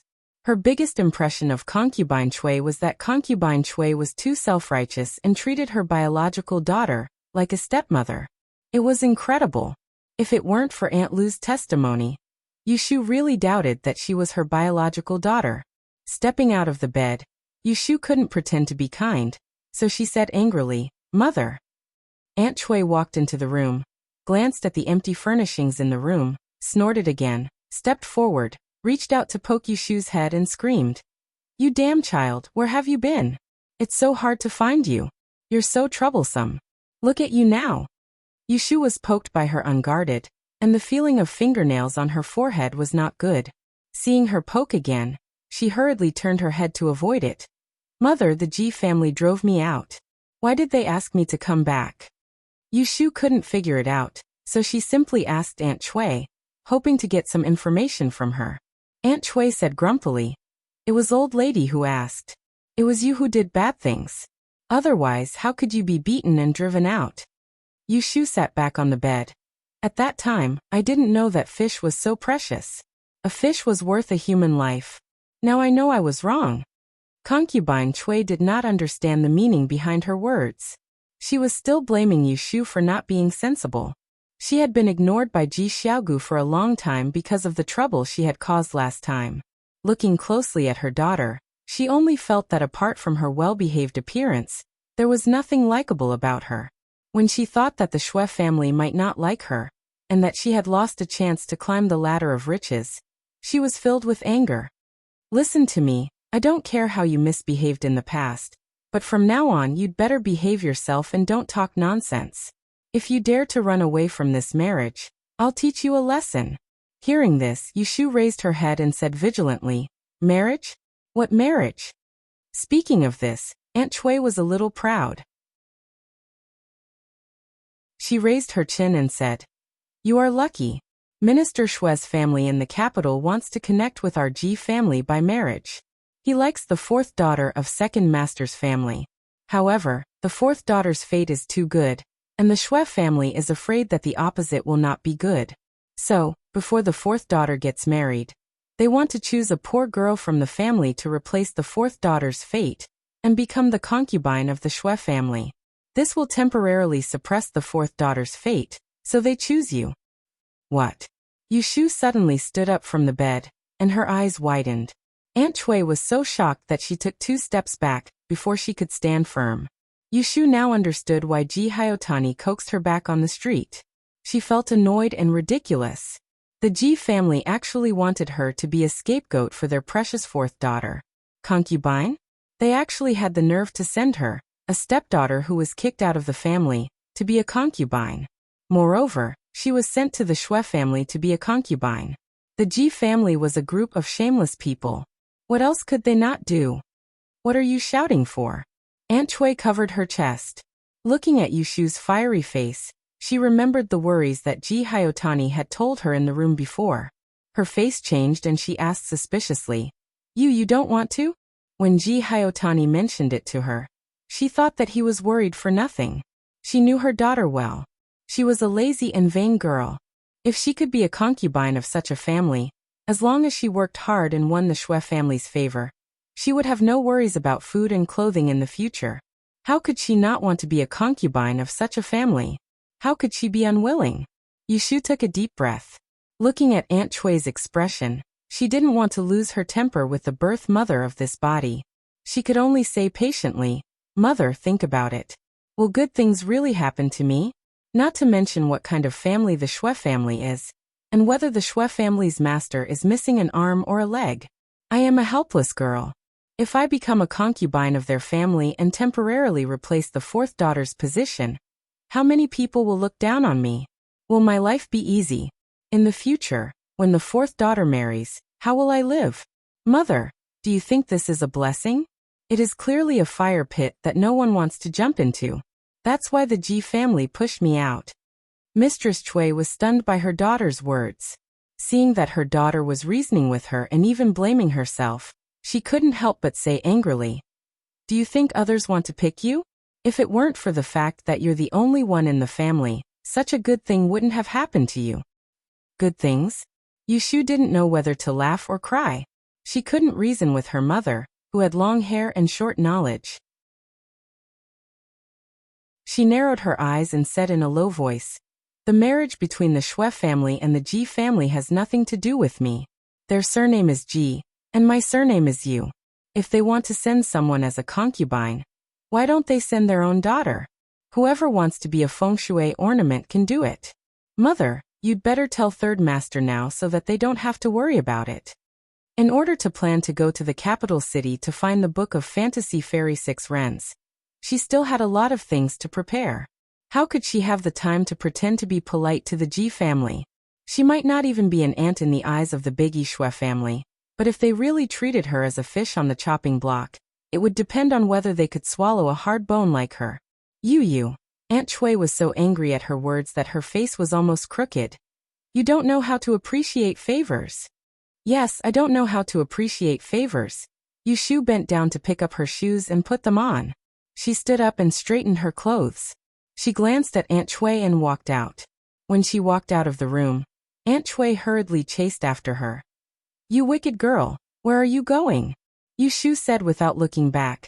The Ji family drove me out a long time ago. I'm not a member of this family. Why should I stay here? I'm going back.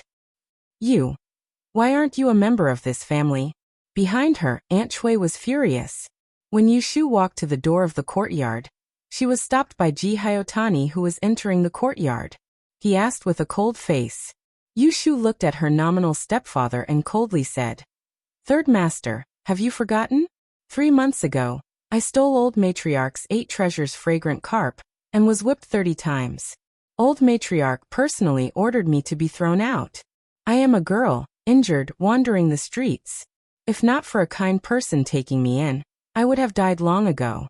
Let me ask you, what relationship do I have with your Ji family?" Hearing her resentment, Ji Hyotani's face turns cold. He glances at Aunt Shui, who is trembling behind her, and says sarcastically, "When your mother begged me to bring you and your brother into the Ji family, I pitied you and your brother, so I brought you back, provided you with food and lodging, and sent you to school. But you didn't care about all these good things. Just because you did something wrong, I beat you up and drove you away for a few days. Now you don't care about my kindness, and still say that you are not a member of the Ji family. Did the Ji family raise you for nothing? Third master, do you want to settle accounts with me?" Yushu nodded. "All right, I'll calculate it with you. My brother and I ate and lived together in the Ji family. We ate thin soup, pancakes, salted vegetables, and beans. That's 20 copper coins a day, and 600 copper coins a month. We moved to the Ji family for half a year, so that's a year. That's 7,200 copper coins, or 7 taels and 20 cents, right?" As Yushu calculates, she fishes out the purse that was robbed before. She fishes out a bank note from a pile of copper coins and silver jiao. She shakes it open and hands it to Ji Hyotani, who looks gloomy and says sternly, "Take it. Here are 10 taels. You can keep the extra as interest. But remember this time, I have nothing to do with the Ji family. I will take care of my brother. From now on he will live with me. The Ji family doesn't need to worry about him." Then she turns to Aunt Shui, who is in a panic, and says, "Mother, if you don't like living here in the future and the Ji family can't tolerate you, you can come to me. You are my biological mother. You gave birth to me and raised me. This can't be changed. I will serve you until you grow old." Hearing this and looking at Ji Hyotani's gloomy face, Aunt Shui doesn't dare to promise her. When she is about to scold her, she hears a tearing sound. Ji Hyotani tears the bank note in his hand, and his eyes show a chilling sharpness. "I will pretend that I didn't hear what you said just now. The names of you and your brother are still in my household register. Your marriage is naturally decided by me. You can be disobedient and go against my will, but the consequence will definitely not be as light as 30 lashes. After saying this, he throws the torn bank note in his hand to Yushu's face. He points at her and says to Aunt Shui, "Take her to the yard to have a look. Xiaoxiu is disobedient and has been running around for a few days. Today, someone found him on the street and sent him back just now. I whipped him according to the family rules. This child can't stand it and fainted when he saw blood. It's the fault of the mother for not teaching the child well. If they make any mistakes in the future, I will hold you responsible." Hearing this, Aunt Shui and Yushu's faces change at the same time. One is scared, and the other is angry. "Ma, master." Aunt Shui still wants to say something to Ji Hyotani, but Yushu has already run out with a livid face. The guard at the gate of the yard doesn't need Ji Hyotani's order, and follows her. Ji Hyotani looks at Aunt Shui, who is still standing stupidly in the distance. He sighs softly and his face softens. He goes forward to hold her slightly trembling shoulders, lowers his head and coaxes, "Did I scare you? Don't be afraid. Children need to be taught a lesson to be sensible. Don't worry.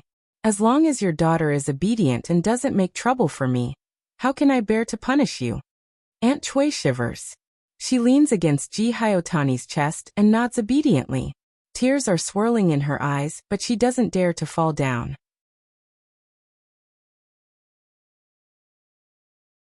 Chapter 95. Yushu runs back to the yard with sweat all over her head. Before she enters the door, she hears Aunt Lu crying. 2 female servants of the same yard are standing at the door, whispering to each other. No one dares to enter.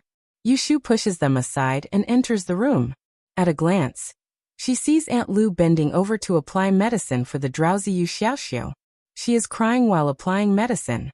She shouts, young master, but there is no response. She walked forward and saw that Yu Xiaoxiu's thin and weak back had been beaten until his flesh was lacerated. There were deep cuts and shallow cuts, crisscrossing with sticky blood. She was so angry that her eyes turned red. She clenched her fists and gritted her teeth. She has been beaten, so she knows clearly how painful it is when the whip falls on her body. She is an adult and begs for mercy. How can a child like Xiaoxiu bear such a cruel beating? Ji family. Yu Shu grits her teeth and says in her heart. Her red eyes are full of cruelty. Alas, she can bear being beaten and humiliated. But they shouldn't hurt her brother. They shouldn't beat Yu Xiaoxiu. Ji family wants to threaten her like this. She will definitely make them regret it. Yu Xiaoxiu, who is in a coma, seems to have a nightmare. He frowns and sweats fall from his forehead to his eyelids. He grabs the pillow with one hand and murmurs in pain, Sister. Yu Shu has a terrible headache. She sits sideways on the edge of the bed. She touches his hot forehead with one hand and holds his clenched fist with the other. She lowers her eyes and coaxes him gently. Xiaoxiu, I am here. Don't be afraid. I am here. At dusk, Ji family suddenly receives the news that scholars from the capital have arrived in Yang City. They are staying in a guest house in the east of the city. Shui family just sends the news to the concierge of Ji family, and then leaves. They don't even tell them who they are. Shui family arrives one day earlier than expected. Ji family is in a hurry. They gather together to discuss how to greet them first. Mother, we should all go there. We don't know who will come from Shui family. We don't want to be neglected. Ji Xiaohan, the eldest, suggests. Old Lady Ji looks at her sons and thinks. Send someone to the government office to invite your brother-in-law. Second brother and third brother will go there. Eldest brother will stay at home. Old Lady Ji has her own considerations. After all, they are a prestigious family in Yang City. If all three of her sons go there, they will look like dwarfs. If the eldest son stays at home and the county magistrate's son-in-law goes, they will feel the same, but they won't feel useless. You too, don't talk too much with your brother-in-law here. Don't let him notice anything. Also, if the Shui family asks about Xingxuan, don't say anything. I will send someone to send Xingxuan back to the capital in 2 days. Ji Hyotani says, Mother, don't worry. Second brother, and I will be careful. It's getting dark. Go early. I will wait for your news at home. Ji Xiaochun, Ji Xiaogu, and County Magistrate Ma hurry to the guest house of Shui family in Yang City. It's still dark when they arrive. On the top of the door hung a round lantern of the 5 blessings. The large black door was tightly shut. The servant went up and knocked on the door. The 3 people who could shake the ground with a stamp of their feet in Yang City were now standing outside the door, somewhat nervously waiting for any sign of activity inside. After a while, someone comes to answer the door. After hearing the identity of the 3 of them, he doesn't let them in immediately.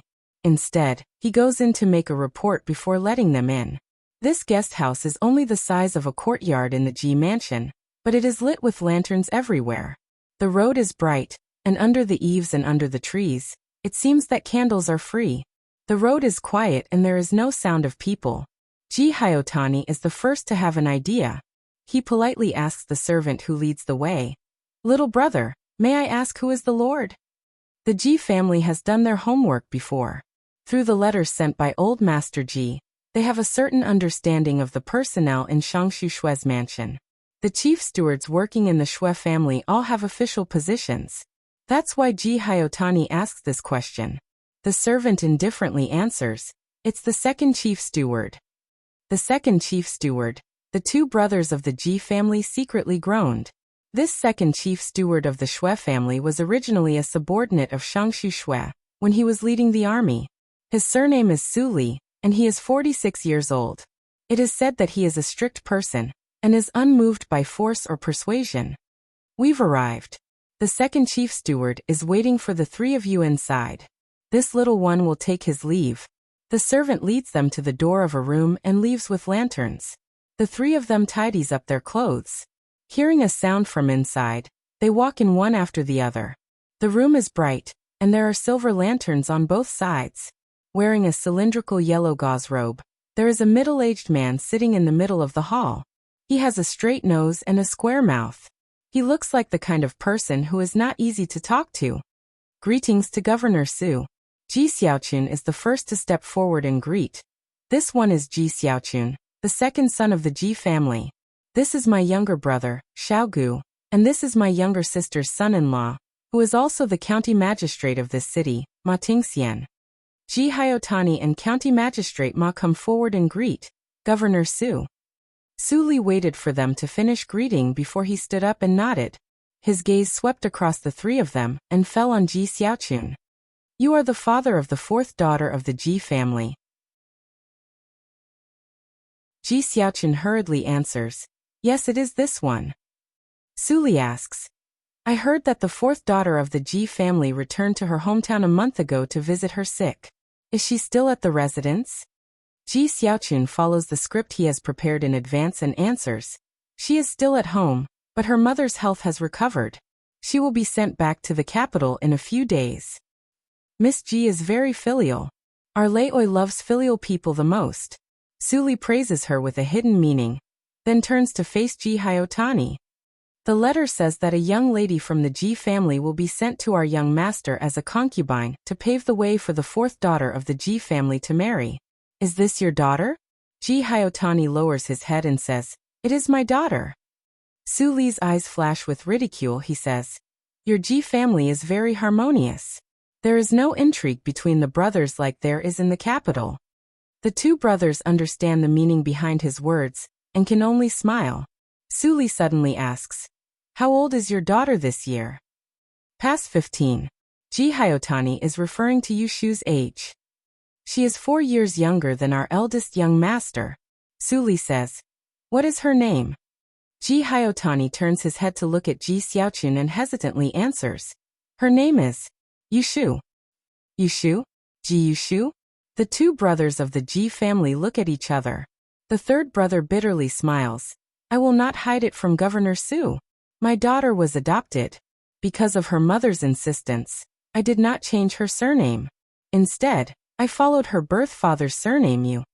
After saying that, the three of them held their breath and waited for Su Li to make things difficult for them. Unexpectedly, Su Li just frowned and said, oh. It was as if it didn't matter whether she was his biological daughter or not. Old Su, who is it? A man's voice comes from outside.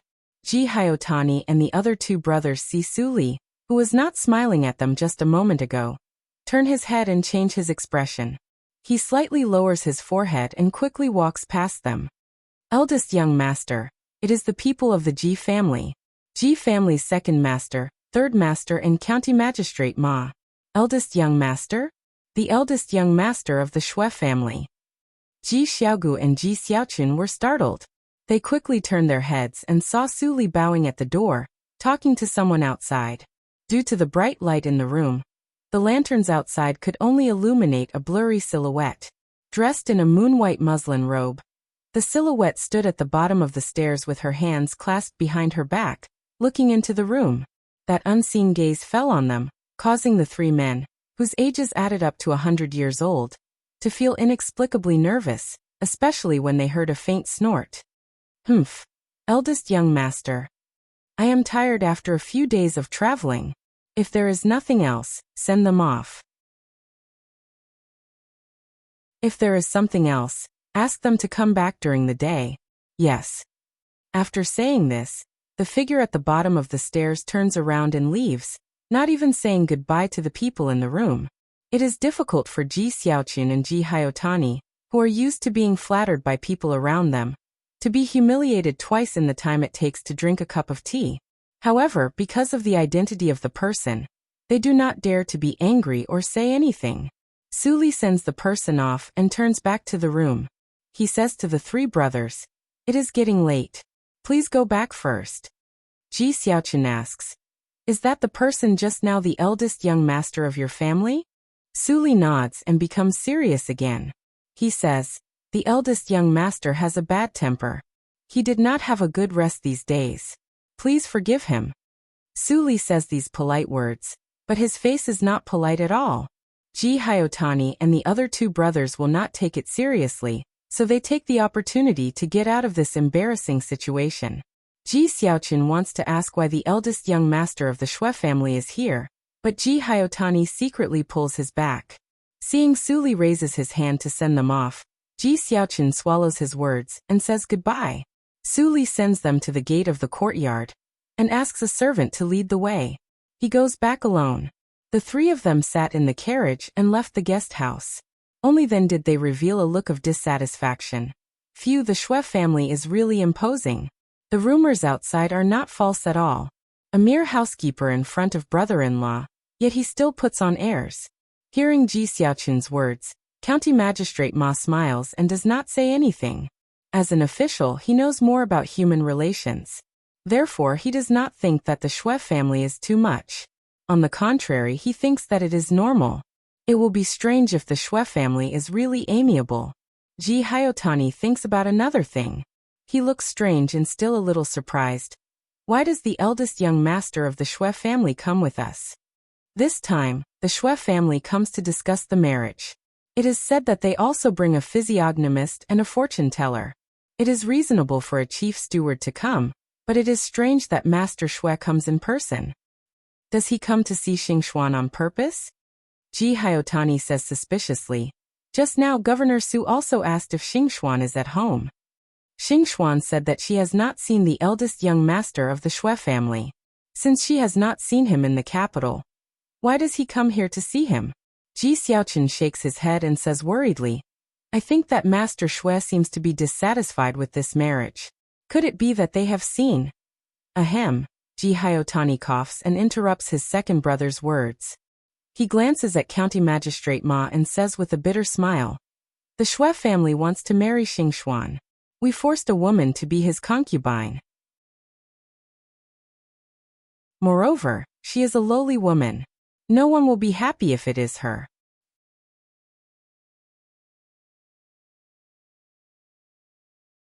Chapter 96. After Yu Xiaoxiu was beaten, he became feverish. The Ji family didn't even find a doctor for him. Yu Shu was watched by Ji Hyotani and couldn't leave, so she told Aunt Lu to avoid people and go to Changmenpu Street to invite He Fangji. In the evening, Dr. He followed Aunt Lu to the Ji family's courtyard. Because he had previously treated Yu Shu when she was heavily injured, and then visited to treat Zhao Hui, he had some understanding of Yu Shu and her brother's condition. Now that he saw Yu Xiaoxiu beaten up like this, although he had questions in his mind, he first checked on Yu Xiaoxiu's injuries. He opened his medicine box to change the external ointment and gave him a prescription for internal use. Yu Shu didn't explain much about Yu Xiaoxiu being beaten. She had Aunt Lu guard the door and bowed to He Fangji.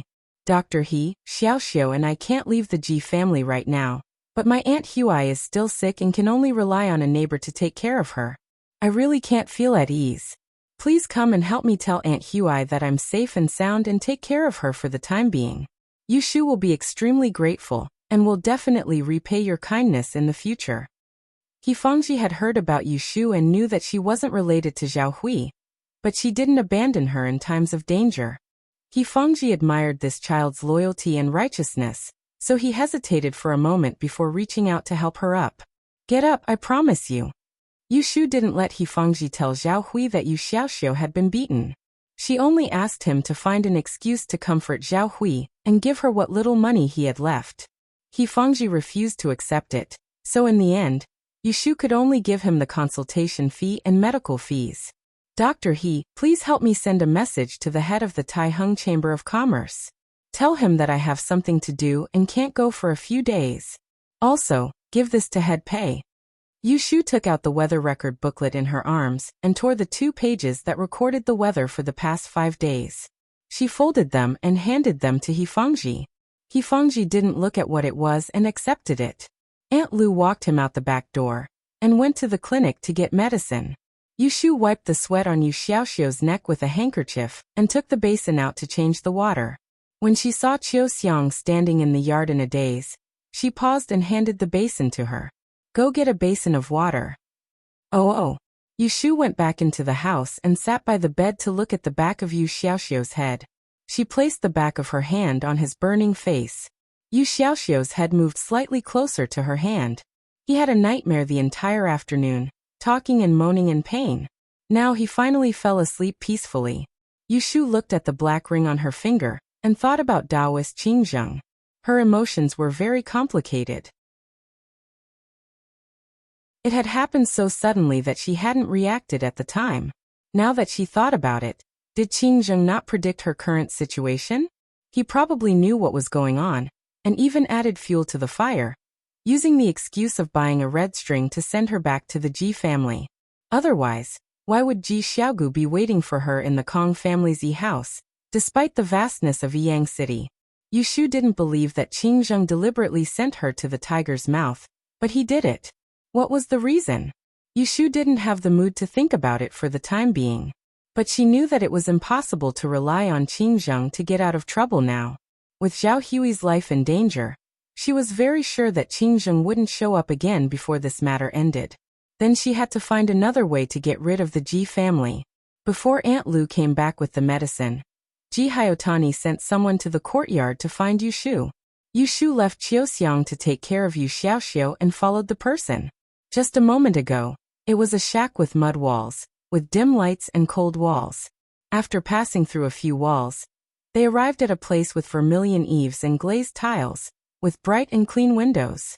Ji Xiaogu met Yu Shu in a corridor of the West Stride Courtyard's dining hall. When she arrived, he was having his dinner. His fingers held a pair of red bamboo chopsticks, and he picked up some food and put it into his mouth. The table was filled with dishes of red and green, and the celadon with lotus edges. Just one look at it would make one's appetite rise, but when Yu Shu saw it, she felt nauseous. She knew that Ji Haotani didn't think it was a big deal. In his eyes, they were probably two dogs raised by the Ji family. Because he gave them a few meals, he raised them for a while. He could beat them to vent his anger, or give them as gifts. Ji Xiaogu picked up the white handkerchief beside him, and wiped the oil off his mouth. He then took a sip of tea to rinse his mouth, and spat it into the spittoon at his feet. Only when his mouth felt refreshed did he raise his head to look at Yu Shu. He first scrutinized her face, and was very satisfied to see a tame expression that had not been present during the day. Have you thought it through? Yes, I have. Good, Ji Haotani smiled. His eyebrows were long and curved, and when he smiled he gave people a false impression of kindness. I know you must hate me in your heart, but it doesn't matter. I won't lower myself to the level of a child like you. I can see that you are somewhat smart. If you think about it carefully, I know that the Xue family is one of the top families in the capital. If you can really marry into such a family, it may not be a bad thing for you. It's late tonight, go back and have a good sleep. The Xue family has already arrived. Tomorrow, I will send someone to teach you the rules and etiquette. You should learn it well. Maybe the day after tomorrow, I will take you to be seen by others. If there are no mistakes, this marriage is set. But if you play tricks and embarrass the Ji family and ruin this marriage, I think you should know what will happen. Yu Shu looked up at Ji Haotani, and with a straight face, she said in a muffled voice, I will learn the rules well. I will also listen to your words. I will not run around. Can you not let people watch me and allow me to go out? Yu Shu's reaction was within Ji Haotani's expectations. As a successful businessman, he liked the feeling of controlling people's emotions. No, before this marriage is set, you should stay in the house obediently. Yu Shu frowned. Everyone could see that she was dissatisfied now. Ji Haotani thought that she would lose her temper, but she endured it. She lowered her head and said, Can you let Xiaoxiu live with me? He is seriously injured. I am worried about him. Without him in front of me, there is also Aunt Lu. She has always been taking care of us. Yes. This time Ji Haotani nodded generously. He needed Yu Shu to be obedient and not make trouble for him. If he pushed her too hard, she would do something desperate. Thank you, Third Master. Yu Shu secretly breathed a sigh of relief. Her request to go out was just a pretense. What she really wanted was for Ji Haotani to agree to let them live together instead of being separated. She had not yet planned how to get out of trouble, but one of the prerequisites to leave the Ji family was that Yu Xiaoxiu was with her. Without Yu Xiaoxiu, She couldn't go anywhere. Come send Miss back. Yushu was let out and walked down the stairs. After taking a few steps, she turned her head back to look at Ji Xiaogu, who was drinking with his head tilted back. A cold smile appeared in her eyes. Before getting out of trouble, she would teach the Ji family an unforgettable lesson. The next morning, the Ji family brought gifts to visit the guest house. It was Su Li who met them, but the eldest young master of the Shui family didn't show up last night. When Ji Xiaoqun asked, Su Li only said that the eldest young master was still resting and refused to say anything else. Then he changed the topic to the concubine who replaced Miss Ji. He asked them to bring Yushu here tomorrow and let the Shui family have a look at her. Both of them were born with the lowest fate. The bitchy life girl and the widow life girl were similar but different. The former only had a cheap life, while the latter had to deal with others. It was understandable that the Shui family would be so cautious. Before leaving, Su Li asked the servants to bring 2 gift boxes and gave them to Ji Xiaoqun. He said that one was for old lady Ji and the other was for Miss Ji. Ji Xiaoqun accepted it and went to the carriage. He opened the box curiously and gasped. The gift from the Shui family to old lady Ji was a purple Ganoderma. Its skin was dark purple and shiny. Such a purple Ganoderma was beyond the scope of herbs and could be called a treasure. The gift for Ji Xingxuan was a painting. Ji Xiaoqun pulled the scroll and let Ji Haotani open it. It was a picture of a spring orchid. Ji Haotani, who had seen many treasures, couldn't help but tremble when he saw the name and seal on it. County Magistrate Ma saw that the 2 brothers were shocked. He leaned over and saw the signature. He shouted in surprise, "It's Mr. Jingmin's painting. What the Shui family sent must be authentic." Ma Tingxian stroked the painting in fascination and said enviously, "Only a family like the Shui family would be willing to spend so much money." The 2 brothers of the Ji family looked at each other. The joy of receiving the gift was not as good as the fear in their hearts. 2 gifts like this was the real momentum of a rich and powerful family. People couldn't even lift their heads. Ji Xiaogu looked at the 2 gifts laid out in front of him, and suddenly began to question his father's decision. In order to wait for the 7th prince's response, he had delayed the Shui family like this. In the future, even if they managed to gain the emperor's favor, if the Shui family were to be enraged, even with the 7th prince standing between them, would they be able to withstand it? Last night, Yu Xiaoxiu was carried to the small courtyard where Yushu lived. Aunt Lu came with them. The next morning, the old maid sent by Ji Haotani to teach Yushu manners arrived before Yu Xiaoxiu's fever went down. A tailor came with her. When Yushu was feeding medicine to Yu Xiaoxiu, she was dragged out and measured her figure.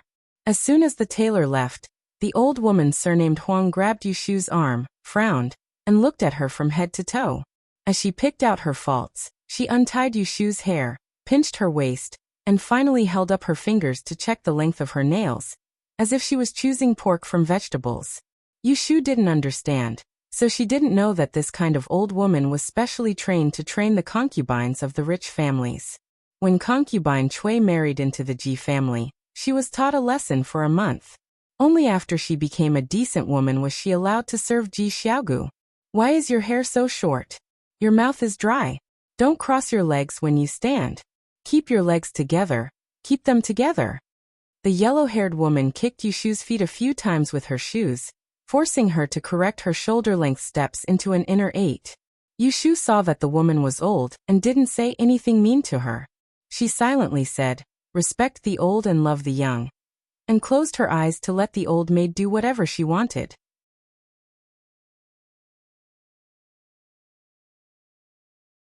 Chapter 97. When it was almost lunchtime, Yu Xiaoxiu woke up. He was in a daze and didn't know what was going on, but his fever had subsided. Yushu quickly asked Aunt Lu to go to the kitchen to find some light food. She sat by the bed and talked to Yu Xiaoxiu. "Sister, where is this?" "It's the Ji family." Yushu stroked his hair and let him lie on the pillow. She roughly told him how Ji Haotani caught her on the street, but she didn't mention that the Ji family wanted to give her to someone as a concubine. She didn't hide it on purpose, but she saw that he wasn't in a good mood, so she planned to tell him in a few days. Yu Xiaoxiu reacted half a beat late. He nervously grabbed Yushu's hand and asked hoarsely, You weren't beaten, were you? Silly, I'm fine. Yushu was now happy. She didn't mention that Yu Xiaoxiu didn't go to school for the past few days. It wasn't that she forgot, but she planned to settle the score with him after autumn. Okay. Yu Xiaoxiu agreed obediently. The whip wound on his back hurt so much that he couldn't even breathe. It hurt so much that he wanted to cry. When he thought about how his sister had suffered the same pain a few months ago, she was kicked out of the house alone, and almost died on the side of the road. Now that she was caught again, his heart couldn't be more depressed. He hated the Ji family to the core, but he also felt afraid. What's wrong? Does the wound hurt? When Yushu saw him crying, she wanted to take a shoe to the Ji family and beat them up. Doctor, he came to see you yesterday. Eat something later, and I'll change your dressing. The wound will heal in a few days, and it won't hurt anymore. Sister, I don't want to stay in the Ji family. Yu Xiaoxiu cried softly. Isn't it good to live with Aunt Hui? I found a job running errands in a bookstore. The shopkeeper said that he would give me 300 copper coins a month. Sister, I don't want to go to private school anymore. I don't want to learn I want to leave. I don't want to stay in their family. Yushu's heart ached when she saw his crying face. She rubbed his head and coaxed. Okay, we won't live in the Ji family. You should recuperate first. When you recover, I'll take you away, okay? Yes. Yu Xiaoxiu cried for a while, and then fell asleep. Yushu covered him with his socks and got up to pour a cup of herbal tea to quench the anger in her stomach. She calmed down and thought about the current situation. She had a rough plan. Yu Xiaoxiu's injury hadn't healed yet. Her movements were restricted, so she couldn't escape even if she wanted to. Yesterday, Ji Hyotani made it very clear that the Ji family attached great importance to the marriage with the Shui family. If this matter was ruined by her, according to the Ji family's vengeful character, she would definitely suffer the consequences. On the other hand, as long as she obediently dealt with the Shui family, she and Xiaoxiu would be safe.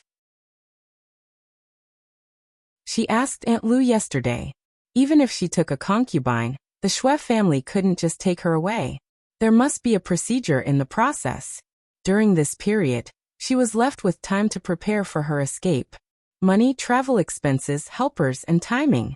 After arranging all these, when the new marriage between the Shui family and the Ji family was settled, she would leave with Yu Xiaoxiu. She would change her surname somewhere else, and leave the mess to the Ji family to clean up, and let them fight each other. At present, she could only pretend to be polite to the Ji family, so that they wouldn't suspect her, and it would be convenient for her to act in the future.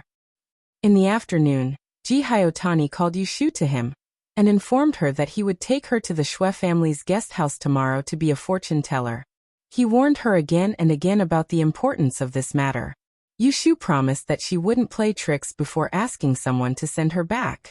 After measuring her figure in the morning, someone sent her clothes in the evening. When Yushu was amazed at the tailor's speed, the yellow-haired woman told her sarcastically that the clothes were directly modified from ready-made clothes. In other words, she picked up other people's clothes to wear. In this regard, Yushu did not show that she minded. She just thought of the green dress that Zhao Hui had asked someone to make for her, and then looked at the material in her hand, which was more like her silk and satin. There was not the slightest feeling of eagerness when she wore the dress. Instead, it was very boring. After measuring the size of the clothes, the yellow-haired woman does extra practice at night. She corrects her salute posture and the tone of her voice. Finally, she boils a large bucket of water and lets Yushu take a bath. This is the first time that Yushu has taken a full bath in several months. She is impressed by the quality of the products. Without the supervision of the yellow-haired woman, she soaks in 2 buckets of water and comes out with a heavy head and feet. Because these things are carried out in the next room, and Yushu whispers to Aunt Lu and Qiu Xiang, Yu Xiaoxiu, who can't move on the bed, doesn't know that his sister is going to check the goods for them tomorrow. The night passes. Before dawn, Yushu is shaken awake. The yellow-haired woman stands at the head of her bed like a ghost, and pulls her up with a maid she has never seen before. After changing clothes and washing up, she is pushed to sit in front of the mirror to comb her hair. It is the maid who does it. In a few seconds, she picks up Yushu's waist-long hair, and divides it into two halves. Half of it is tied up with a ring and fixed, and the other half is divided into several strands and tied with small knots one by one. When combing her hair, the yellow-haired woman doesn't waste time and begins to put on makeup for her. She brings a set of tools and opens a box with drawers. Powder, eyebrow strips, rouge, and perfume are all available. Yushu is very sensitive to the smell of powder. She pours her head on her face, inhales it through her nose, and sneezes loudly. She blows away the half box of powder in the yellow-haired woman's hand and makes white foam all over her clothes and table. This almost makes the old woman fall out with her, but after that, she has been treating her coldly. Close your eyes, look up, open your mouth, don't frown.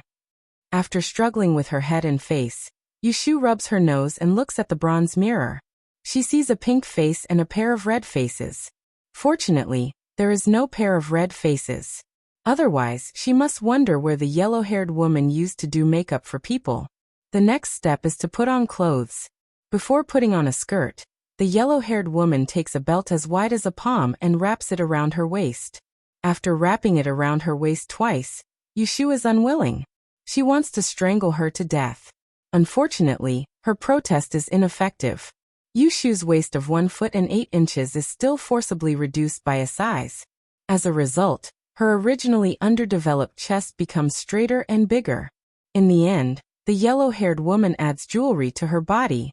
After hanging one piece, she tells her, "Don't lose these things. If you come back missing one, you have to pay for it with your own money." Yushu secretly rolls her eyes. It turns out that this outfit is temporarily provided. She has to return it later. She doesn't know which sponsor is so stingy. After tidying up, the yellow-haired woman turns her around twice. She feels that she has left something behind. The maid beside her reminds her of the fan. She pats her forehead and hurriedly goes to the cabinet in the room to rummage. She really finds a yarn dough fan, pats the dust, and gives it to Yushu. "Take it well. Cover your eyes and head. Don't let others see it easily." Before dawn, Yushu packs up her luggage. Yu Xiaoxiu is still sleeping. Ji Hyotani sends someone to call her. She tells Aunt Lu a few words and follows to the west courtyard. Third master.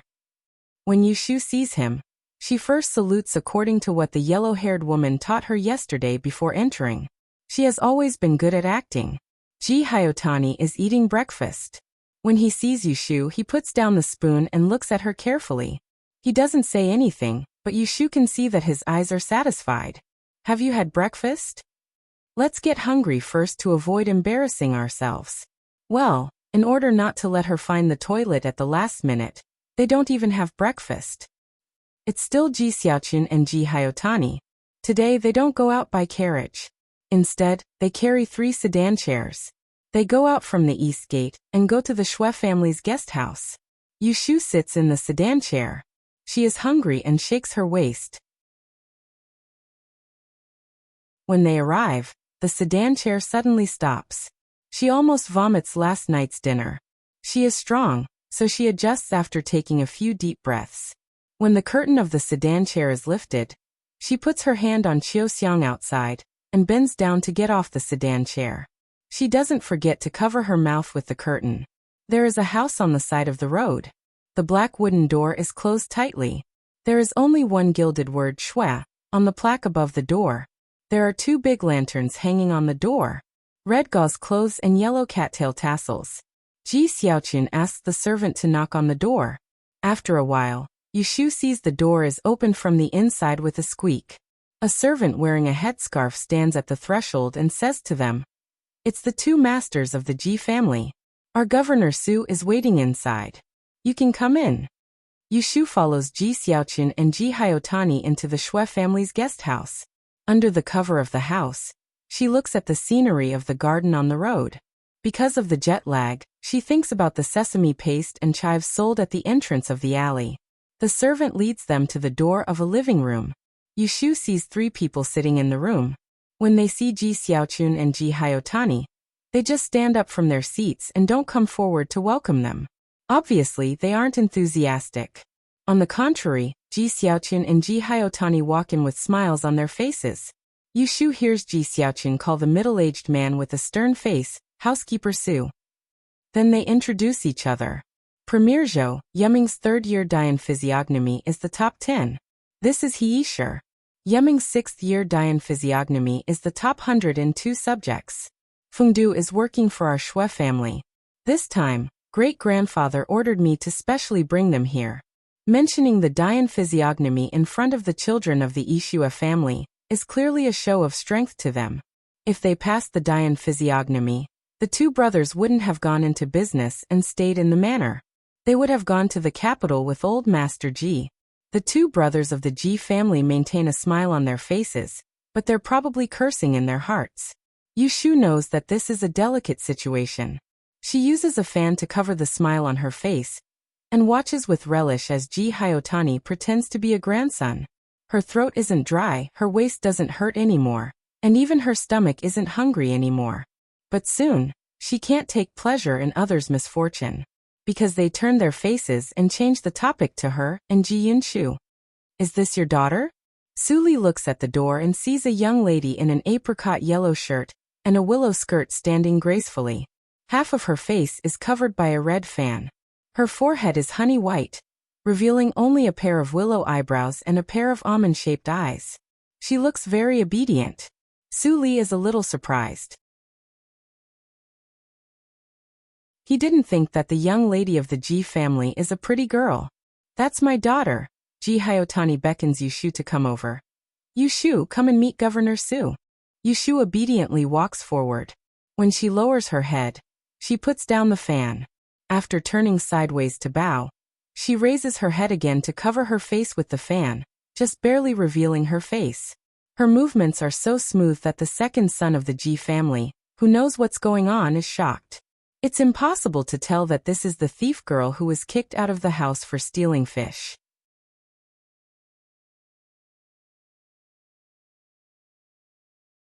Chapter 98. After greeting each other, everyone took their seats. Ji Hyotani took out Yushu's 8 characters and household registration. The other party started to calculate on the spot. After about the time it takes to burn half an incense stick, there was a result. This woman's 8 characters are indeed lowly and her fate is light. It is similar to eldest young master's 8 characters. There are no signs of hindrance. It is possible to use it to offset her fate. Recently, Yushu had been talking about how lowly people's lives were. She had developed a resistance to it. Listening to them talking about her 8 characters, she was able to multitask and memorize the 1,000-word formula of the 6 refutations method. Can I have a look at your appearance? The physiognomist surnamed Zhou suggested. Ji Hyotani nodded at Yushu. Yushu then put down her fan. The 8 characters could be remembered incorrectly and could be forged. However, one's appearance could not be changed randomly. From this, one could see the cautiousness of the Shui family. Plain and mediocre, not related to anyone. It does match with the 8 characters. That's right. At first, everything seemed to be going smoothly. Listening to the physiognomist Zhou's judgment, Ji Hyotani and Ji Xiaoqun's expressions relaxed. They didn't want something to happen right after. The physiognomist Zhou suddenly stood up and walked 2 steps towards Yushu. He said something offensive and stared at her for a while. He frowned and asked, "Miss, have any relatives met with a bloody disaster recently?" Yushu blinked and turned her head to look at Ji Hyotani. This look was not important, but she revealed her fear, which proved that it was true. Ji Hyotani saw that the situation was not right and hurriedly explained to Su Li. "This child's brother was naughty a few days ago and was beaten by me. It has nothing to do with her." The Shui family now wanted a lowly woman who could pave the way for Ji Xingxuan's marriage. They didn't want a widowed woman who would implicate 3 relatives. There was no problem with Yushu's 8 characters, but there was a mistake in her appearance. Many people knew that the cause of the disaster was related to the person with the appearance. Even though Ji Hyotani explained, Su Li was not at ease. He ignored Ji Hyotani and turned his head to look at the physiognomist Zhou. The physiognomist thought for a while and looked at Yushu. He said, "Wait for 3 days. I will look at her face and see if the disaster will go away. If she is angry, there is no harm. If she is calm, then this woman is not desirable. Not desirable. Ji Hyotani's expression changed even faster than Ji Xiaochun's. He forced a smile and said, Governor Su, this 3 days. Come back in 3 days. Su Li got up and interrupted Ji Hyotani's words. He put on a posture of seeing them off. The Ji family brothers knew that it was useless to say more. They got up helplessly. Then we will leave first. We will come back in 3 days. I will see you out. Su Li was polite today. He didn't directly call the servants to see them off. Instead, he personally saw them off. Yu Shu walked at the back. She saw Ji Hyotani turn his head and stare at her. She innocently shrugged her shoulders at him. It was him who thought he was smart and beat up Yu Xiaoxiu to threaten her. Now that things were ruined, it wasn't her fault. The physiognomist that the Xue family hired was quite skilled. He could tell that her brother was in trouble just by looking at her face. No wonder the Ji family didn't dare to find someone to fool them. They wanted to use her, a dog *T life. But was the fate of Miss Ji really so good? Did she need to sacrifice herself to pave the way for her? If she couldn't find a dog *T woman, and couldn't find the right man, wouldn't she have to be an old woman for the rest of her life? Yu Shu thought about it maliciously. When they arrived at the gate, Ji Xiaochun gestured for Su Li to stop. He went down the steps in front of the gate first. When he turned around to call the sedan across the street, he heard the sound of hooves coming from behind. They turned around and saw a horse galloping towards them from the corner of the street. In a blink of an eye, it rushed in front of them. Ji Hyotani and Ji Xiaochun hurriedly stepped back to avoid it. They heard a low reprimand and the horse shook the reins. The horse's hooves brushed past them with a sense of malice. Hiss! Yu Shu looked up along the horse's leg. First she saw a pair of black boots, then tightly tucked trousers, a reddish-brown waistband, and broad shoulder embroidery. She looked up again. TSK, the sun hurt her eyes. She turned her head and almost missed the face. Eldest young master? Su Li stepped over the threshold and went forward to lead the horse for eldest young master Xue. He looked up and asked, Why did you go out alone? You are not familiar with the roads in Yang City. Where is Hataku? Eldest young master? The eldest young master of the Xue family? The Xue family's eldest young master, who didn't have the life to marry Miss Ji, but wanted to marry Miss Ji? Yu Shu thought about it. When she was about to look up, she remembered that she was almost blinded by the light just now. She quickly lowered her head and pricked up her ears to listen to them. Who are they? Eldest young master Xue ignored Su Li's question. He pointed the horsewhip at Ji Hyotani and Ji Xiaochun, who were almost hit by him, and asked. It was hard for the two masters of the Ji family to pretend to smile, after almost lying under his horse's hooves. Su Li said, Didn't we meet the night before yesterday? These two are the masters of the Ji family, and that one is the miss of the Ji family. The miss of the Ji family? Ji Xingxuan? Obviously, this eldest young master Xue had not seen Miss Ji before. Otherwise, he would not have mistaken her based on her figure. Hearing this, Yu Shu felt the gaze of the person on the horse. She lowered her head and pretended to be stupid. Unfortunately, she was neither the miss of the Ji family nor Ji Xingxuan. She was a dog-shit girl. No, this is another Miss Yu. Oh. This word was slightly dragged out. She's the girl who forced me to be a concubine. Everyone present could hear that eldest young master Xue's last word was a sneer. Yu Shu even smelled some disdain in it. It seemed that it was directed at her. Immediately, she felt a sense of disgust towards this eldest young master Xue whom she had never met before. The scene was a little awkward. Ji Xiaochun and Ji Hyotani did not know whether to leave or stay. They wanted to talk to this eldest young master Xue, but he did not even look them in the eye. Well, the marriage had not been settled. Both of them were not in-laws yet. In the eyes of Master Xue, they were just two people with no status. There was no reason to force him to be polite to them. Ahem. Su Li cleared his throat. Please go back. We'll talk in 3 days. Ji Xiaochun hurriedly replied. Okay. Then we'll take our leave. The two of them walked towards the sedan chair. Yu Shu followed behind them with the help of a maidservant. She did not know if it was an illusion. but she felt that eldest young Master Shui was staring at her. When she reached the sedan chair, the sedan bearers lowered the head of the sedan chair. When she bent down to get on the sedan chair, her heart skipped a beat. She turned her head to look at the horse in front of the door. Her gaze shifted upwards, avoiding the sunlight. She saw an arrogant face and a pair of mocking eyes. Thump! Her eyes widened as she blinked in disbelief. However, the face that was clearly illuminated by the sunlight didn't change at all. The nose was the nose, the eyes were the eyes. It was clearly the same face, but there were a few more strands of hair in front of his forehead and he had changed his clothes. However, the completely unfamiliar expression and the different accent made it impossible for her to believe that this was the person she knew. It was him, right? Was it him? What are you looking at? Shuirui pulled on the reins and moved his hand. The horse obediently turned around and walked a few steps forward. It looked down at Yushu, who was beside the sedan chair. Yushu felt inexplicably nervous. She lowered the fan in her hand and revealed her entire face. She raised her head and used a volume that no one else could hear to call out, "Brother Chow." Shuirui frowned as he looked at her. There was not a trace of familiarity on his face. "What did you say?" Yushu stared at his face. She secretly laughed and raised her fan. "Nothing." She lowered her head and entered the sedan chair. The sedan bearers lifted her up and quickly followed the two sedan chairs in front.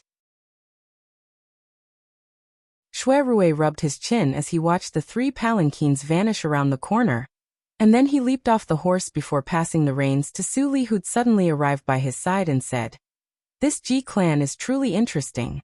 "Ha." Su Li did not comment. "Eldest young master, where is Hataku?" "How would I know?" Shuirui wrapped the silver whip in his hand and strode into the courtyard.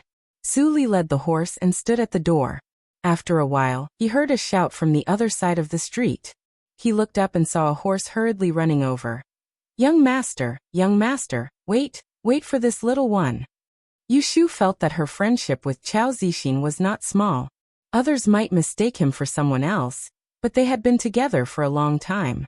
If he changed his hairstyle, changed his clothes, or spoke in a low voice, he would mistake him for someone else. Then she would really have wasted her eyes. Unless there was another person in this world who looked exactly like him. On the way back to the Ji family, Yushu was puzzled. Why did Chao Zixin suddenly become the eldest young master of the Shui family? Why did he pretend not to know her? Did he have something difficult to say? Or did he hurt his head and forget her? After considering the probability of the accident, Yushu was more inclined to believe that he had other reasons. From what housekeeper Su said, it seemed that he didn't know that Chao Zixin had lived in Yang City for a few months. Could it be that there was something wrong with this housekeeper? Because there was too little information for her to analyze, she couldn't figure it out after thinking about it. It took her a long time to remember that she should be angry at this moment. This guy was obviously the eldest young master of a rich family. He didn't know how to be generous to her. He only gave her 10 copper coins a day and made her do this and that.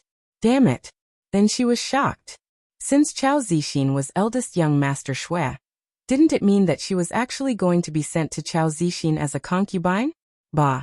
As soon as this idea came up, Yushu broke out in a cold sweat. She was still sitting in the sedan chair. She took out the copper coins that never left her cuff and held them in her palm. She wanted to concentrate, but she couldn't concentrate to ask for divination. She tried a few times, but it was an empty hexagram. She couldn't get it. In the end, she could only put away the money unhappily and beat her thigh. Suddenly, eldest young master Shui became an acquaintance. Her original plan had to be put on hold. The most important thing now was to find a way to contact Chao Zixin. It was best to talk to him in private. She wanted to know what happened to him. How could he become another person when he went to sweep a tomb? No matter what, Yushu was still optimistic about Chao Zixin becoming eldest young master Shui. He was a friend and not an enemy.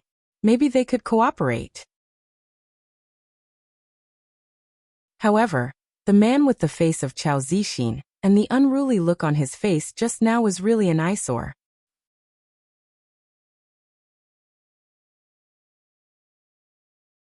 Chapter 99. The sedan stopped in front of the Ji mansion. Yushu followed Ji Xiaoqun and Ji Hayotani into the gate. The two people in front of her didn't look good. They frowned so much that they could kill a fly. Yushu covered her mouth with a fan and snickered. Suddenly, Ji Hyotani turned his head and looked at her with a gloomy face. Are you happy? Yushu shook her head. No. Ji Hyotani snorted and waved his hand to the servant. Send Miss Ji back to her room. Yushu waved her fan and followed the servant away. She could still hear second brother Ji's grumbling voice behind her. What's going on? We've clearly taken care of everything, and now there's a bloody disaster. When she returned to the small courtyard, old woman Huang was waiting for her. She took off all her clothes and left an empty shelf for her. Yushu untied her dress and removed the belt around her waist. When she lifted up the hem of her dress, she saw that there were red marks on her white and tender waist. She really didn't know how long she could endure it. After changing into a loose dress, Yushu went to the next room to see Yu Xiaoxiu. Yu Xiaoxiu's condition today was better than yesterday. He was sober and could eat. He didn't sweat anymore. However, he still couldn't turn over, so he lay on the bed and talked to Yushu. Sister, where did you go this morning? I asked Aunt Lu, but she didn't tell me. Yushu thought that she had to let him know sooner or later. Moreover, she saw Chao Zixin today. She thought that there was no better time than now, so she poured a glass of water and sat down. She asked Qiu Xiang to go out and asked Aunt Lu to guard outside. It's like this. Hearing Yushu said that the Ji family wanted to send her to be a concubine, Yu Xiaoxiu was so angry that he almost jumped up from the bed. That's their plan. How shameless. Yushu reached out and pressed his back, and Yu Xiaoxiu lay back in pain. Don't interrupt. Let me finish, or I won't talk to you anymore. Yu Xiaoxiu had no choice but to bite his lip and endure his anger. After listening to Yushu's explanation, he slammed the headboard of the bed a few times. Damn it, I knew they were up to no good. After venting his anger, he looked up and saw Yushu's calm look, so he said anxiously, Sister, why aren't you worried at all? Are you really going to replace Miss Minglan to be a concubine? Lower your voice, lower your voice. Shh. Yushu put her hand on her lips to signal him to be quiet.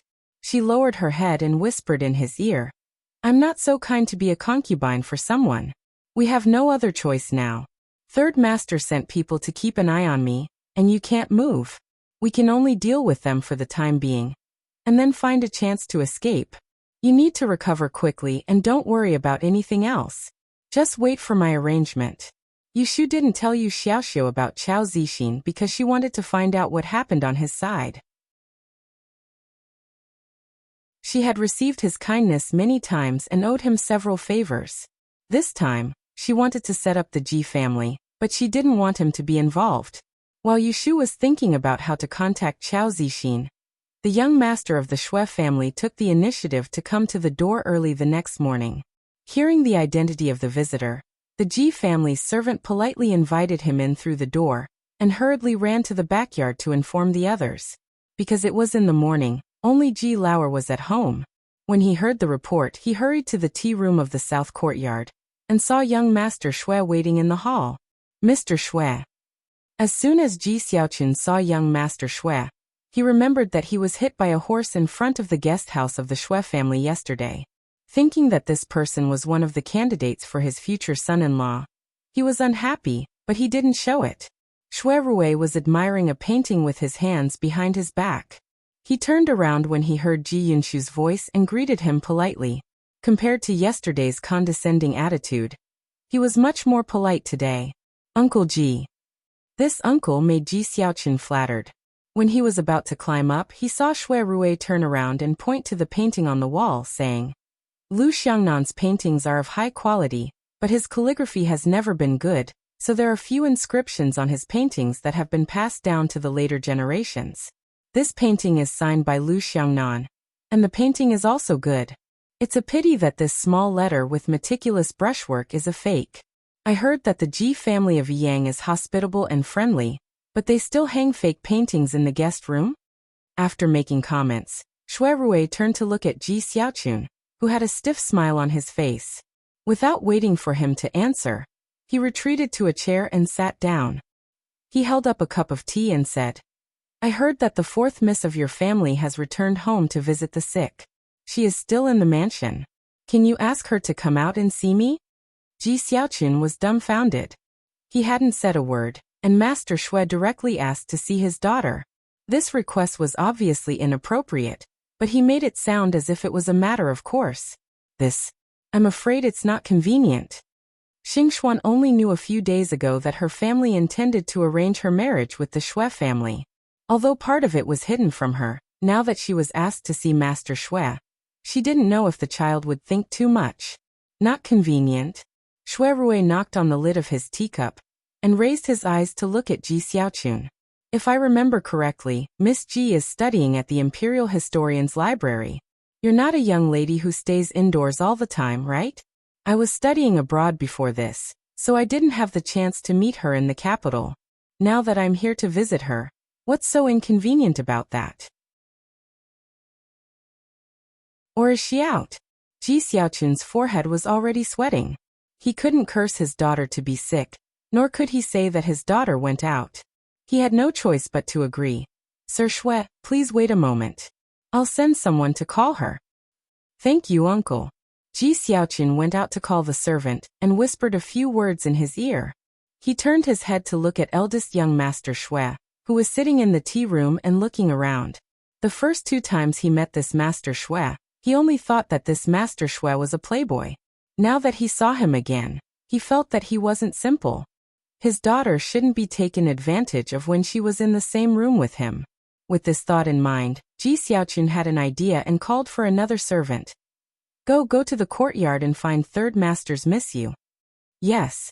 After the servant left to eat a meal, Ji Xiaochun sat in the tea room with Xue Rui. Suddenly, he heard the crisp sound of an ornament coming from outside the door. He knew that his daughter had arrived. Xue Rui also heard the noise, so he put down his teacup and went to the door. He saw a slender figure on the floor. She was wearing a lotus skirt that was half rolled up. She had a yellow embroidered foot and half a pair of snow socks. She held a handkerchief in her hand and lifted the hem of her skirt. When she put it down, she looked up and saw a bright moon on her forehead. Her eyebrows were sharp, and half a fragrant handkerchief covered her hibiscus face. This was the Ji family Ji Xingxuan. Father. As soon as Ji Xiaochun saw his precious daughter, he became spirited. He stood up and introduced her. Xingxuan, come here. This young master is Minister Xue's Sir Xue, Gaokai. Ji Xingxuan half turned around and looked at Xue Rui. She was good at reading people's faces, so when she saw that the person in front of her was a young man with sharp eyebrows and bright eyes, she generously saluted, Sir Xue. Xue Rui raised his brows and smiled, looking extremely heroic. Miss Ji. Ji Xiaochun looked at this pair of young people and thought of the phrase golden boy and jade girl. He secretly thought that if he couldn't get close to the royal family, this young master of the Xue family would be a match for his daughter's appearance. While Ji Xiaochun was looking at his son-in-law, Yu Shu, who had already walked to the door, was also looking inside. She looked at the 3 people inside the door. She knew Ji Xiaochun, and she also knew Chao Zixin, who was wearing the identity of young Master Xue. As for the young lady with the veil, she must be Xingxuan of the Ji family. Seeing Ji Xingxuan for the first time, Yushu's first thought was due to her physiological reaction. This was the young lady who caused her predecessor to be locked up in the ancestral hall and suffocated to death because of a piece of jade. The second thought was, this was the young lady who had an extremely good fortune and needed a dog-shit girl like her to replace her as a concubine. Thinking of this, Yushu couldn't help but secretly laugh. This was called having a grudge in the past and a grudge in the present. She took a deep breath and adjusted her expression. She said, Second Master, did you ask for me? Hearing this, the 3 people in the room turned their heads and saw a young lady standing at the door. She was wearing a loose gray skirt and a washed white blouse. Her hair was plain and her face was clean. She was obediently looking at the door. Xue Rui frowned. Ji Xingxuan was surprised, and Ji Xiaochun's face stiffened again. He glanced at Xue Rui's expression and thought to himself, oh no, I forgot to ask someone to instruct this girl to dress herself up before coming out. This is bad. If young Master Xue sees her sloppy appearance with his own eyes, would the Xue family go back on their word before waiting for 3 days? Shui Rui pointed at the door and turned to Ji Xiaoqun with uncertainty. Is this the girl who went to the guest house yesterday? Ji Xiaoqun said. Ah yes. Shui Rui squinted at Yushu. Oh, I really can't recognize you like this. Yushu looked at this Master Shui who was pretending. She sneered in her heart. Pretend? Do you really think that I can't recognize you after you change your identity? Sooner or later, I will tear it off for you. Ji Xiaoqun laughed dryly and winked at Yushu. Aren't you taking care of your brother? Why are you here? Go back quickly. Yushu pretended not to see it and said blankly. Didn't you ask someone to call me here? Ji Xiaoqun secretly scolded her for not knowing how to read the situation. He hurriedly drove her away. Go back. It's none of your business here. Oh. Yushu turned around and walked 2 steps. She turned back and timidly said to Ji Xiaoqun. Second master, I want to go out. Go out for what? Buy something. Let the servants go. They can't find a place. Yushu stayed at the door and refused to leave. She was sure that Ji Xiaoqun would not embarrass her in front of outsiders. She took the opportunity to find a chance to go out. Ji Xiaoqun was impatient with her pestering. He looked at Master Shui who was watching on the side. He waved his hand and agreed. Go. Let the servants follow you. Don't run around. Thank you, second master. Yushu achieved her goal. She turned around and left. Ji Xingxuan stood silently at the side from the beginning until the end, and she only bowed to Shui Rui after she watched Ji Xingxuan leave before she said apologetically, I was rude earlier, young Master Shui. No problem. Shui Rui looked in the direction of the door and pointed at the chair opposite. Miss Xingxuan, please sit. Ji Xingxuan nodded. Mr. Shui, please sit. Ji Xiaoqun shouted at the door. Someone bring another pot of good tea. Subsequently, after drinking about a pot of tea, with Ji Xiaoqun supervising them from the side, Shui Rui only chatted with Ji Xingxuan about some matters regarding the Taisher library. Their conversation was well-mannered and did not go overboard. When he saw that the sun was high up in the sky, he stood up and bade farewell. Before he left he even said, I'll come again tomorrow.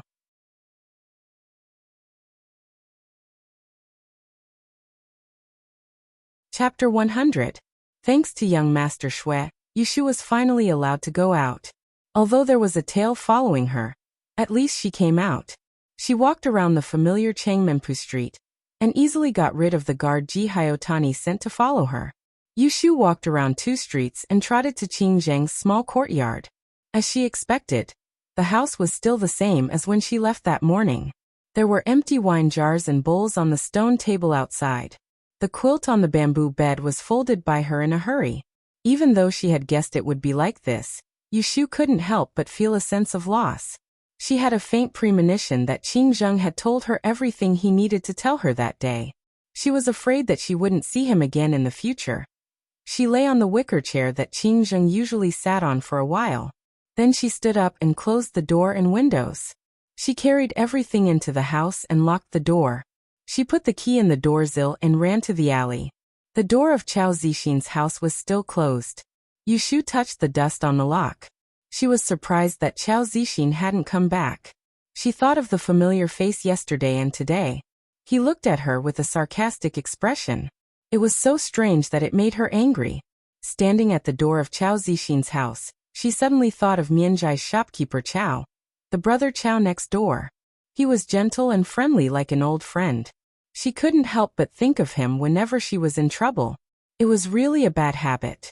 She laughed at herself and pulled the lock. Yushu turned around and knocked on the door of Zhao Hui's house. It was He Fengji who opened the door. Dr. He. Xiao Yu? Both of them were surprised to see each other. He Fengji turned sideways to let her in. He looked outside the door and closed the door. He asked in a low voice, Why are you here? Didn't you say that you couldn't come out? Yushu looked at the door and whispered, How is Aunt Hui? I'm much better. I just took my medicine. Mrs. Hu from next door went back to cook. I'm watching over her. Yushu nodded, took out a bag of silver and handed it to him. Please help me give this money to Aunt Hui. He Fengji was stunned. Aren't you going in? No, I'll go in. I don't know how to tell her. Yushu touched her ear and pushed the money back to him. Her voice was a little muffled. If Aunt Hui asks about me again, tell her that I'm fine. It's not that I didn't come to see her on purpose. It's just that my family is strict.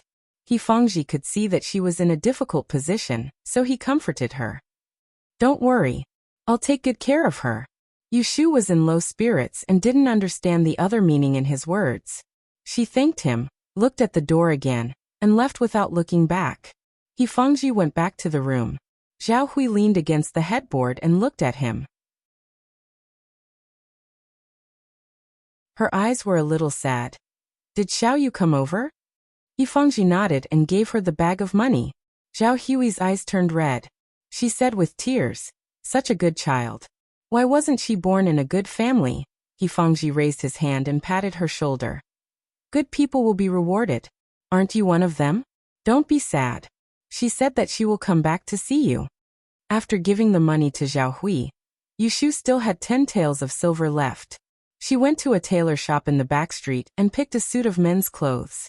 She changed the dress she was wearing and asked the shopkeeper to take care of it. Then, she went out and rented a carriage to go to the Taiheng Chamber of Commerce to find Pei Jing. On the way, she divined for herself. When she arrived, Pei Jing happened to be checking the accounts in the backyard. He had a room to himself, but there were only 3 accounts on the table. Did you solve the problem at home? Pei Jing put down the abacus in his hand and rubbed his eyebrows. It was rare for Yushu to see him do it himself, so she wasn't curious. Not yet. I'm here to give you a divination. Yushu took out a crumpled piece of paper and put it on the table. How come it's 5 days? Didn't you say it's 3 days? Yushu stood across the table and said with a smile. I said it's 3 days. I didn't say I can't calculate the next 2 days. Pei Jing heard the meaning behind her words. His eyes lit up and nodded. You came at the right time. The Chamber of Commerce has a batch of goods tomorrow. By the way, since you're here, I'll give you the money first. He got up and went out to get the money. Yushu stood there and waited for him. She looked at the account book on the table and casually picked it up and flipped through it. To an expert, the account book was like a 3-dimensional database. With just a glance, they could sort out the shape of the account book. To an expert, it was even more clear at a glance. They could roughly see what was wrong. What? Yushu was slightly suspicious. She flipped back 2 pages and ran her finger across a line.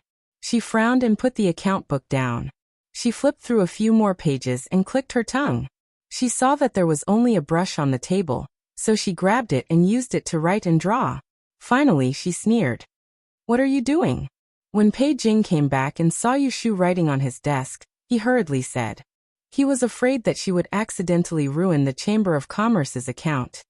Mr. Pei, Yushu embarrassedly put down the brush and scratched her head. I just casually. Can this account not be seen by outsiders? It's okay. It doesn't matter if you see it, but if outsiders see it, it'll be bad.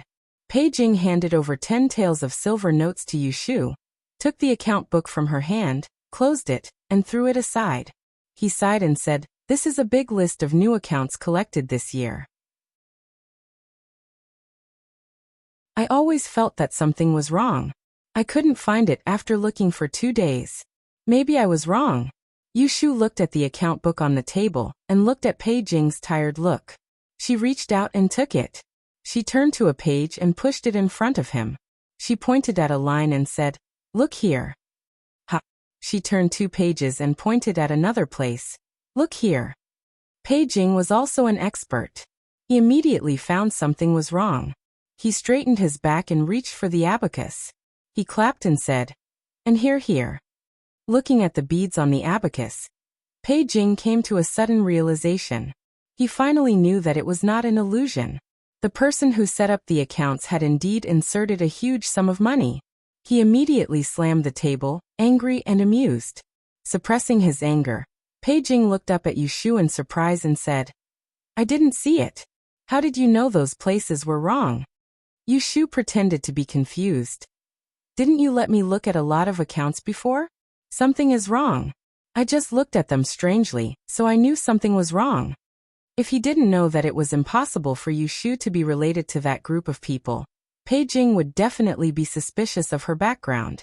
At the moment, there was only the excitement of seeing the prey. You child, you really have a good aptitude. It would be a waste if you don't learn to calculate. Yu Shu had fought her way to the Dan dynasty. This was the first time she was praised for having a good aptitude. She smiled shyly and said, "It's teacher who taught me well." If it wasn't for Pei Jing's generous teaching, how could she understand the ancient accounts in such a short time? Good. Pei Jing repeatedly said good. He looked at Yu Shu with undisguised love. If his daughter wasn't already married, he really wanted to accept this kid as a son-in-law. "Sir Pei, I have something to ask you." "What?" "Say it." After solving this bad debt, Pei Jing was in a good mood. He crossed his hands and leaned on the back of the chair, waiting to hear what Yu Shu needed his help with. "I want to ask, from Yiyang City to the capital, what route should I take?" "You want to go to the capital?" Pei Jing said in surprise. "You want to go to do what?" Yu Shu shook her head. "I'm asking for someone else."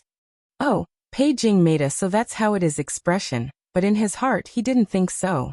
To go to the capital, just knowing the route is not enough. It's best to follow an escort agency or a caravan. As long as you spend a bit more money, you can bring your own dry rations on the road. Otherwise, if you travel alone, it will be bad if you encounter bandits. Yiyang City's Tongyuan Escort Agency has an escort carriage that goes to the capital almost every month. Their escorts are all good. If it's a caravan, we Tihan have our own escort team, so we don't need people to escort the goods. Every month, we will also go to the capital. Which one is safer? Pei Jing said without hesitation. Of course it's to follow us, Tihan. However, the Chamber of Commerce usually doesn't bring outsiders when they travel. Not bringing outsiders meant that they could bring their own people. Yu Shu understood the meaning behind Pei Jing's words, and had a plan in mind. "Ashu, if there's anything you need my help with, just say the word," Pei Jing said. Pei Jing was very good at conducting himself, but Yu Shu wasn't stupid. Of course, she wouldn't be moved by his words and ask him for help. If she really needed his help, she would choose another unyielding method. "Hee, then you can give me the table now. Let me write something." At noon, Luffy ate 3 dishes and 1 soup with Pei Jing in the headquarters. After saying goodbye to Pei Jing, Yu Shu went to Wanxiang Street. She started from a gambling house on the east side of the street. She won 1 game and then left. She avoided the Baron Casino and went across half of the street. She won more than 20 taels of silver from 7 gambling houses. Plus the money that Pei Jing gave her. She had 50 taels of silver left, which was more than enough for Luffy. She exchanged a small bag of broken silver for 3 taels of silver in the bank. She hid the rest of the banknotes with her. Recalling that afternoon when Jihayotani tore her 10 taels of banknotes, she was still angry. He didn't care about the 10 taels of silver, but the money was enough for an ordinary family of 3 to live a good life for half a year. After dealing with these chores, Yu Shu returned to Changmenpu Street. She went to the ready-made clothing store to change her clothes and swaggered to the Xue family's guest house. No matter what, she had to see Chao Zixin. "No, Master Xue." The Xue family's guest house was closed and the road was deserted. Yu Shu stayed under the roadside wall diagonally opposite the gate. She waited for a long time, but no one came. Watching the dusk, she had to kick the pebbles to walk to the street. She was absent-minded and didn't pay attention to the movement around. When she turned the corner, a carriage almost brushed her elbow and stopped abruptly. She was still a little confused and turned to look at the behemoth parked beside her. She saw the curtain of the window open and a cold face appeared. "Don't you watch the road? It's you?" Xue Rui looked at the little girl under the window. He was surprised at first, then his eyes flashed and he frowned. "What are you doing here?" Although Yu Shu hated this face now, she was still happy to bump into him. She looked around and saw that there was no one, then she tiptoed and approached the window. She stared at him, and his face was reflected in her bright pupils. She whispered, "Brother Chao, is it you?"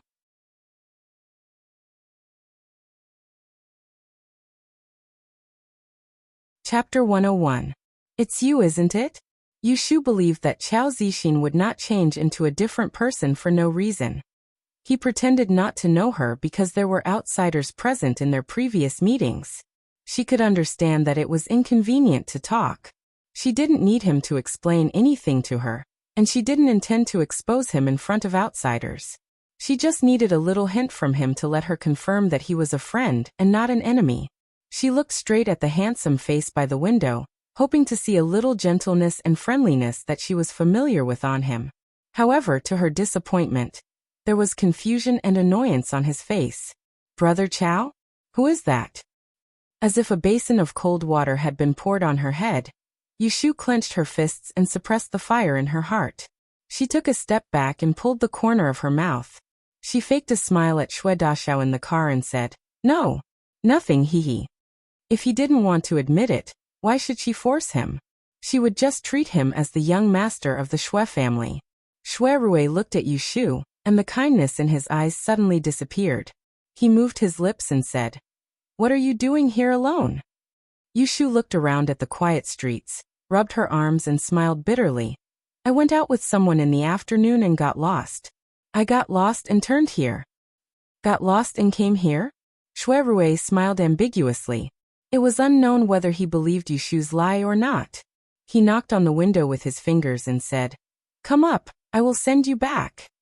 "Ah, you want to send me back?" Yushu was a little surprised. Xue Dashao didn't seem to like her.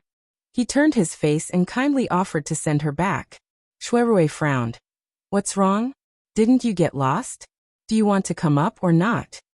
Yushu realized that he was not joking. She immediately went around to the front of the car, lifted the curtain and climbed up.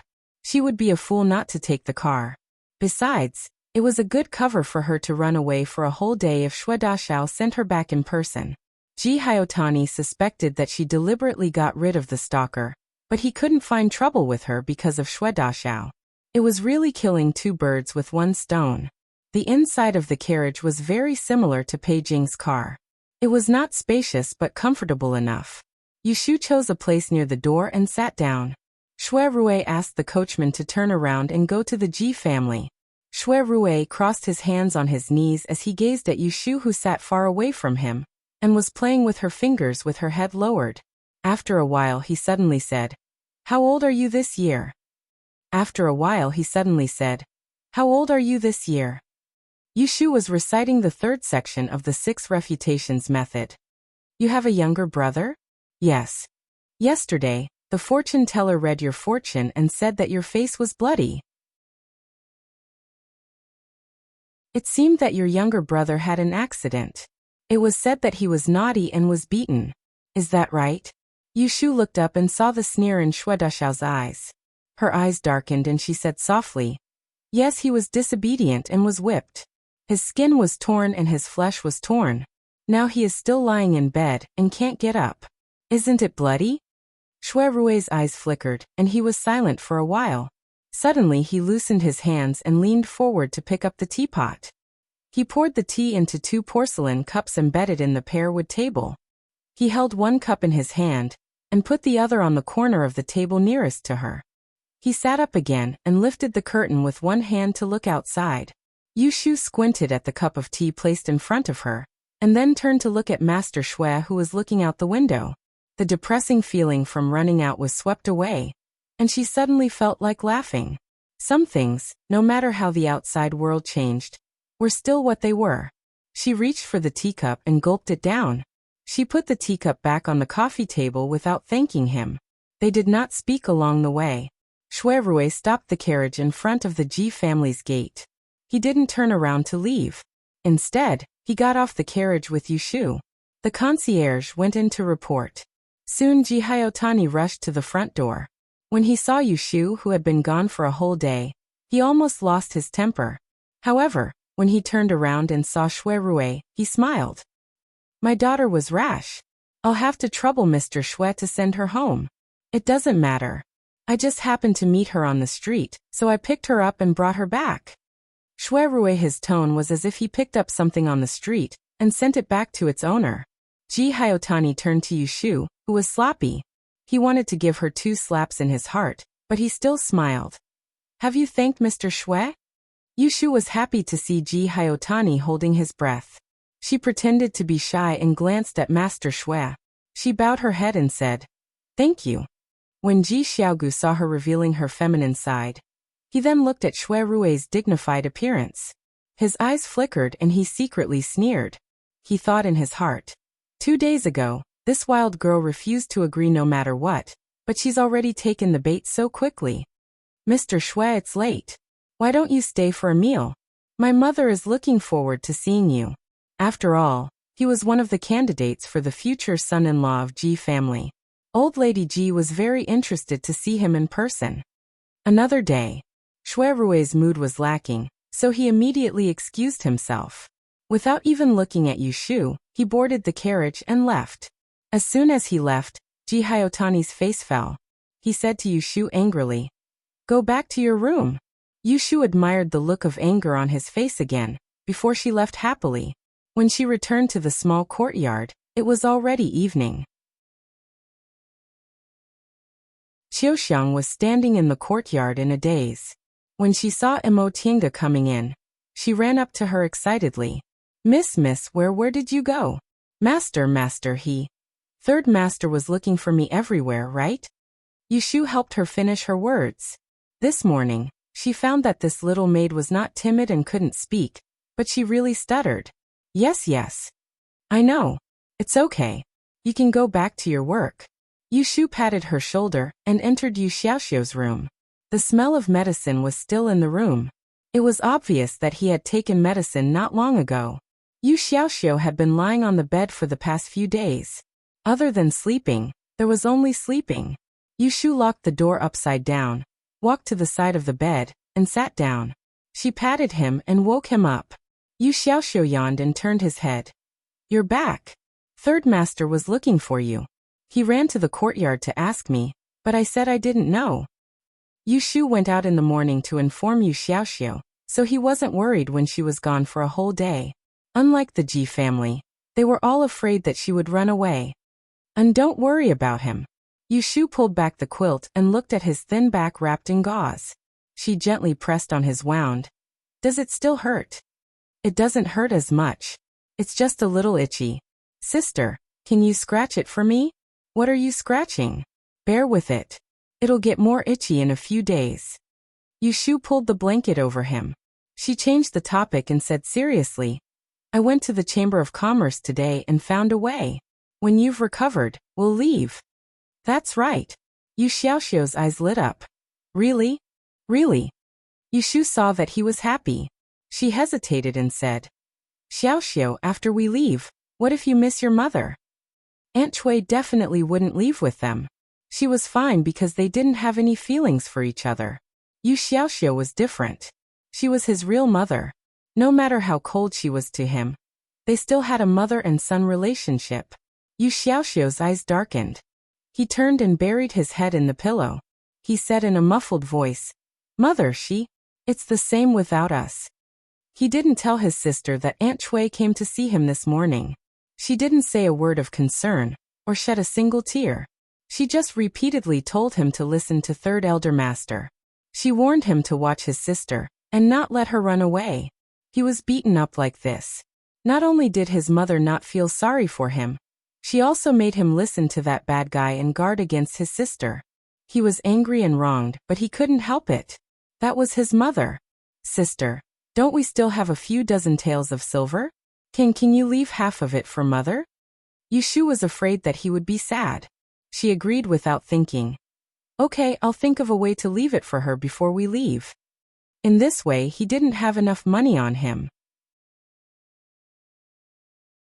He had to find a chance to go out and make more money. Last night, Yushu stayed up all night. Recently, she didn't have time to study the law of the time of calamity. Yesterday, she was excited, so she lit the lamp and calculated for the whole night. When it was almost dawn, she packed up the paper and went back to bed. Just when she fell asleep, she was shaken awake. When she opened her eyes, she saw old maid Huang. She thought that she remembered the wrong date. Today, she was going to Shui family's guest house. "Get up and get dressed. Mr. Shui is here." Yushu was sore all over and didn't want to move. When she got up, she said angrily, "Why did you call me when he came?" Isn't there fourth miss? Yesterday young Master Shui also came. If she remembered correctly, he was a guest accompanied by 4th Mississippi. Ji Xiaoqun asked her to go to the hall, and then drove her away. Why did he want her to show up today? Old Maid Huang pulled her arm, and pulled her up. She said angrily, "4th Miss will go back to the capital at dawn. 3rd Elder Master wants you to meet a guest. Get up." Left? Yushu woke up. She sat up and wiped her face. While putting on her clothes, she was thinking about what was going on. The master left and she was left to replace him. Ji Xingxuan was so generous. Young Master Shui was the man she would marry in the future. Why did it seem that she had nothing to do with him? Yushu felt strange for a while and didn't think much about it. Anyway, in her heart, she had to ruin the marriage between the Ji family and the Shui family. If they wanted to claim kinship, she would make them enemies. With a sinister smile, Yushu bent over and splashed a handful of cold water on her face. Just like the other day, she put on the waist belt, put on the powder, and hung the accessories. She put on the clothes and pretended to be dressed. Only then did old woman Huang push her out of the courtyard. Together with Qiuxiang, they accompanied her to the southern courtyard. It was not the tea room yesterday. It was a flower hall. Yushu was led to the door. She turned around and looked inside. She saw Ji Hyotani sitting and talking with the well-dressed young Master Shui. 3rd Elder Mr. Shui. Yushu stood at the door and bowed. She covered half of her face with the fan in her hand and yawned. They looked back at her together. Ji Hyotani frowned and said to her, "Why are you so slow? You made Mr. Shui wait for a long time." Yushu yawned again and lowered her eyes without saying anything. Shui Rui raised his eyebrows. He put down the tea in his hand and asked her, "Have you had breakfast?" Yushu said honestly, "Not yet." Shui Rui put down the tea in his hand and stood up. He flicked his clothes and said, "Let's go and have breakfast first." Yushu made a face and turned to look at Ji Hyotani. What was he going to do? You're tuning in to the Li Mei Sword of Destiny YouTube channel. We're so grateful for your support, and don't forget to subscribe to join us on this incredible journey through captivating stories. Your generosity through donations truly makes a world of difference, as it's the primary source of revenue that allows me to expand and enhance this channel for you. Thank you from the bottom of my heart for being a part of this adventure.